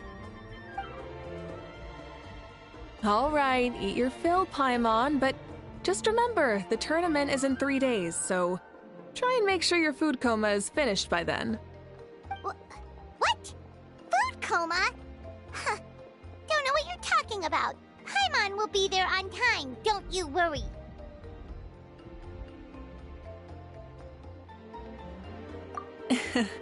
Don't worry, in the event that you do oversleep a bit. Really? Speaking of your ways, Malika, you still haven't told us about how you plan to... Oh, that? Shibalanke is a native of Natlan. The records speak of him as a wise, brave, and upright man, and refer to him as the first son.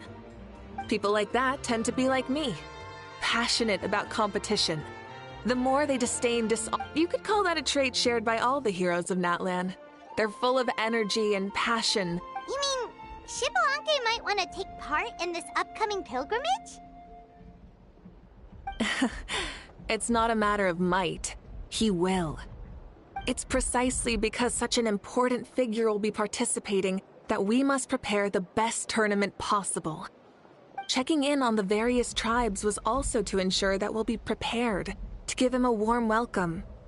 So, all we need to do is to look for him in the stadium on that day. As the first Pyro Archon, he should have no problem running away with the whole competition. themselves to participate in such a tournament? After all, everyone else is just an ordinary human. When Xbalanque ascended to Archonhood, he did so as a human. I see no problem in allowing him to participate in this event as a human from ancient times. Also, my ineligibility for this event is not due to being Archon, but due to my obligation to serve as host and— Huh. That's kind of like your life as Archon. Oh? Another good summary. You're working on an autobiography? No. I was joking. Even Xbalanque didn't write one, so why would I? Still, if on the off chance I ever did write one— Then, can Paimon have a super long title? Sure, as long as you want.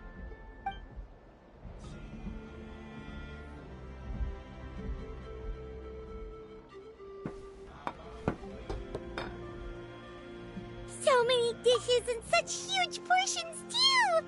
Paimon spies mountains of meat as well! Wowee!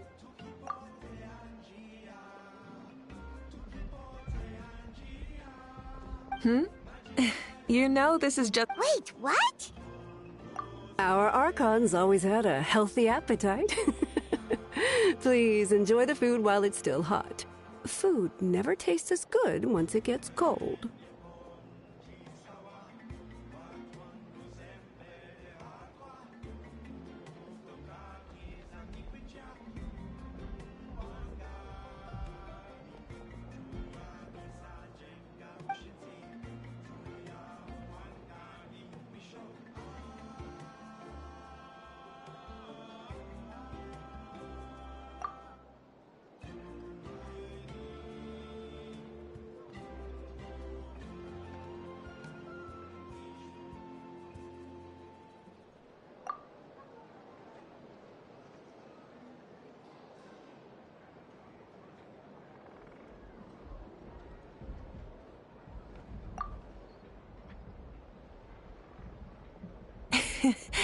Judging the state Paimon ate herself in— Is that okay? Actually, since it's so beautiful around here, we were planning to stay in the area for a few more days anyway. See the sights and all that.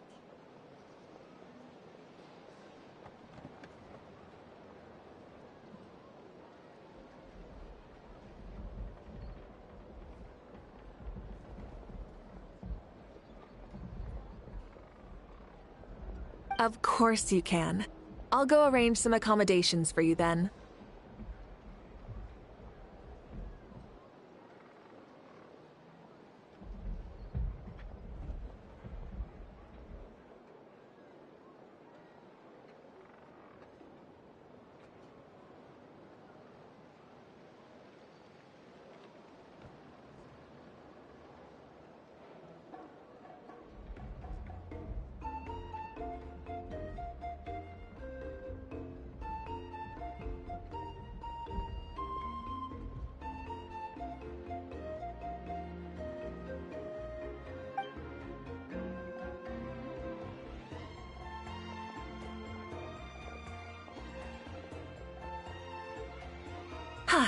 All right, I'll leave you here. Have a good rest.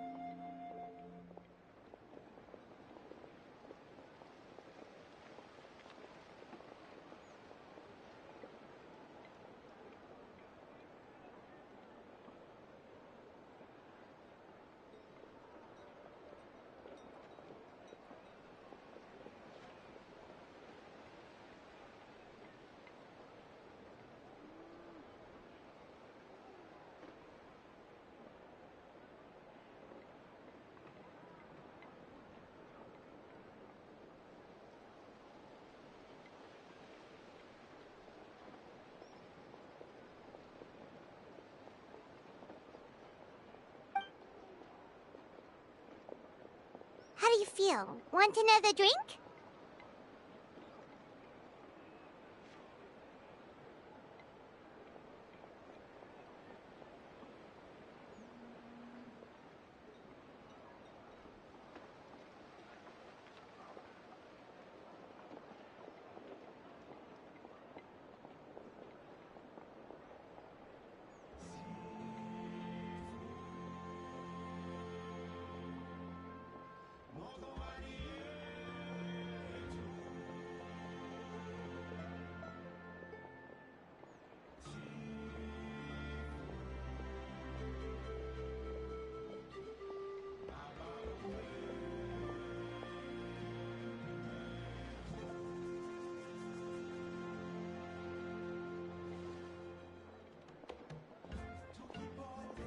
Then how about some dessert?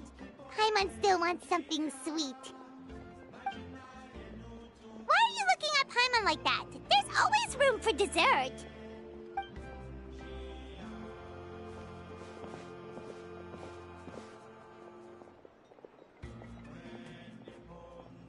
Lord Xbalanque is coming back, huh? Well, I didn't see that coming. Wait, what's that look on your face? Don't tell me you don't even know who Xbalanque is! What kind of idiot do you take me for? I was just thinking about it. I mean, we just managed to defeat the Abyss for good and fulfill the wish of all the citizens of Natlan, past and present, so why is he coming back now of all times? Yeah, if he's here to help, the war's already over. And if he isn't, I just had a terrifying thought. What if he's actually some kind of villain who's come to steal our victory? Isn't that how the novels usually go? What? No, don't be ridiculous. Novels are just fiction. Don't you dare slander our great hero. You're talking about Lord Xbalanque here, the one everyone calls the First Son. Also, even if what you said were true, I don't think our Archon would lose. We all saw that one punch of hers. The power in it was like... Yeah, I agree, but I bet Lord Xbalanque is no slouch either. Say, if they fought, who do you think would win? Well, you got me there. Well, as someone living in this age, I've got to vote for our Archon, right? Live in the now, seize the day, and all that. And now that you mention it, a fight between those two is bound to be a terrific one. Huh, what I wouldn't give to watch. All right, enough with that nonsense. It's already super late. If we keep hyping ourselves up, neither of us are going to get any sleep tonight. The way they're talking about the Archons dueling each other almost makes it sound like a beetle battle.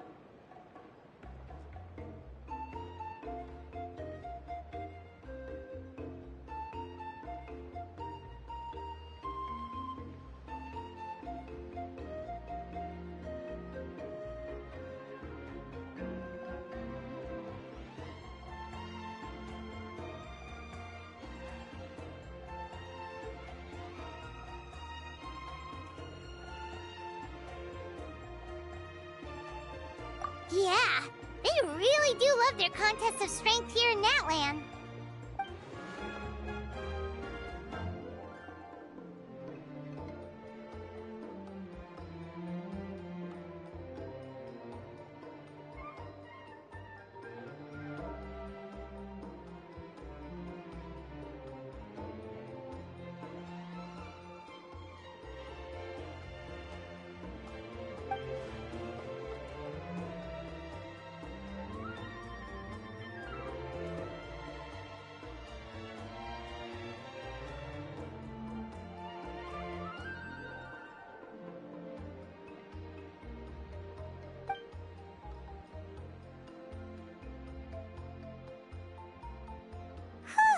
Alright, Paimon's done eating. Let's head back and get some sleep.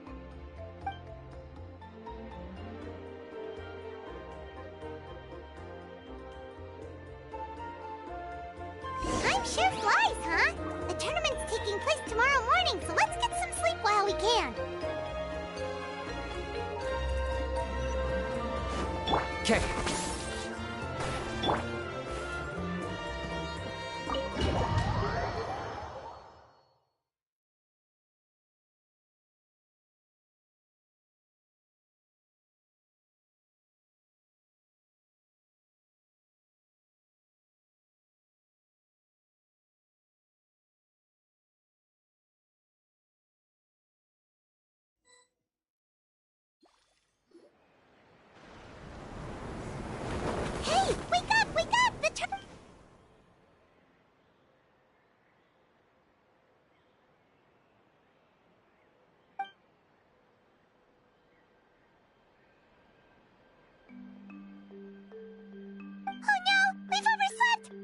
little bit, but... Okay, wash up and pack your things. We gotta go, go, go!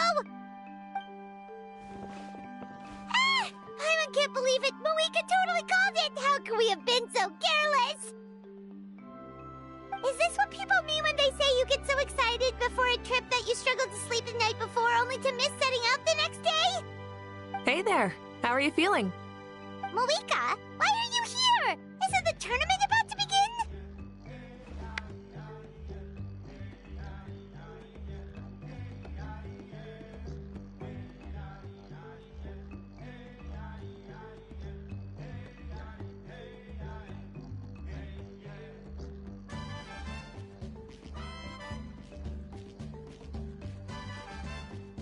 Yeah, we're about to start. I'm here to pick you up. Put on your helmets and get on the bike. Huh? Can we make it in time?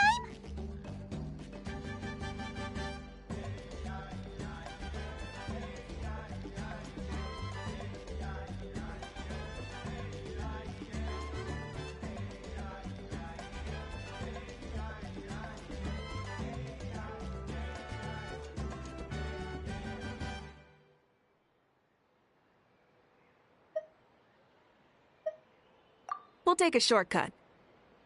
Sit down and sit tight. You can hold on to my waist if you get scared. Full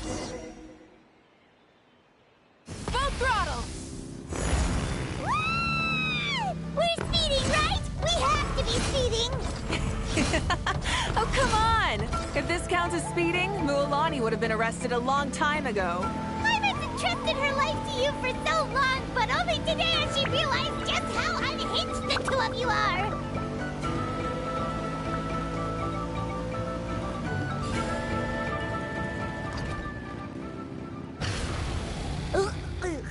So much air! And Paimon stomach! Oh, knowing Barbados, he'd probably crack up if he heard that! Huh? Barbados? Right, I almost forgot that you're friends with him. And the other Archons, too. Introduce me when we get the chance, would you? Never hurts to make some new friends. Sure! Our friends are yours, too!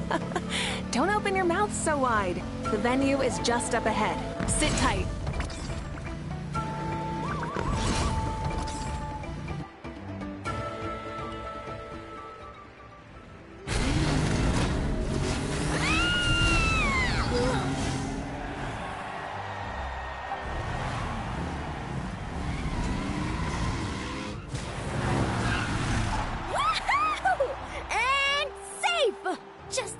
Too.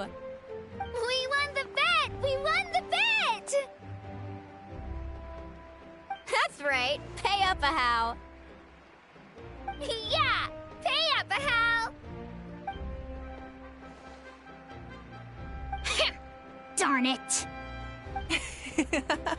How do you like that? A short Flame Strider show to start us off, and to introduce and welcome Natlan's great friend Tumaini.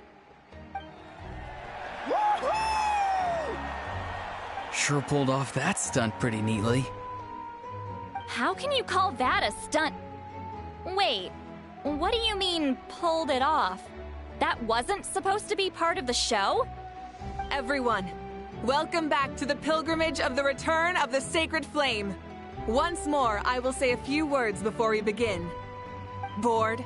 Heard it all before? Not to worry. We're doing things differently from now on. The abyss no longer threatens us day and night as it once did.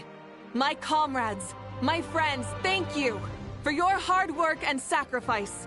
We have achieved a lasting victory. A new day has dawned on Natlan. Yeah! All right! From now on, the pilgrimage will no longer serve as the prelude to a war waged to defend our land. However, many aspects of it will remain the same.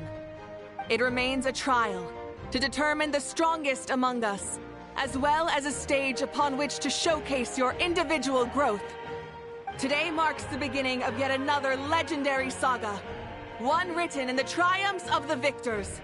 So without further ado, let the tournament begin! Yeah! Heck yeah! Now then, you two.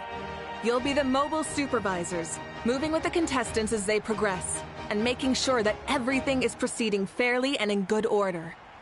Leave it to us! We're the best adventurer and travel guide duo you'll ever meet! Oh, and one more thing. I believe I've mentioned this already, but if you find any leads on Lord Xbalanque, please pass them on to me. Thanks. I'm counting on you.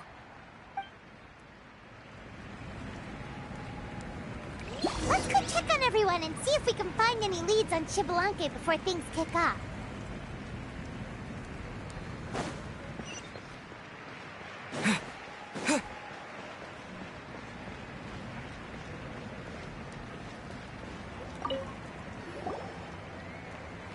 Oh! Hi there, Eon-san! Are you gonna participate in the tournament?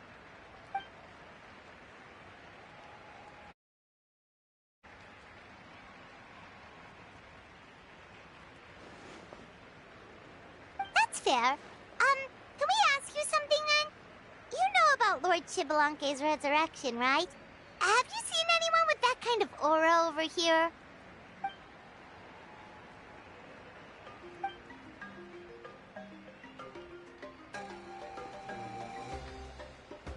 Got it, thank you! We'll keep asking around then.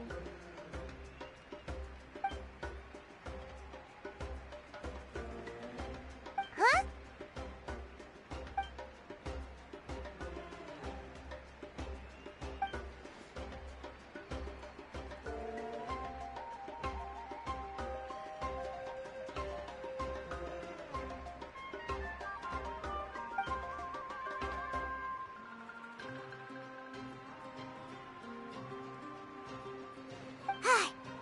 Thank you, Coach. Paimon feels like even her blood is boiling.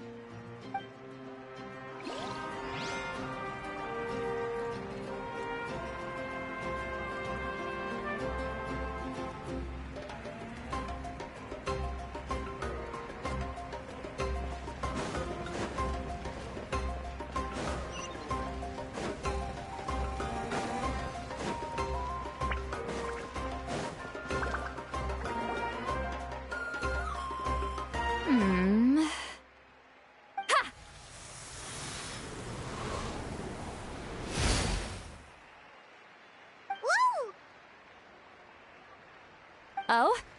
Well, hey there, Traveler and Paimon. What brings you here?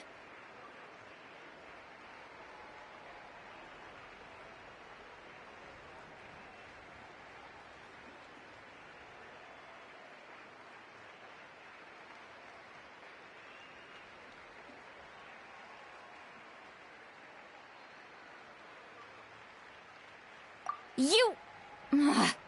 I'm not buying what you're selling. The Traveler means it! Still, Paimon didn't think you'd be taking part, Sweet Lolly. Given who you are you sure it isn't against the rules?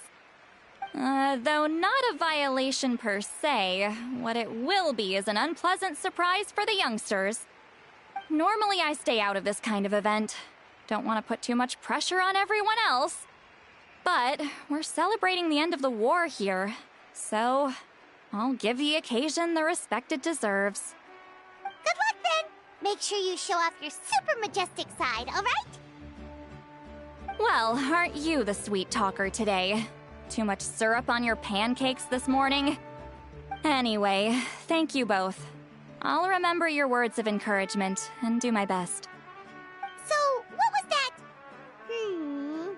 Ha! Thing all about? Some kind of strange ritual? Of course not. I was using my power to search for Lord Xbalanque. To be more precise, I was trying to look for him in the world of souls. After all, I also have no idea what he might look like. Still, nothing so far. But why? He is the first Pyro Archon after all. Isn't it a given that he'll be revived with an unimaginably large amount of power?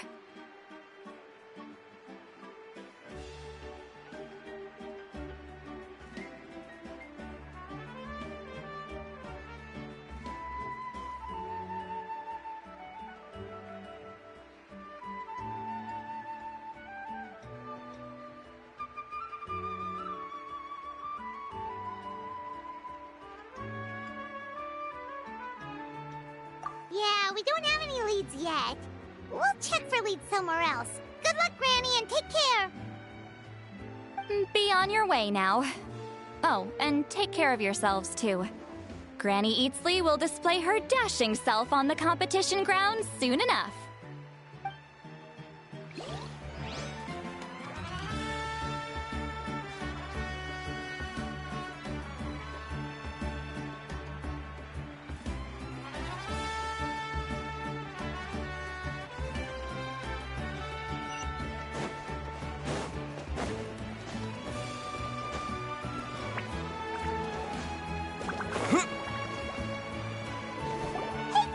Gonna take part in the tournament?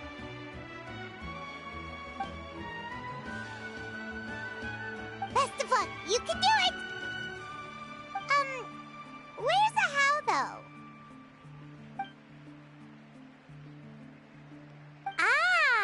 On a different note, have you heard anything about Lord Xbalanque?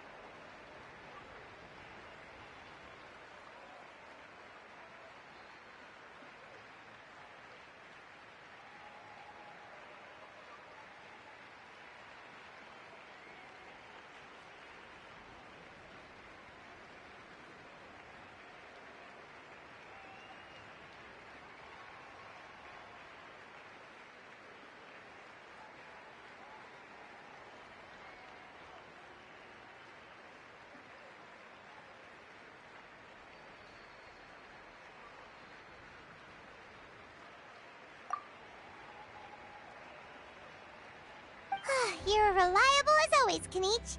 We should go check with the others now, so we'll see you later. Good luck, and make sure you don't get injured.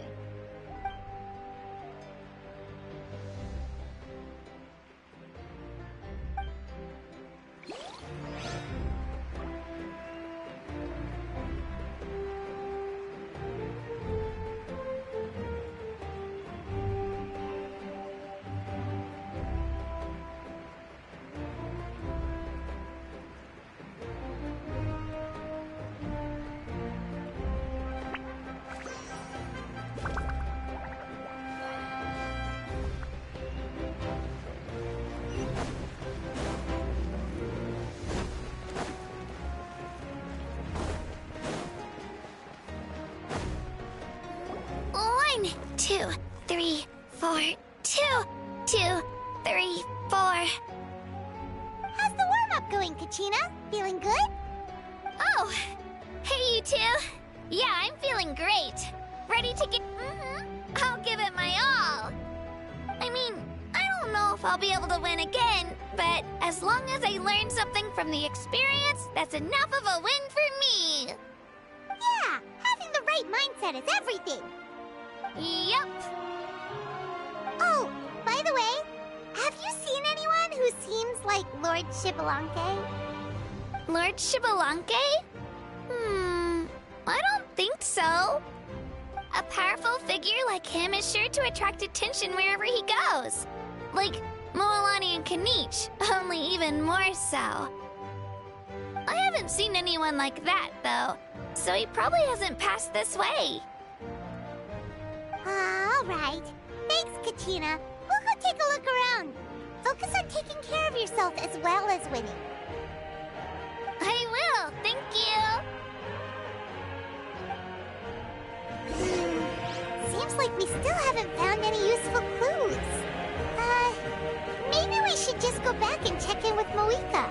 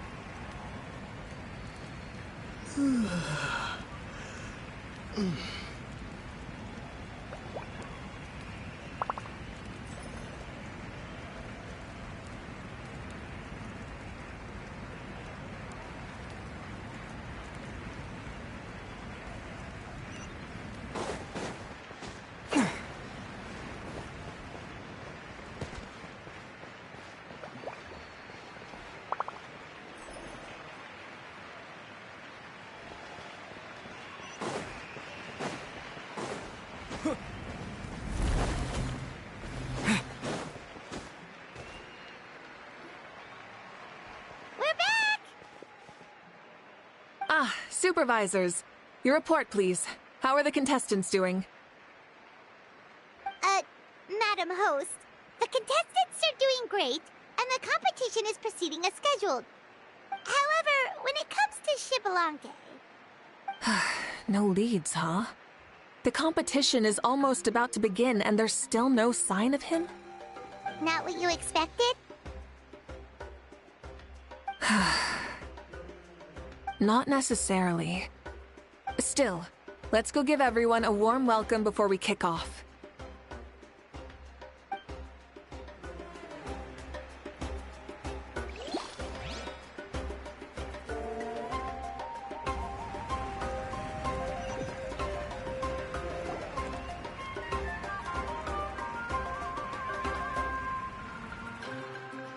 I believe we're all warmed up. Now, take your positions. This iteration of the pilgrimage is the perfect chance for us to bid farewell to the past. Now go forth and soar. Faster, higher, stronger. Become a better version of yourself. Remember what brought you here and keep pushing forward. This tournament begins now! All right. Ready or not, here I come! There's Mualani, a natural sports star. She's not gonna stop scoring anytime soon. I've got this. This round's in the bag.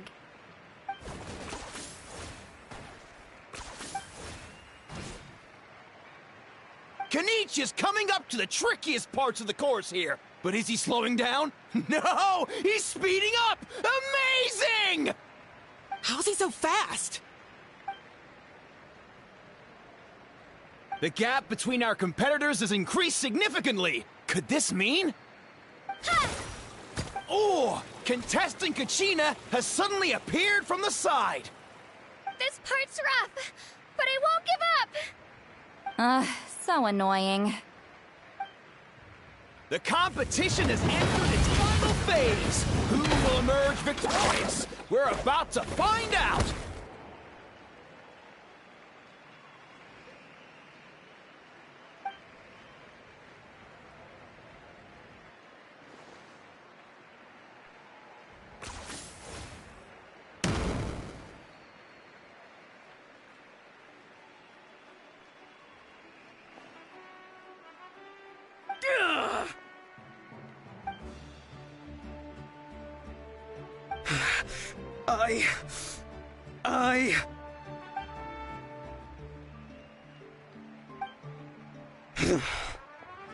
I yield.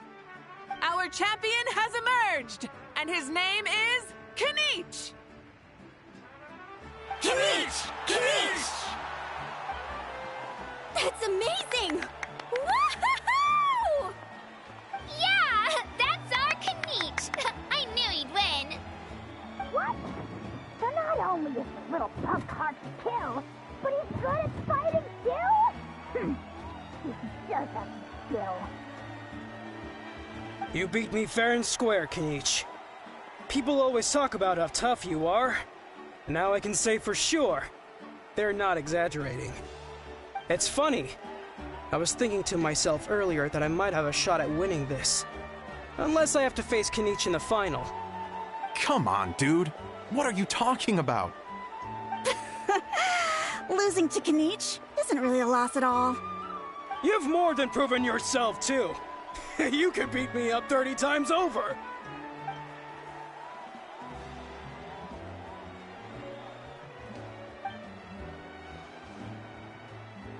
Yeah. good! But wait, if that's the end, where's Xbalanque? Wait, aren't we missing someone? Lord Xbalanque. Now that you mention it, where is he? Don't tell me. Huh?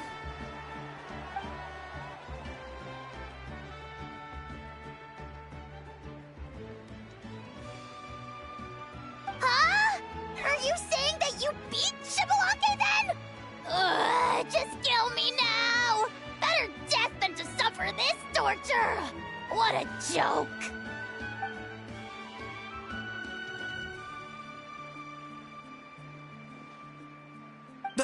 That's impossible, right? Could he have placed so well because of some connection with Lord Xbalanque? You mean, he might be Xbalanque? Wait, I'm Xbalanque now? That's news to me. I've got it! Lord Xbalanque didn't want to steal anyone's thunder, so he must have lost the tournament on purpose. Wait, that doesn't make any sense. This is the most holy pilgrimage of the return of the sacred flame. How could anyone throw a match? Whoa, did Paimon say something wrong? Now everyone's talking about Xbalanque. Still, that guy was almost too good, wasn't he?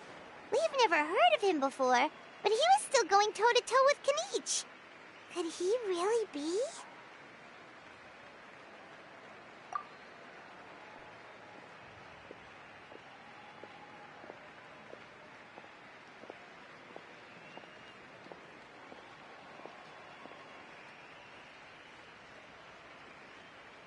Huh? What are you looking at, Moika? I felt that something was off since the tournament began. Reflecting back on it, it wasn't because I could sense Xbalanque's power, but rather that I could not.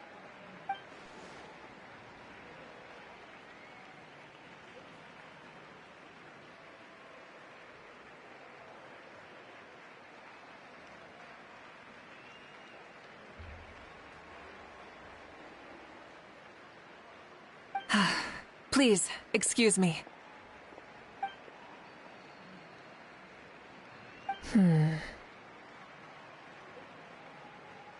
There you are. No unimaginably strong soul aura, nor any whiff of extraordinary power. But I know, beyond any doubt, that you are Xbalanque himself. Huh? Who's that? I've never seen him before. Isn't that Mauso? Like, Tato's grandson? When did he sign up for the tournament? Did he even fight anyone out on the field? What are you talking about? He's been standing there this whole time. I totally thought he was just there to cheer the others on. Wait, so that's Xbalanque? But he's just a kid. Ha! Ha! Well, this kid doesn't look like he can take a single punch from the almighty Dragon Lord! Kahula how! Just give me 1 second and I'll... Huh? That's Lord Xbalanque? But, I mean, he was right next to me for most of the tournament. And he didn't seem very... well, Xbalanque to me. You recognized me? Perceptive. No less than expected of this era's Pyro Archon. Forgive me for asking, but how did you do in the latest tournament? I didn't even make it to the final 32. No! This is a joke, right? It has to be. It's clearly staged. Out of my way! I've got to see Lord Xbalanque for myself! As expected, your return has caused quite the commotion.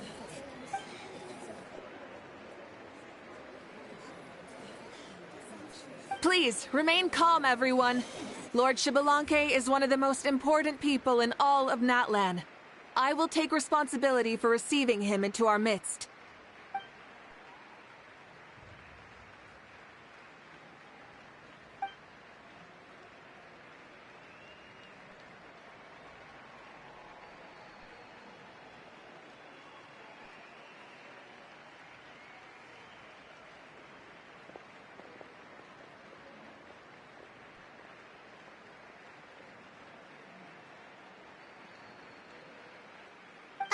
She's calling us! Quick, let's go! Hey, wait up!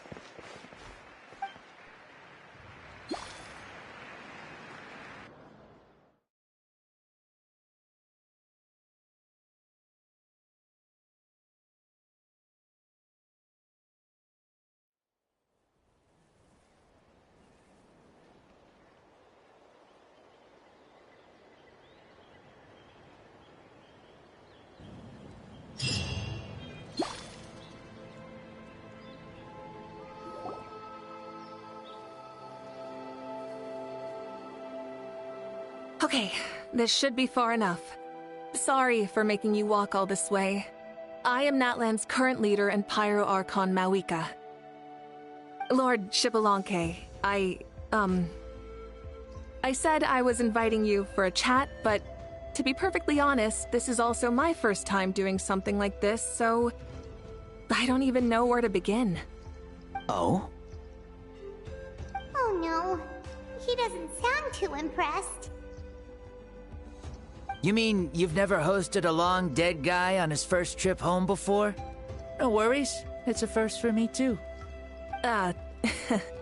Wait, really? Hang on, I think I just realized something. You're telling me that neither you nor your companions know that I ship... All the woven scrolls regarding your life depict you as a wise and upright person.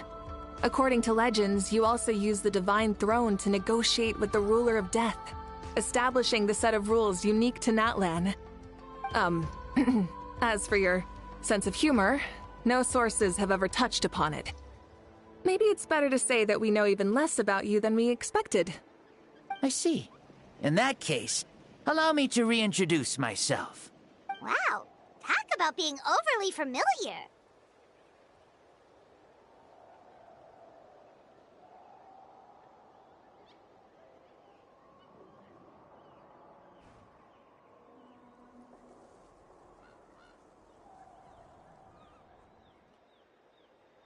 And these two are?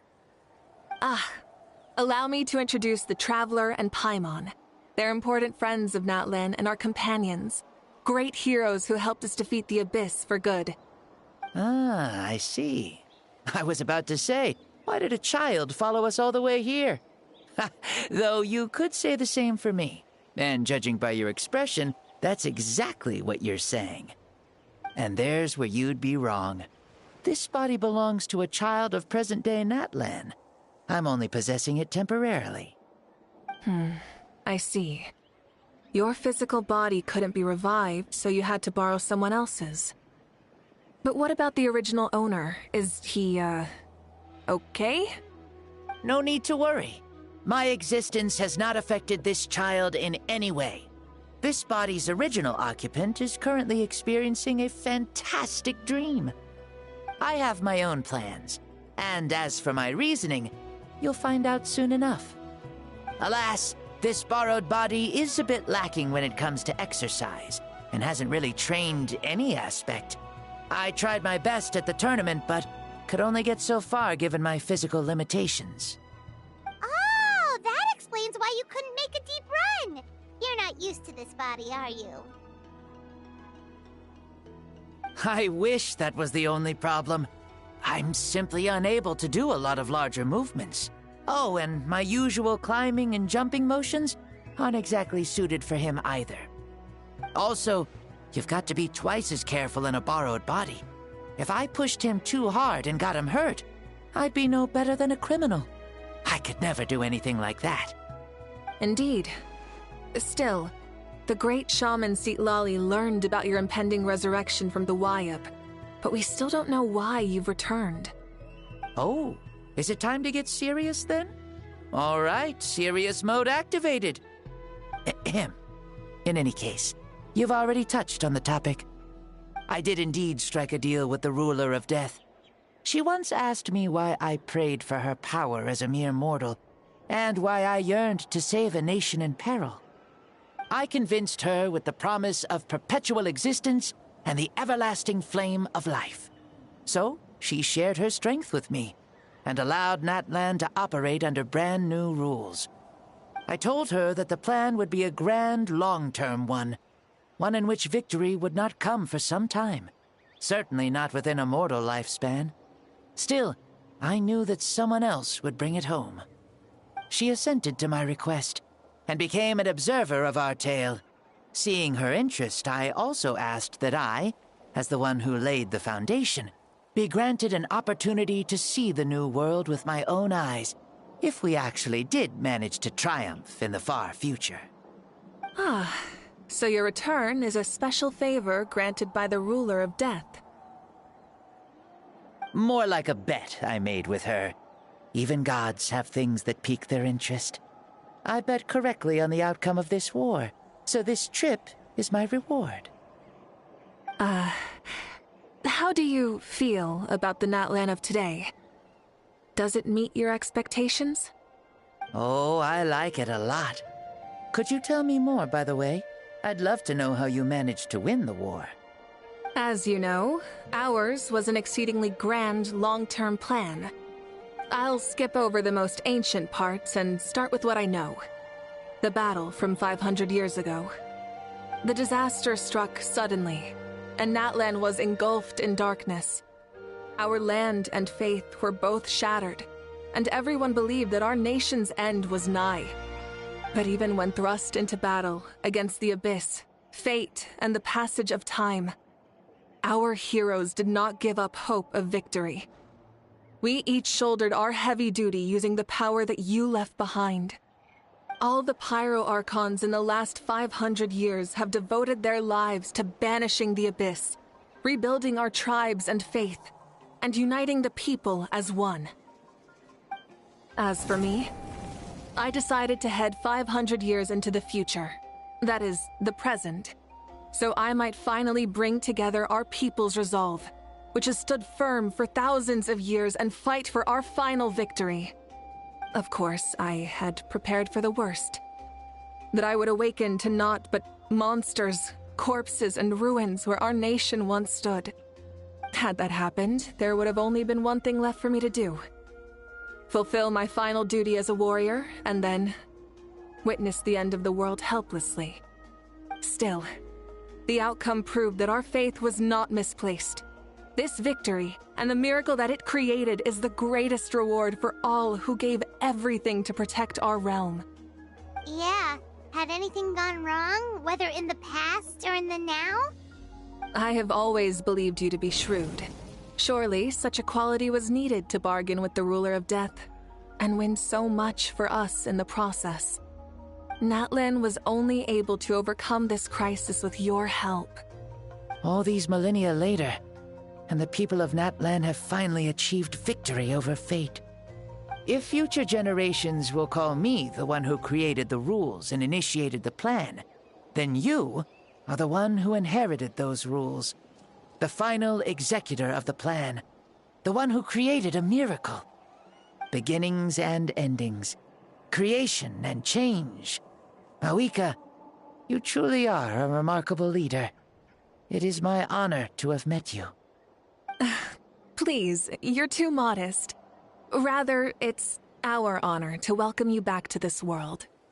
Ah, and that's the perfect segue to something that you should know.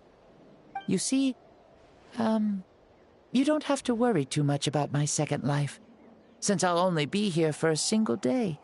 Like, from sunrise to sunset. A single day? What?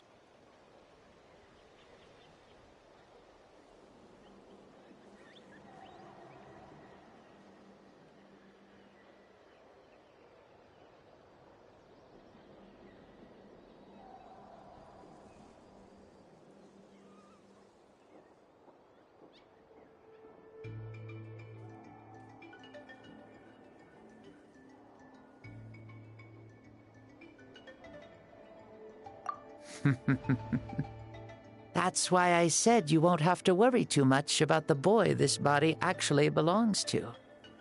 I'll be long gone by this time tomorrow.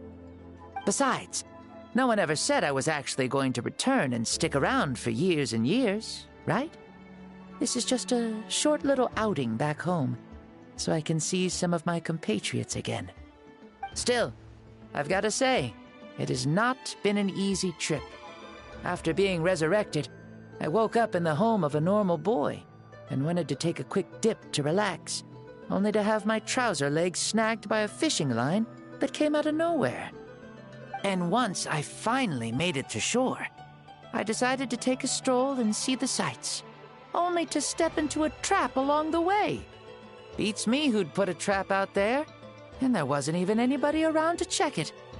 Thankfully, the bottom was pretty soft, so I lay down and took a nap before getting up to continue on my merry way. This is so embarrassing.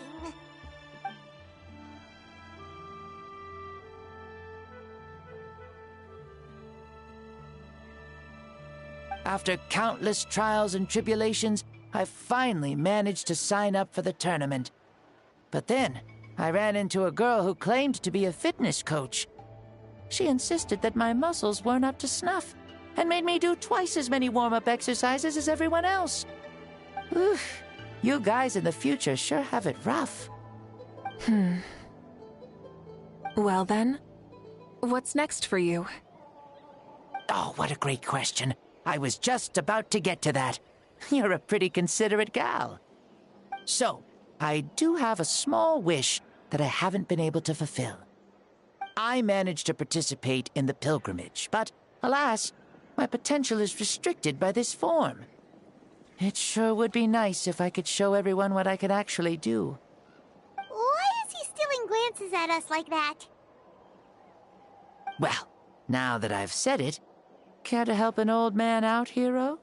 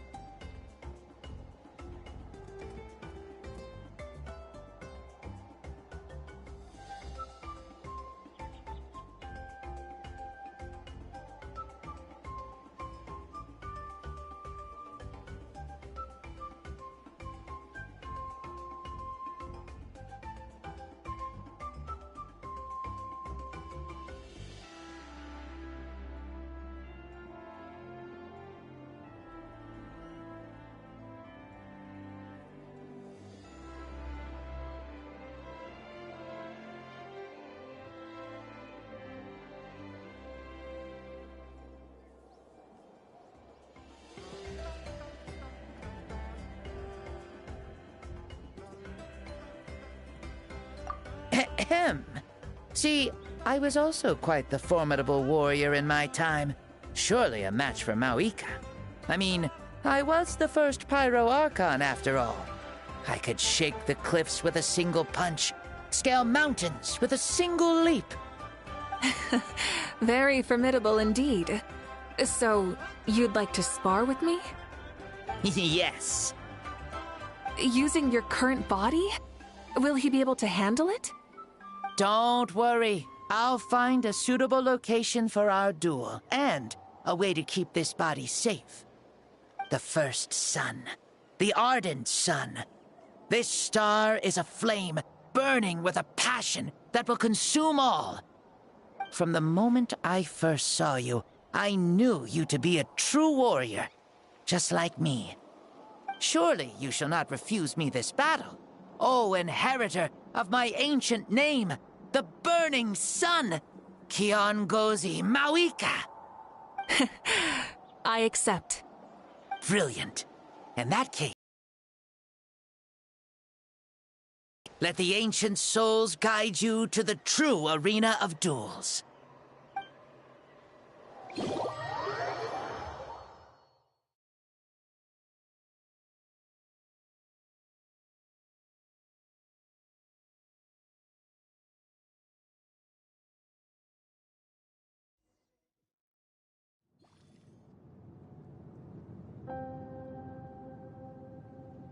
What is this place?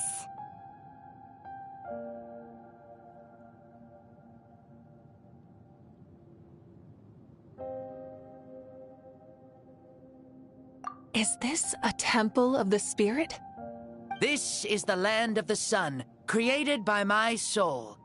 Only the sun and those blessed by it can survive here. Me, you, and you. The sun, the other sun, Blessed One 1, and Blessed One 2. We've been blessed by the sun? The sun will remember the most virtuous stars. You are hope itself, the most radiant, most important friends we could have. We have invited you here, so you may witness the clash of suns. Huh, I see. We've manifested in an almost fully spiritual, consciousness-like form, removing the limits of our flesh. That's right. As I said, I knew you to be a born warrior the moment I laid eyes on you. But there are two forms of human strength, that of the body and of the spirit. The great Xbalanque, impressed upon a child's body, found less than a third of his original strength available to him. In that form, I'd lost my strength of body. But here, we meet as our true spiritual selves. In this place, even a child may shake heaven and earth due to the great soul within. What makes a true hero? Someone strong of body, or strong of mind, or must one be strong in both to surpass human limits? Which of these are you, Mawika? Well said, Xbalanque. Let us prove our mastery of both strengths through this battle. To Natlan, to each other, and to the rest of the world. You and I both know we'll never meet a better matched opponent. Indeed, that's exactly what I've always wanted. As a citizen of Natlan, as the Pyro Archon, as an opponent from across the millennia, and a friend whom you never had the chance to meet. Let us have a fair and honorable duel.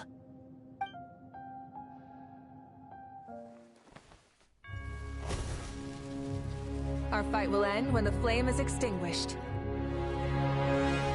Fine. You ready?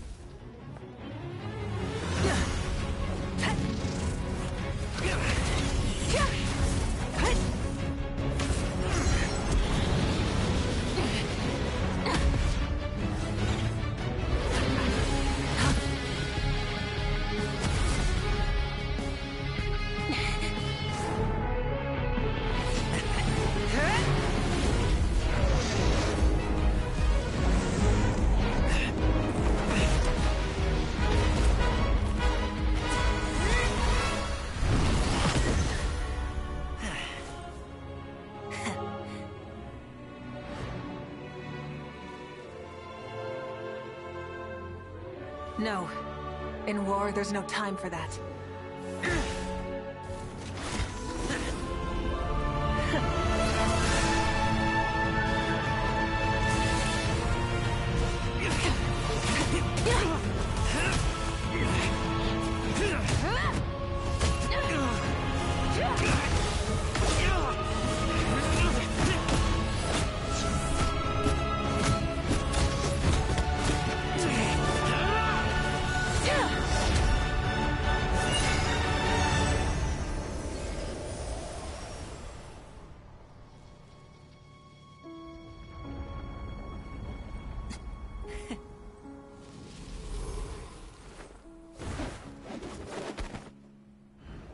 The fire's out. Let's stop here.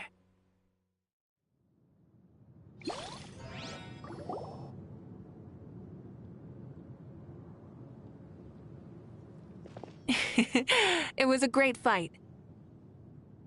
That was an exhilarating battle, Mawika.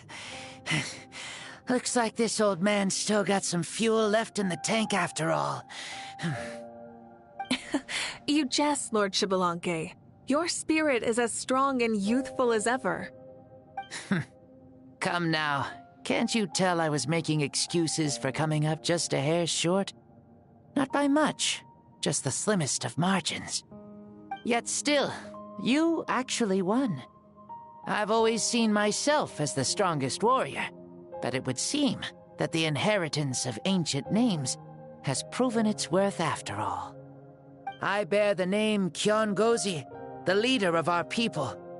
After countless generations, this name came to you, and you used the power it accumulated over the years to defeat everything in your path. This battle has been most meaningful. Beyond the facts of victory and defeat, I've also learned a lot about you.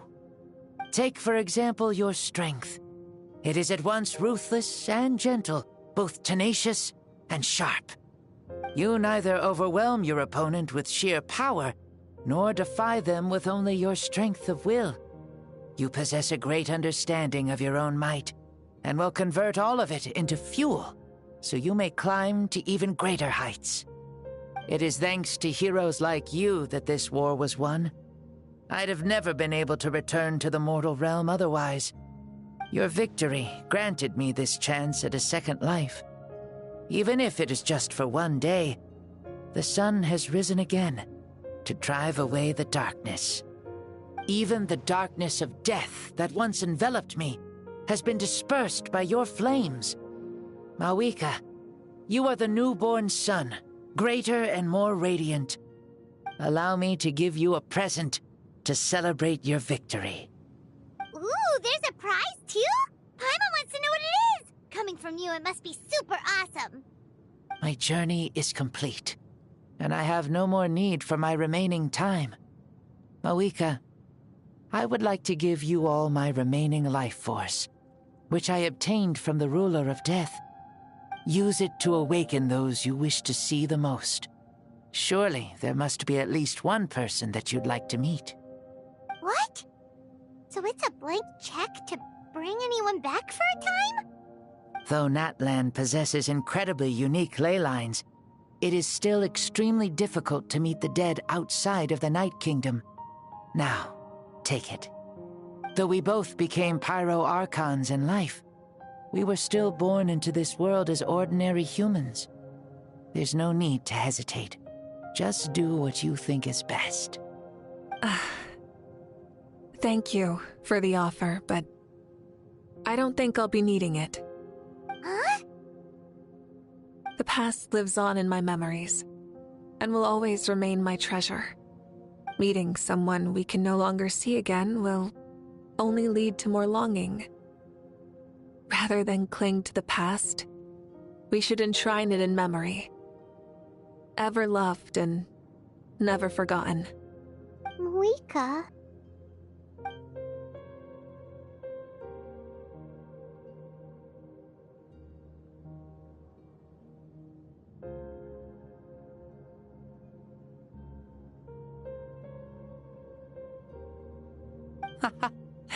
They were right. That's exactly the sort of person you are. They? Your parents, sister, comrades, and friends. Those who walked with you, and those who left you behind. Those who crossed blades with you, and those who prayed for your safe return. Each and every one. Mawika, has one granted the special privilege to return, I can sense them calling for you, and watching over you from within the distant winds. Dear Mawika, our esteemed Archon, leader of our people, how have you been doing? We all miss you so. There are so many things we want to say to you, but if we really were to say them, they'd just be those simple, heartfelt words. The war is over, Mawika. All our efforts had meaning, and all our struggles bore fruit. This is the fairest and most precious thing in the entire world. May you be happy in this era of peace. May you eat well, sleep well, always be full of energy, and never forget that we will always love you. These are all words spoken by the people from the past. Their voices are echoing through this Temple of Souls.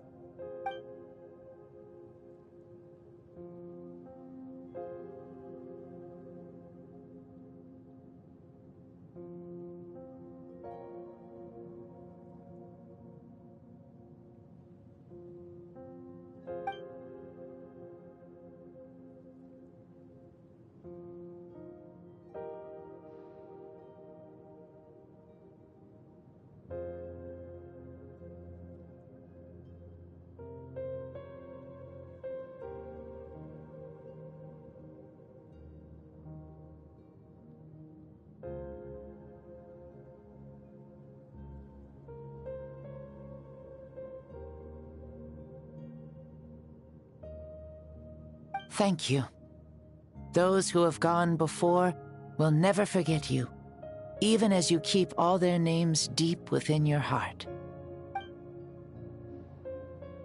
Mauika, my dear child, though we have ascended to Archonhood, never forget that we are still human.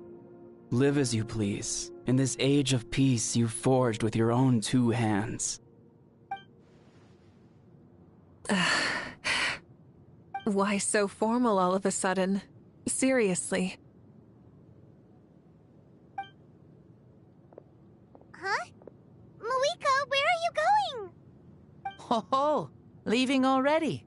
Now you're the one acting all impatient. Since we're done with all the serious stuff, it's time to follow me. Xbalanque, doubt you've ever ridden a flame strider in your current body, right? Never even heard of such a thing, to be honest. Ooh, are you gonna take him out for a ride? You're coming too. Come on, it's time for us to live as we please.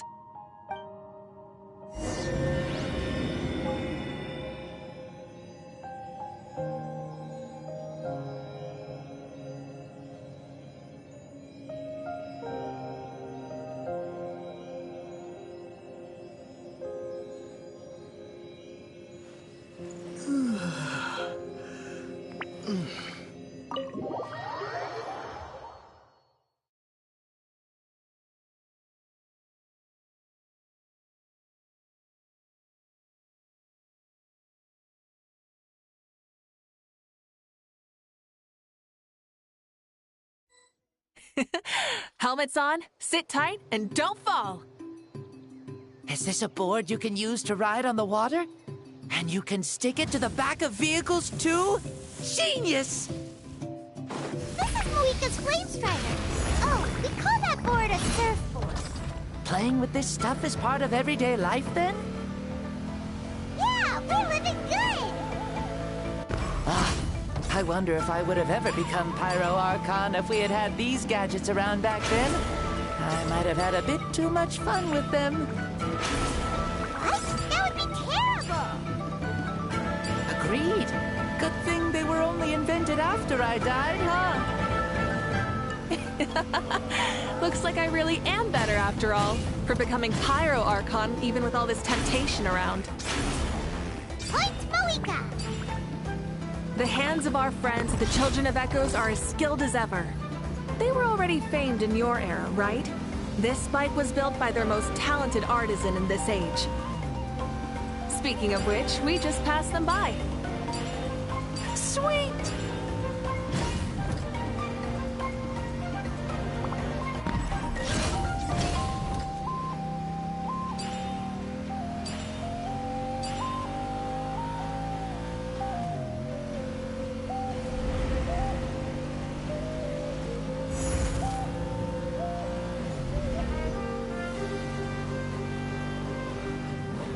Is that Ochkanatlan? Ah, sure brings back memories. Oh yeah, that was built in your time, right? It's long become a landmark. Very popular with tourists, so I hear. They think it's a lovely place. Is that so? So that's how you all see it. Paimon thinks so too! It's especially stunning if you look at it from a spirit way. The stories of the past become things people aspire to in the future. It's just like what they say. The apex reached by those who came before will become the everyday goals of those who come after. Everything is constantly changing for the better. That's good. That's how it should be. I'll bring those words back to the Night Kingdom and share them with everyone there.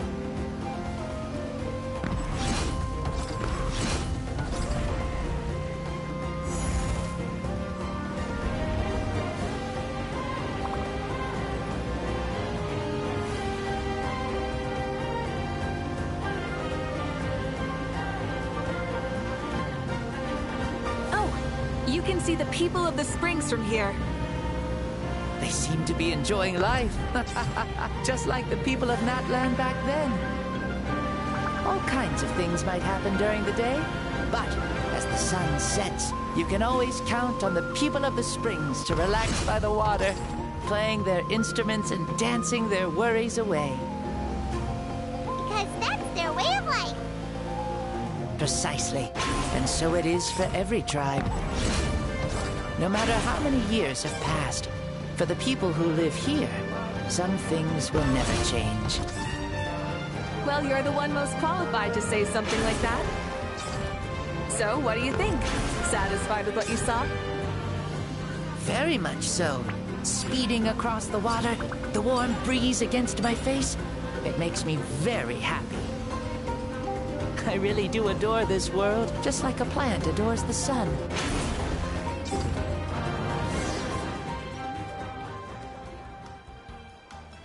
We made it! Woohoo!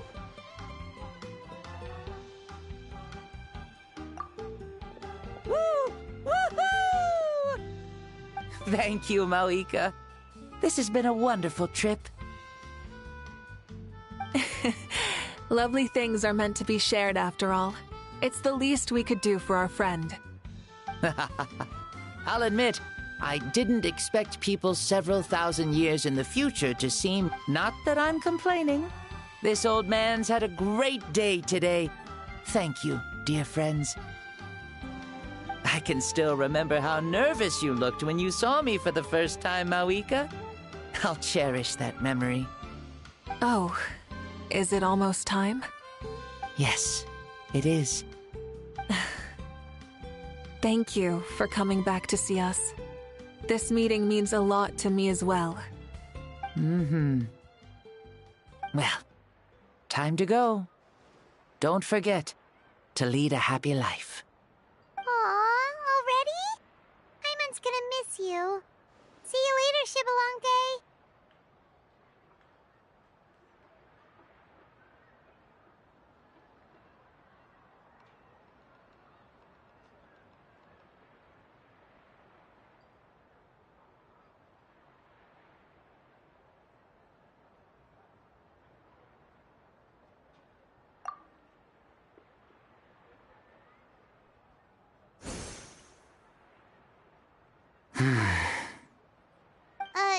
He closed his eyes. Did he fall asleep? Mm-hmm.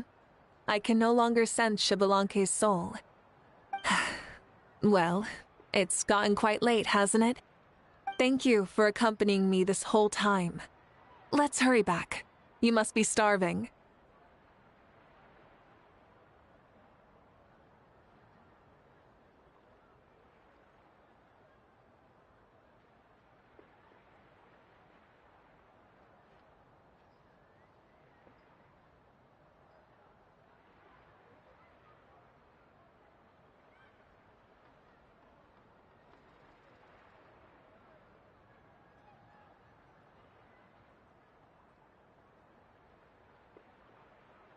Yes.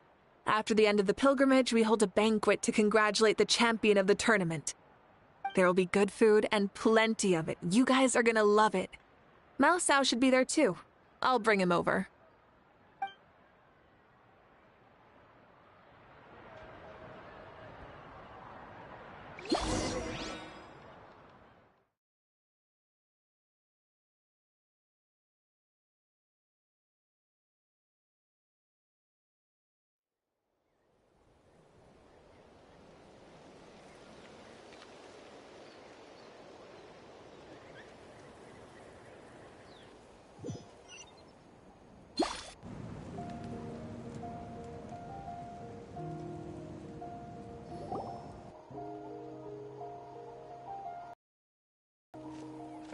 Do you think there'll still be any food left over for us? It's kinda late and all. I'm sure the feast has already started, but don't worry. I'm sure Yan-san will save some for us. She's very reliable. Leaving the tournament planning to her was a smart move. So she probably figured that we'd be gone a long time. Yeah, I told her as much too. Seems like they've prepared the thing. What thing? See that row of braziers over there? Oh, so that's what they are. They haven't been lit, so Paimon totally thought they were something else. Here, watch this.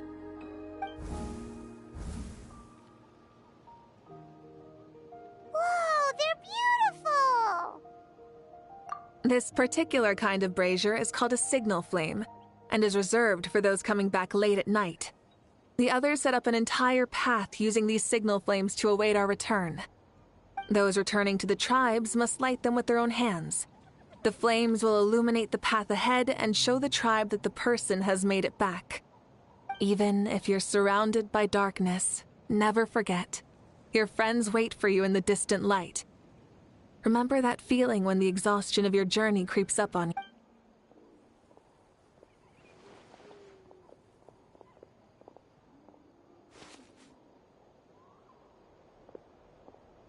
Archon! Traveler! Paimon! You were really gone a long time.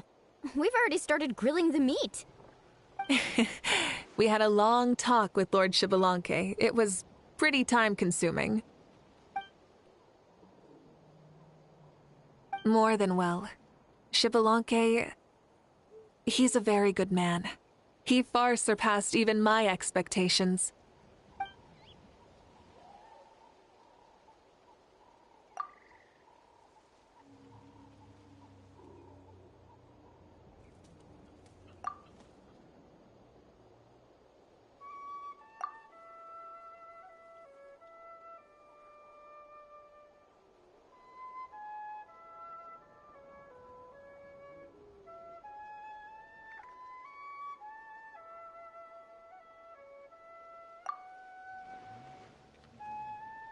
So the only reason Lord Xbalanque didn't win the tournament is because he was limited by the physical body he was in. That's right, but don't feel disappointed on his behalf. He himself was not he had many revelations during this journey. And as he said, strength of mind is as important as the strength of the body. He realized that after failing to make it to the final 32. Huh. No matter how many times Paimon hears it, it's still so funny to think that Xbalanque didn't even make it that far.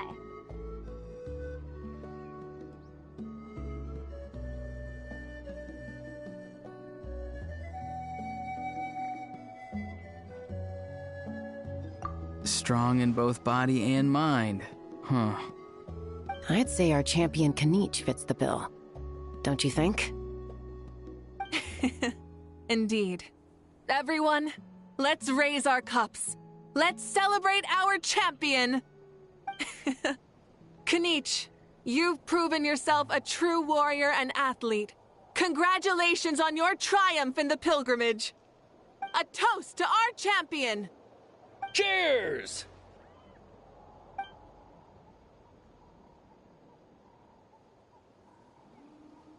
Hey, look! The kid's awake. Huh? Where am I? Hello, Mausau. You're awake. This is the celebration feast for the— Huh? Me? It's so long, even my lowly sir— I see. I remember Lord Xbalanque, our Archon, Mauika, and the pilgrimage. I feel like I dreamed a very long dream. I was super strong in that dream, too. I could jump up onto the roof with one leap, and I could climb, fly, and glide. It wasn't a dream. Your body did go through all the motions of the tournament. You were already an outstanding contestant. I'm a contestant? You know, Mom and Dad always say that my health isn't the best, and I might not be able to do all the things everyone else can. But right now, I feel like I can fly. Really? Like Paimon? Yeah, I feel amazing. It's like I'm filled with power from head to toe. I want to feel like this next time, too. Then go and train hard, then come back next year and show us what you've got. Yeah, as long as you put in the work, you'll do great. I know it. That's how it is for all of us. Yes. You'll turn out to be a truly beautiful vegetable. I'm sure of it. Yeah, I will. Oh, but the pilgrimage was only half of the dream. I think after that, Really? Against who? I think it was our Archon. That wasn't a dream either. I did have a duel with Xbalanque. Huh? I was hoping to save this until later, but since we're already on this topic, I've got another piece of good news to share. Namely, that we crowned another champion today. Lord Xbalanque and I engaged in an all-out duel, as worthy rivals from across the millennia. In the end, I won by the slimmest of margins, defeating our legendary hero. Wow!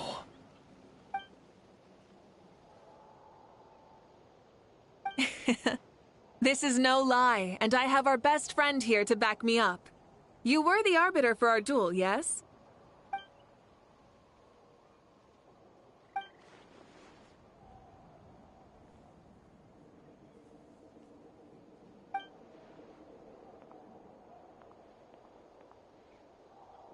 Yeah! Amazing!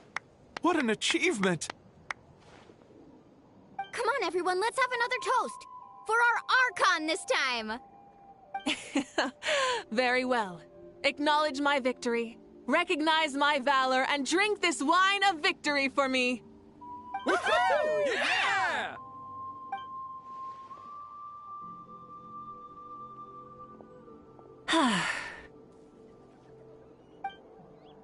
Today's been a super long and exciting day, yeah? Yeah, it's been quite some time since I've done so much in a day. Or felt that it's gone on for so long.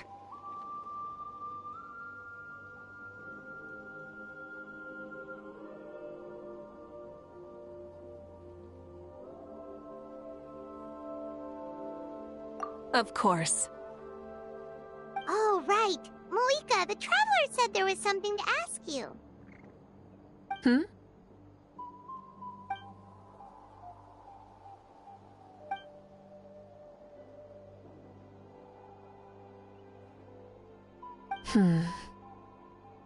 No. In battle, there's no time for that, so it never crossed my mind.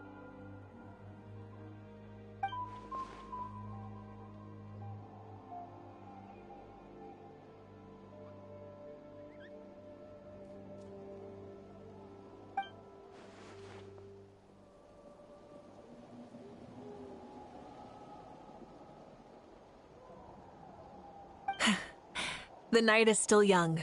Cheers.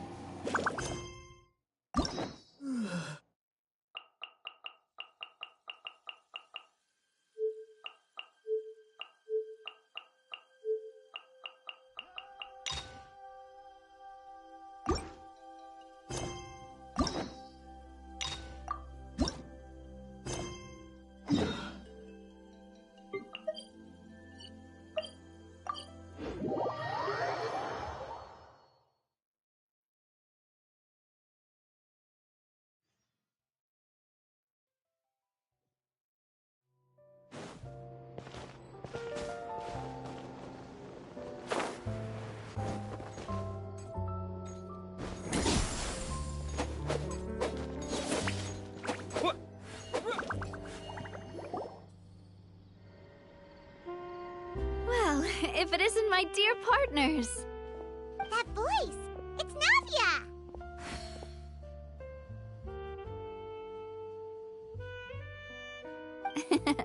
I didn't expect to run into you guys here today. Are you headed somewhere?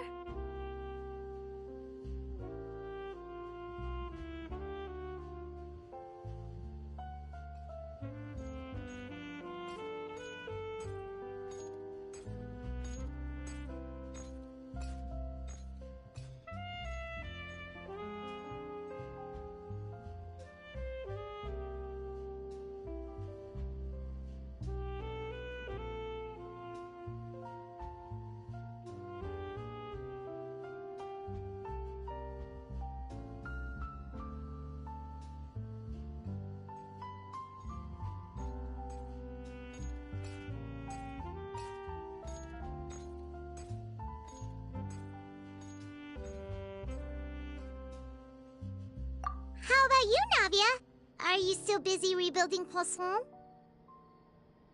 We've wrapped up most of the rebuilding, but there are still a few things left to take care of. Stocking up on materials, confirming construction timelines, discussing compensation terms with families affected by the disaster. Between all of that, I've been making a lot of trips between the court and Poisson. Well, though the victims have received relief payments from the court, in my opinion, as the administrators of Poisson, Spina di Rosula should take some responsibility as well. Our financial situation right now isn't the best, so all we've been doing is signing agreements for the damages to be repaid at a later date. Though just pieces of paper now, they demonstrate our commitment. They're necessary to restore the people's faith in us. Oh, spoken like a true president. You're a really responsible leader. That must be taking up most of your time, though, right? Oh, you bet. Between that and all the other errands I have to run at the court, I'm always forgetting one thing or another. So before I came over this time, I took a page from Melusa's book and decided to make a list of everything. This way, it's easy to see which tasks you haven't checked off.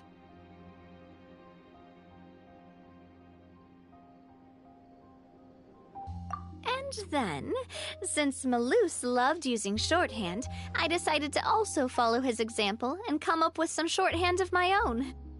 But after running a few errands in the city, I'm kind of struggling to even read my own handwriting anymore. That does sound like you, all right. So what kind of shorthand did you use? Oh, want to take a look? Let Paimon see! Wait, there's nothing here but a bunch of weird symbols. This looks like a piece of kelp wrapped around a stick. And this other one, is it supposed to be a boar in a box? The first one has to do with confirming the final payment amount for the fishermen, while the second one is a reminder to try the new burger that just hit the market. Okay, Paimon. Thank you for your advice. These are the kinds of things you only really figure out once you've tried them out yourself. I thought that as long as I understood my shorthand when I came up with it, I'd be sure to remember the symbols when I looked at them later. Unfortunately, I've definitely proven myself wrong. Well, now you know for next time. Anyway, I should have already taken care of most of the things on the list. There are still a few symbols that I can't decipher, but I don't think they're anything too super important. Worst comes to worst, I'll just make another trip. Ah, so you're going to head back now? Yep, that's the plan. Oh, actually, since we talked about the reconstruction earlier, want to come with me and check out the town for yourself? You said you don't have any plans, right? So we can just catch a boat and head over. It won't take long at all. It's a bit sudden, but Paimon doesn't see why not. What do you think, Traveler?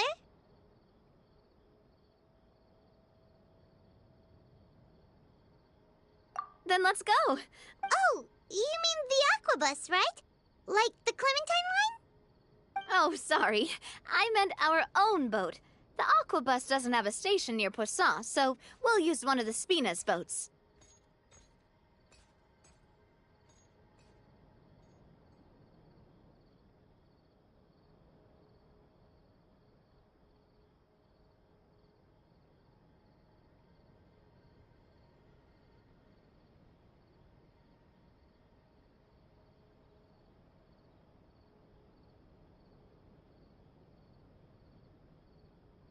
All right, follow me.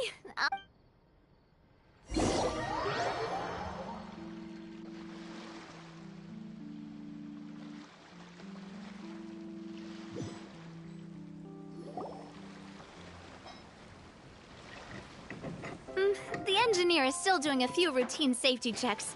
We can head out. So, Paimon has always wanted to ask. The 3 Aquabus lines are all named after people in your family, right? Yeah, that's right. Callus and Navia are self-explanatory, while Clementine was the name that my mother went by. If you provided the Mora to build the lines, then why isn't there even a dedicated line to Poisson? Spina di Rosula built all the lines, yet you still have to take a special boat just to go home. Paimon doesn't get it. Well, what I heard is that most of our businesses don't actually use Poisson as a hub, so there was no real reason to build a line straight to Poisson. You are right that it is a bit strange, though. If you've already committed to build 3 lines, why not just add a 4th? Yeah, that's what Paimon's saying. The Aquabus is so convenient, it's really a huge shame.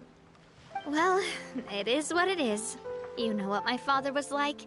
Even I often struggled to figure out what was going on in his head.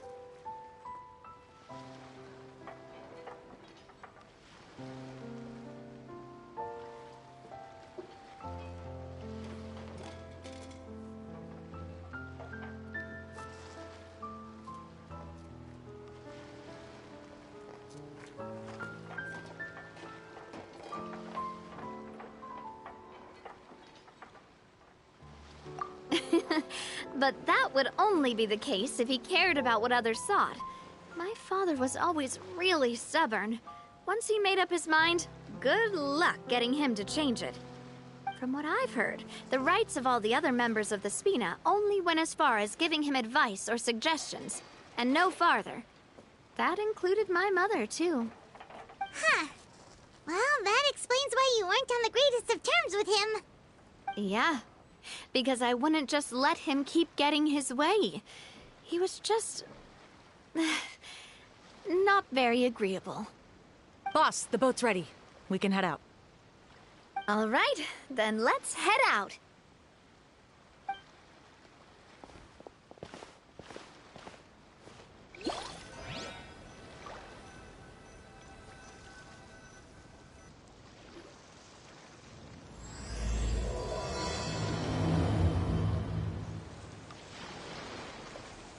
It'll be a while before we get to Poisson. Let's keep talking. Navia, what was your mother like as a person? Oh, Paimon's sorry. She totally forgot. That's all right. While my papa was stiff like a board, my mother was supposedly super cheerful and funny. Their complementary personalities allowed them to make up for each other's flaws. My father would run the businesses and expand our reach, while my mother would keep the peace and make sure that everyone was happy. Their work made sure that the Spina could grow and thrive. Sounds like they were not just a well-matched couple, but fantastic business partners as well. Yeah, but those are just stories and anecdotes after all. It's hard for me to piece together a more complete or intimate picture of her. But sometimes I'd still look at the Clementine line and wonder, would the Spina and Poisson still be what they are today had my mother survived? Silver once said that a name is a kind of inscription, a way to etch a memory into the world. When given a name, a cold, inanimate object can gain a completely new meaning. So, I will always associate the line with her in my heart. Over the past few weeks, I've also begun to appreciate how water can take in and hold our most intense feelings and memories, as well as how one may reflect on their past by watching the sea. I've lost many beloved people and memories to the sea. Even though I cannot stop for them and must continue to keep moving, the fact won't change that they existed in my life and gave me the reason and motivation to move forward. Always. But no matter what, I tell myself that I need to keep looking towards the future. Everyone, even my parents, have already overcome so many obstacles. Besides, I'm the president of Spina di Rosula. I've got to keep my chin up.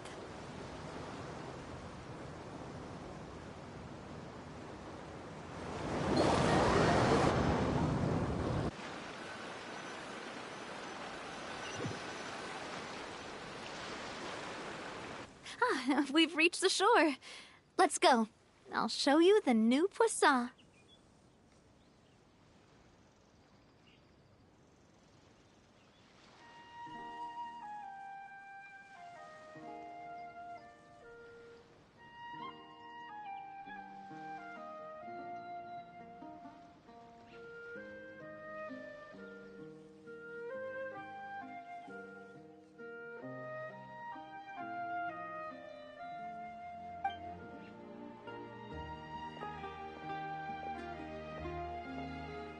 Navia... Do you think she's doing alright?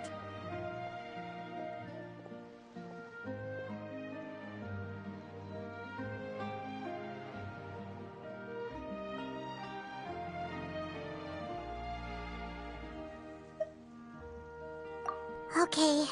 Paimon supposes you're right. She's really been through a lot. It couldn't have been easy shouldering so much by herself.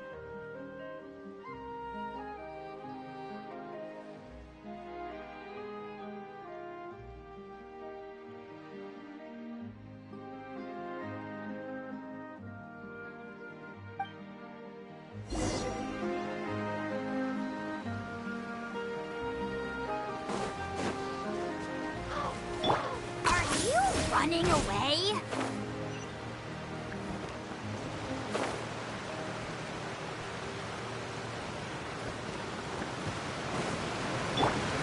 Full throttle!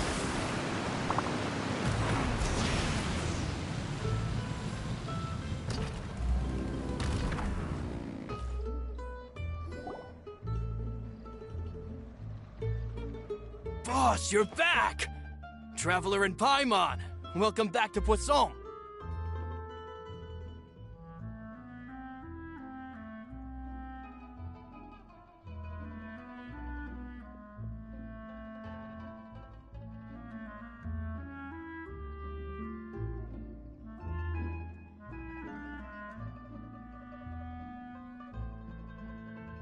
Oh, hey! Fancy seeing you again, Florent. Is it your turn to take care of Navia now?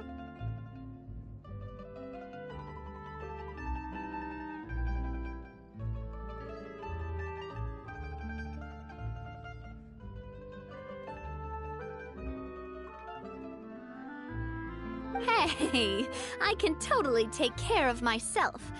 For the time being, I'll go around without any attendance.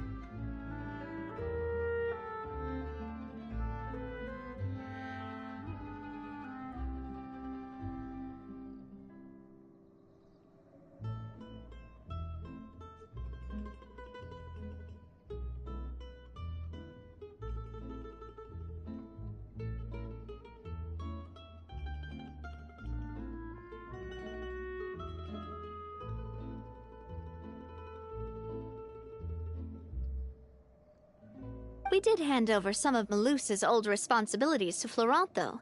It's been really nice to have him around to help out.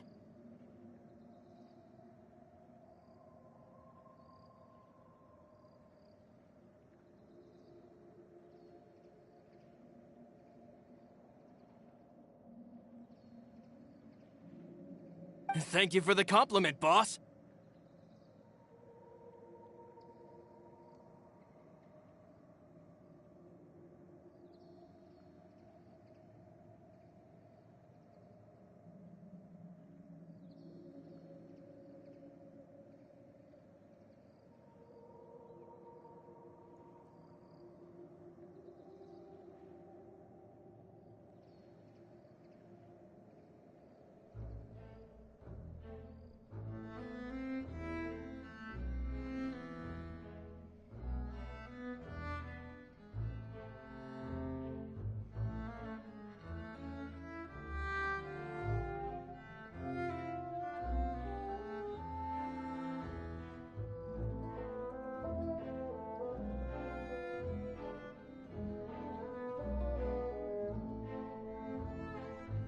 as you see, I've been working closely with the boss on rebuilding Poisson.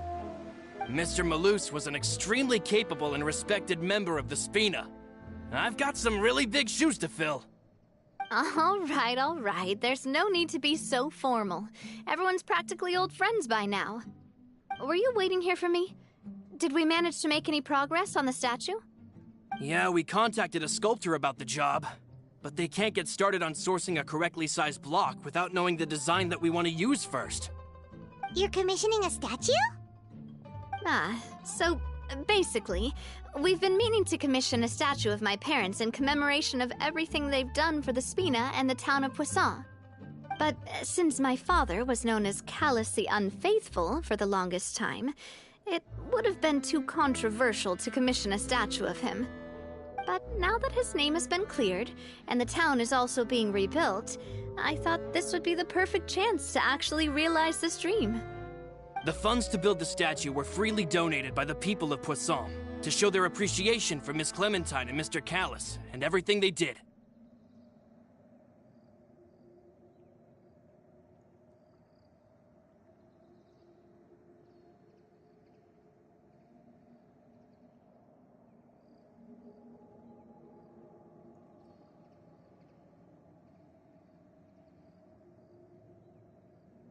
Me?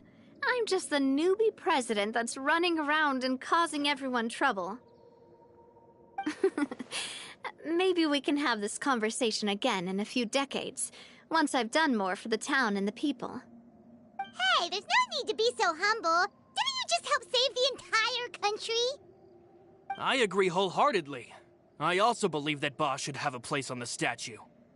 Hey, if you keep inflating my ego like this, I might just float off into the sky with my parasol. Just kidding. There's no way that I'd accept that kind of compliment at face value. At a minimum, I'd have to match what my father did for the people.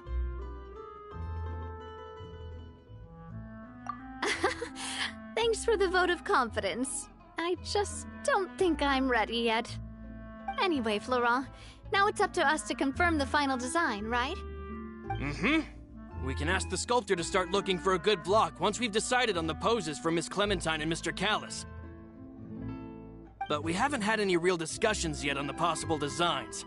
I feel like I should get a few promising designs first, and then send them over to you to review. There's no need for all that.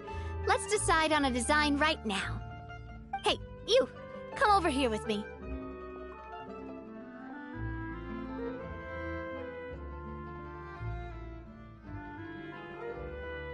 Modeling a few poses, of course. Here, just pretend to be Callus, and I'll be Clementine. That's... Didn't you say on the boat that Callus and Clementine sounded like great partners? Well, then there's no one better to fill this role than my most valuable partner. Florent, let's grab some reference shots. You've got it, boss. I'll go get the camera. Well, what do you think? Got any ideas? Well, I've actually discussed it a bit with Florent before, but I could never come up with any fresh or original ideas. It's probably because my idea of them is already kind of set in stone. So, I want to pick your brain for a bit, and see if you can come up with some new and interesting ideas. I'm all good here, boss. Feel free to start posing whenever.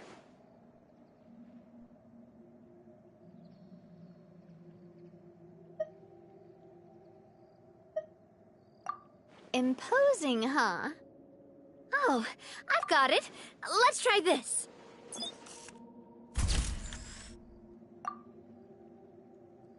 This pose! It makes me recall Spina di Rosula's glorious golden age.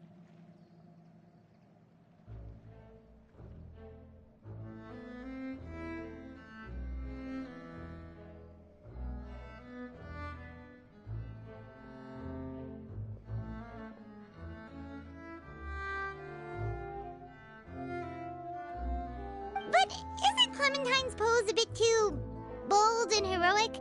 Was she really that kind of person?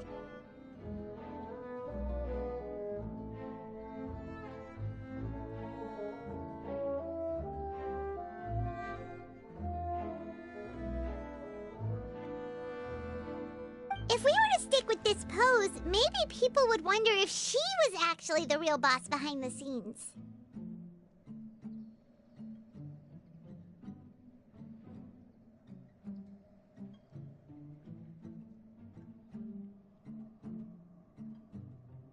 Well, tabloids did indeed speculate as much back in the day, but the Spina pulled a few strings and made both the report. Oh, Paimon was just kidding! Please don't make Paimon disappear.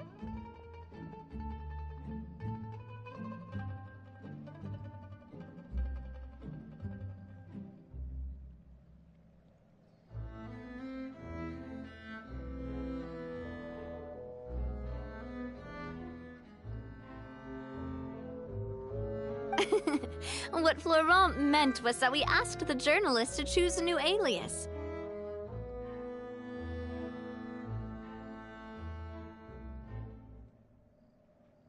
You're right, though, that this may not accurately represent the image of her in our hearts. Let's try to come up with something else.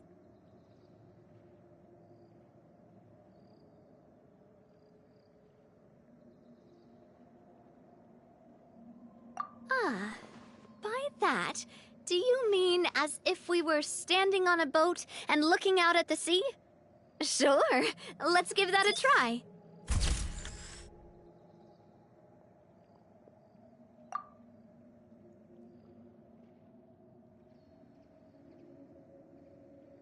Whoa, you really remind Paimon.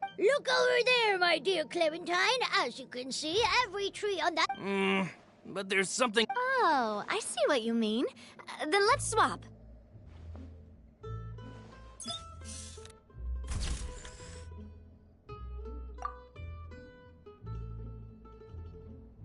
Well, Paimon is a fan. A statue like this would look fantastic on a boat.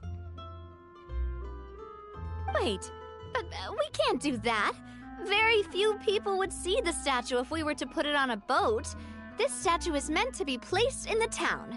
But then, since we're putting it in the town, the whole point of the pose would be lost. Oh, okay. We'll try to think of something else. A happy pose? You mean something like we were laughing together at a funny joke?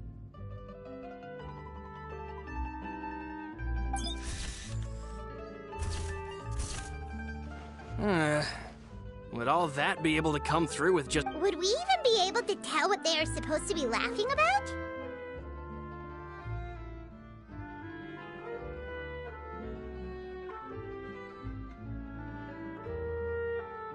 Yeah, and that'd probably be a massive pain to sculpt as well.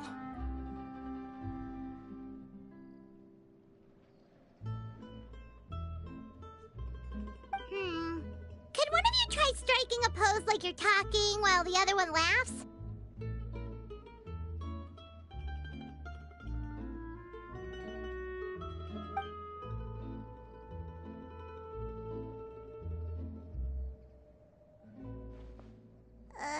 That actually sounds pretty hard to pull off. Forget it, let's try something else.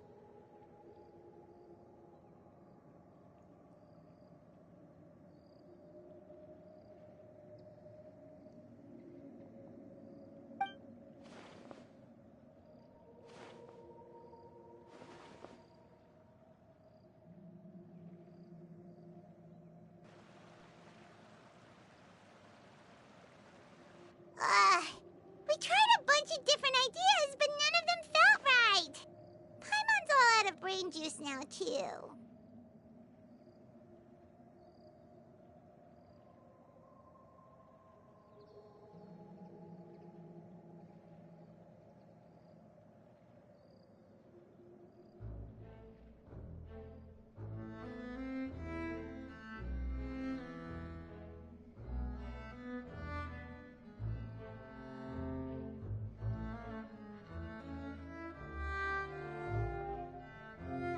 Oh, don't worry.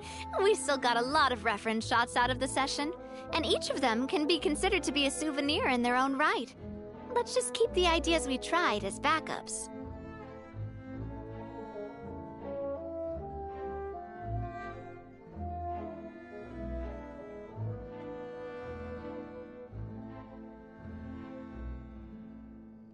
Man, if I knew I was going to do a photo shoot with the Traveler, I would have prepared a lot of outfits and props ahead of time.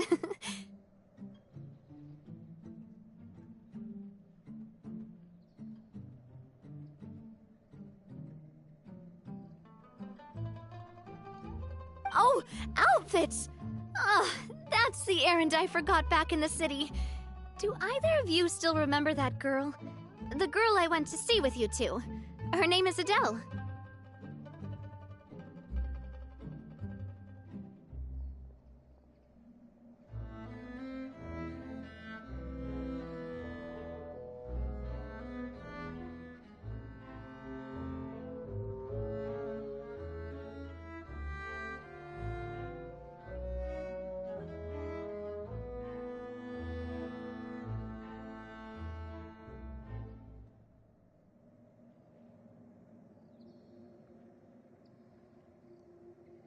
Oh, Paimon remembers her. She was the one that we met while investigating Mr. Callus's case, right?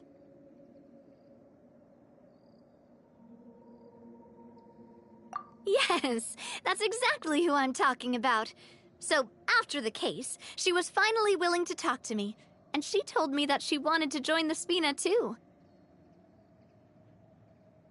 I said that it's fine, but how could I get her to believe that I meant what I said? In the end, I came up with an idea. I'd have a Spina uniform made and give it to her as a gift.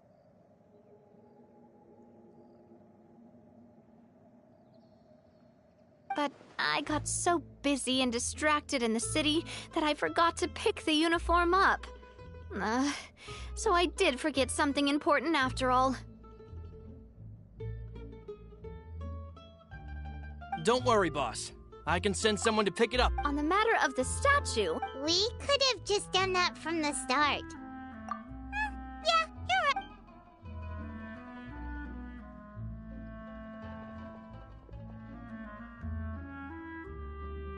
right. Navia! Florent, guess who's back? Huh? Oh, well, if it isn't Coulter. Back already from the Fortress of Meripede? That's right. I finally finished serving my time. Gotta say, turns out I was a lot tougher than I thought. After I got out, I immediately made a beeline back to Poisson. You could say that familiar, briny smell became a primal call, urging me to forget everything else and just come back home. You wouldn't believe how much I've missed Melissa's grilled fish. I dreamed about it every time I had to get a welfare meal down there underneath the sea. It's good to have you back, Coulter. You look as well as ever. And this guy is? Let me introduce you. This is Coulter, another of Spina di Rosula's members. He was found guilty and sentenced to the Fortress of Meripede some time ago. But, looking at it now, it was probably another one of Marcel's plots while he worked at the Confrérie of Cabrières. Wait, Mr. Marcel? What do you mean? He was involved in some sort of plot? Have you not heard anything at all about the water from the primordial sea case? Well, I know that Fontaine got flooded, but then the water levels miraculously receded. I thought that was all there was to it and didn't care to ask for any more details. Do you mean Mr. Marcel was somehow involved with all that? Oh, looks like we'll have to explain everything from the top. That case, a lot of things have happened in Poisson since then. First things first, let me introduce you to these two. They're my most trusted partners, and they've been with me through thick and thin. Now you could call them Spina di Rosula's VIP helpers. Oh, nice to meet you. I don't recall Navia ever generously complimenting anyone like that before, so you must be pretty amazing to get that from her. Yeah, we are indeed pretty amazing. But we've been cool since before we even met her.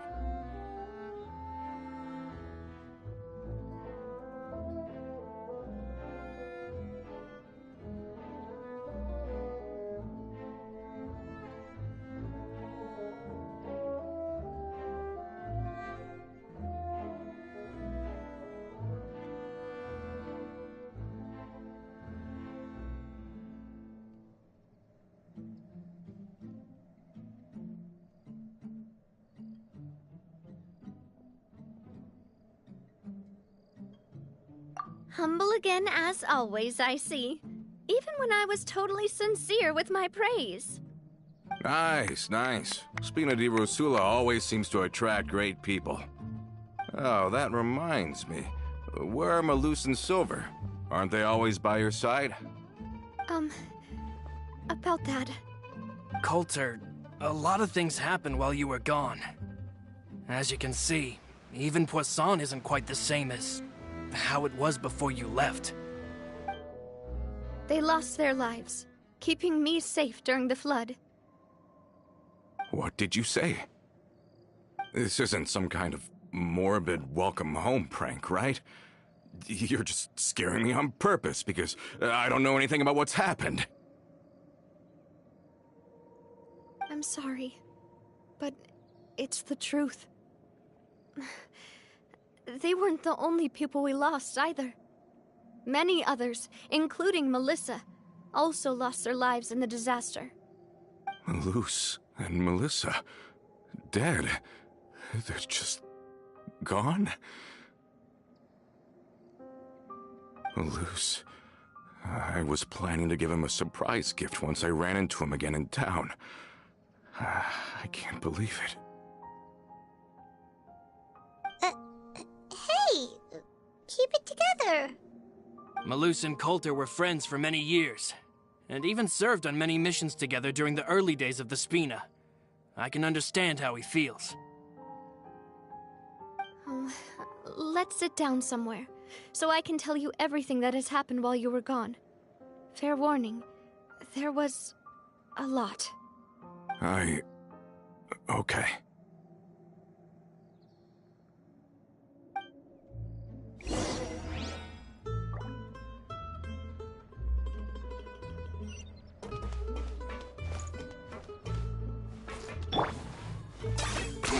Ten points for agility.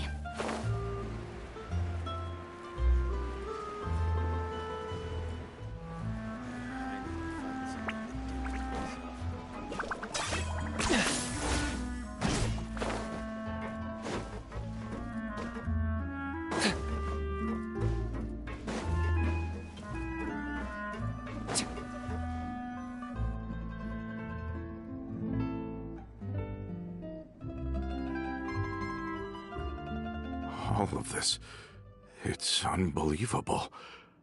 I can't believe that those stories... I think you and I both... I thought Mr. Marcel would always stand by the Spina.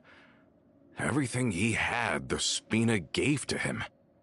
It's unconscionable to have received all that, and yet still plot to kidnap and dissolve you for his insane research. The good news is that the Confrérie of Cabriere is no more. Gone with them. We finally closed the curtain. Are you sure? Realm who? Huh. Not a name I've heard. Florent should remember him. You see, there was once a major internal dispute regarding funding the construction of the Aquabus lines. Romeu was the leader of the faction that thought such a vast sum of mora would be better spent improving the town of Poisson. But Mr. Callis believed that an opportunity to collaborate with the Court of Fontaine and the Fontaine Research Institute was hard to come by, and would allow us to build many valuable relationships. Not only would the Aquabus be a good business investment, it would also boost our reputation among the general populace, eventually paying us massive dividends down the line. But the two couldn't come to an agreement. Romeu ended up taking a lot of people with him when he left Spina di Rosula altogether, and the split was on extremely bad terms. Ugh. And with Papa's stubbornness, I can only imagine how it must have gone down. And of course, when he was suffering the slings and arrows of outrageous injustice, those relationships that he spent a fortune to build didn't help in the least.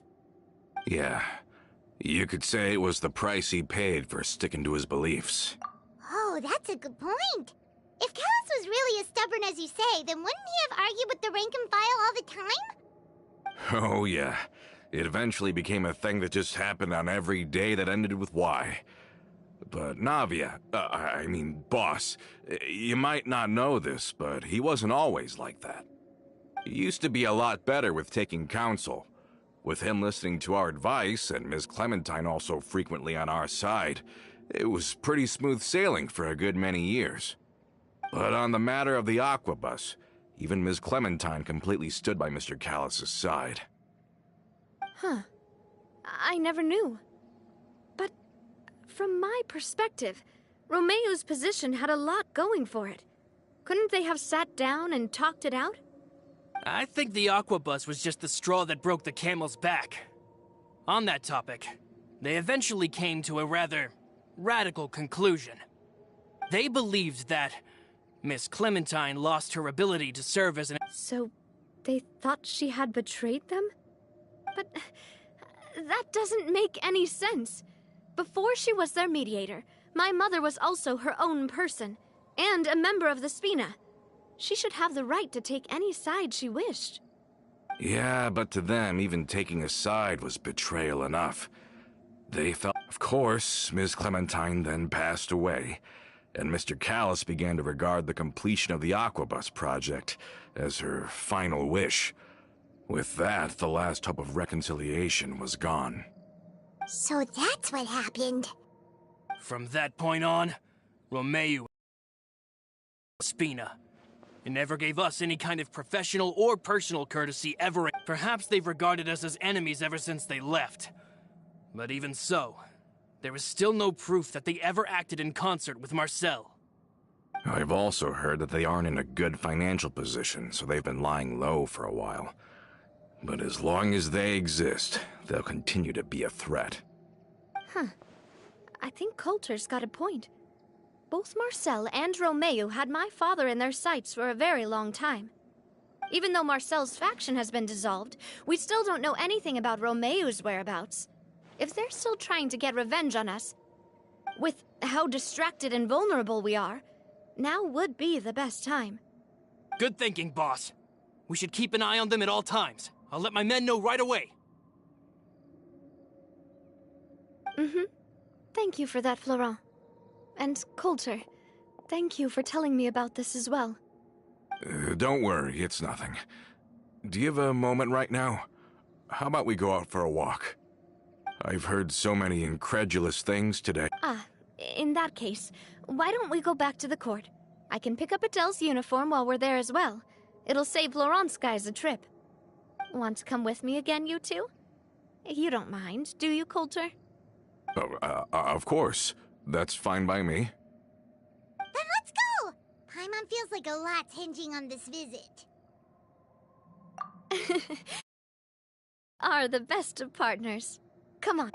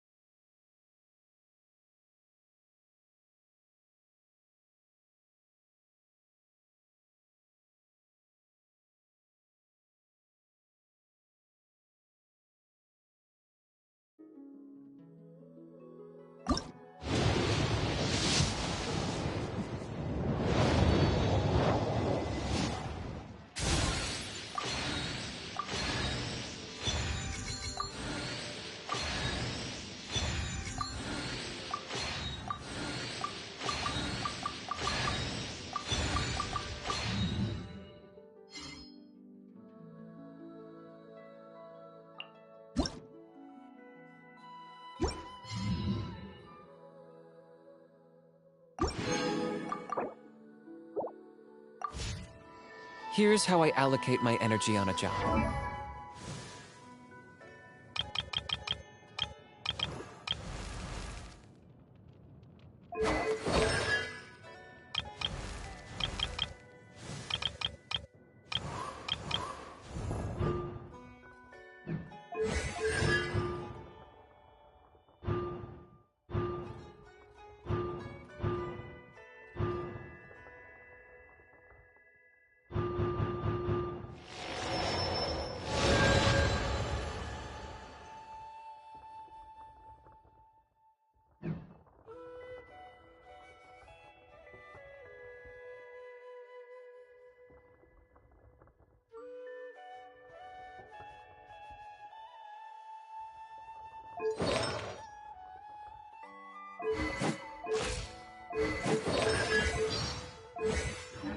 %70 goes to investigating, 10% to making a final decision, and the remainder for execution.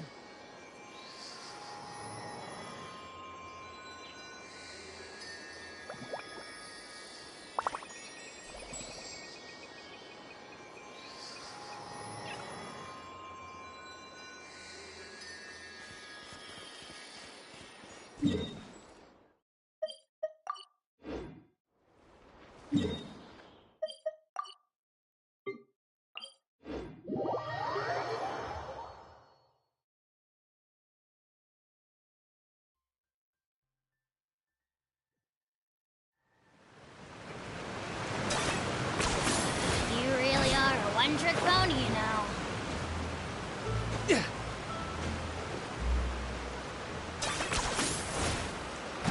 Are we not taking the boat this time?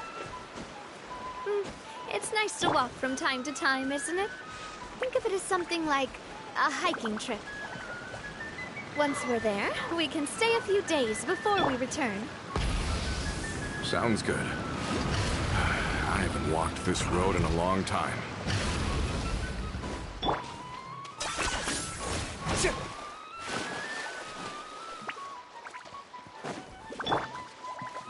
Try and stop me!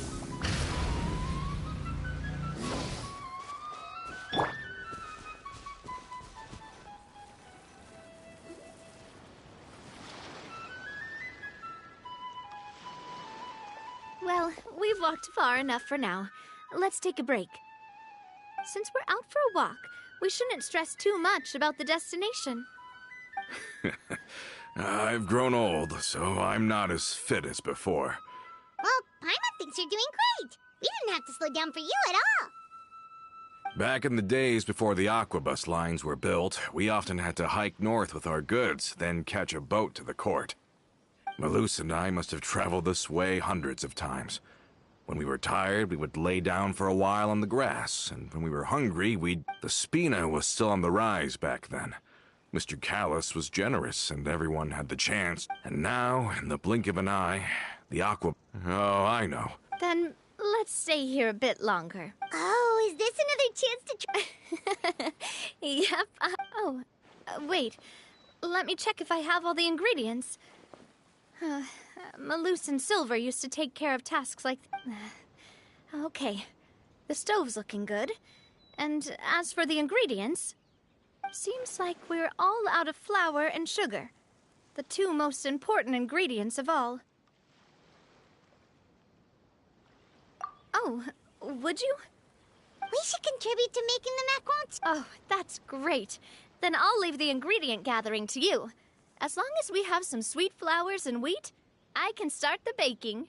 Then I'll go look for some boxes nearby for a makeshift table and chairs. Great. Then I'll prep the stove. Let's get to work, everyone.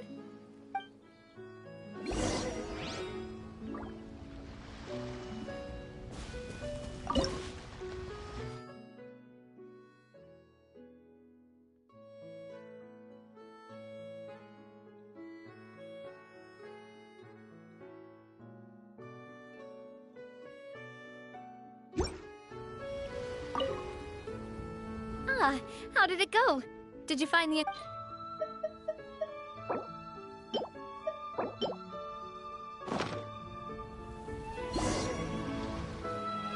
You've all done your part. Just leave the rest to me. Whoa, these macarons look and taste magnificent! Your cooking is as good as ever, Navia.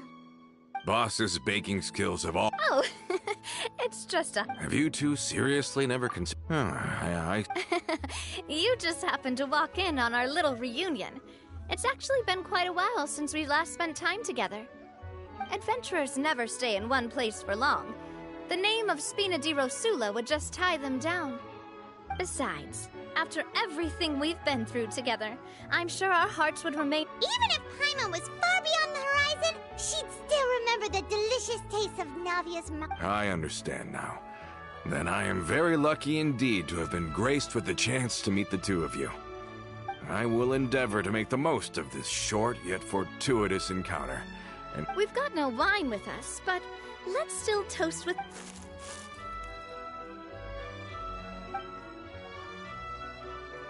Cheers! Hey, what are you doing? May your travels go smoothly. May the Spina continue to grow.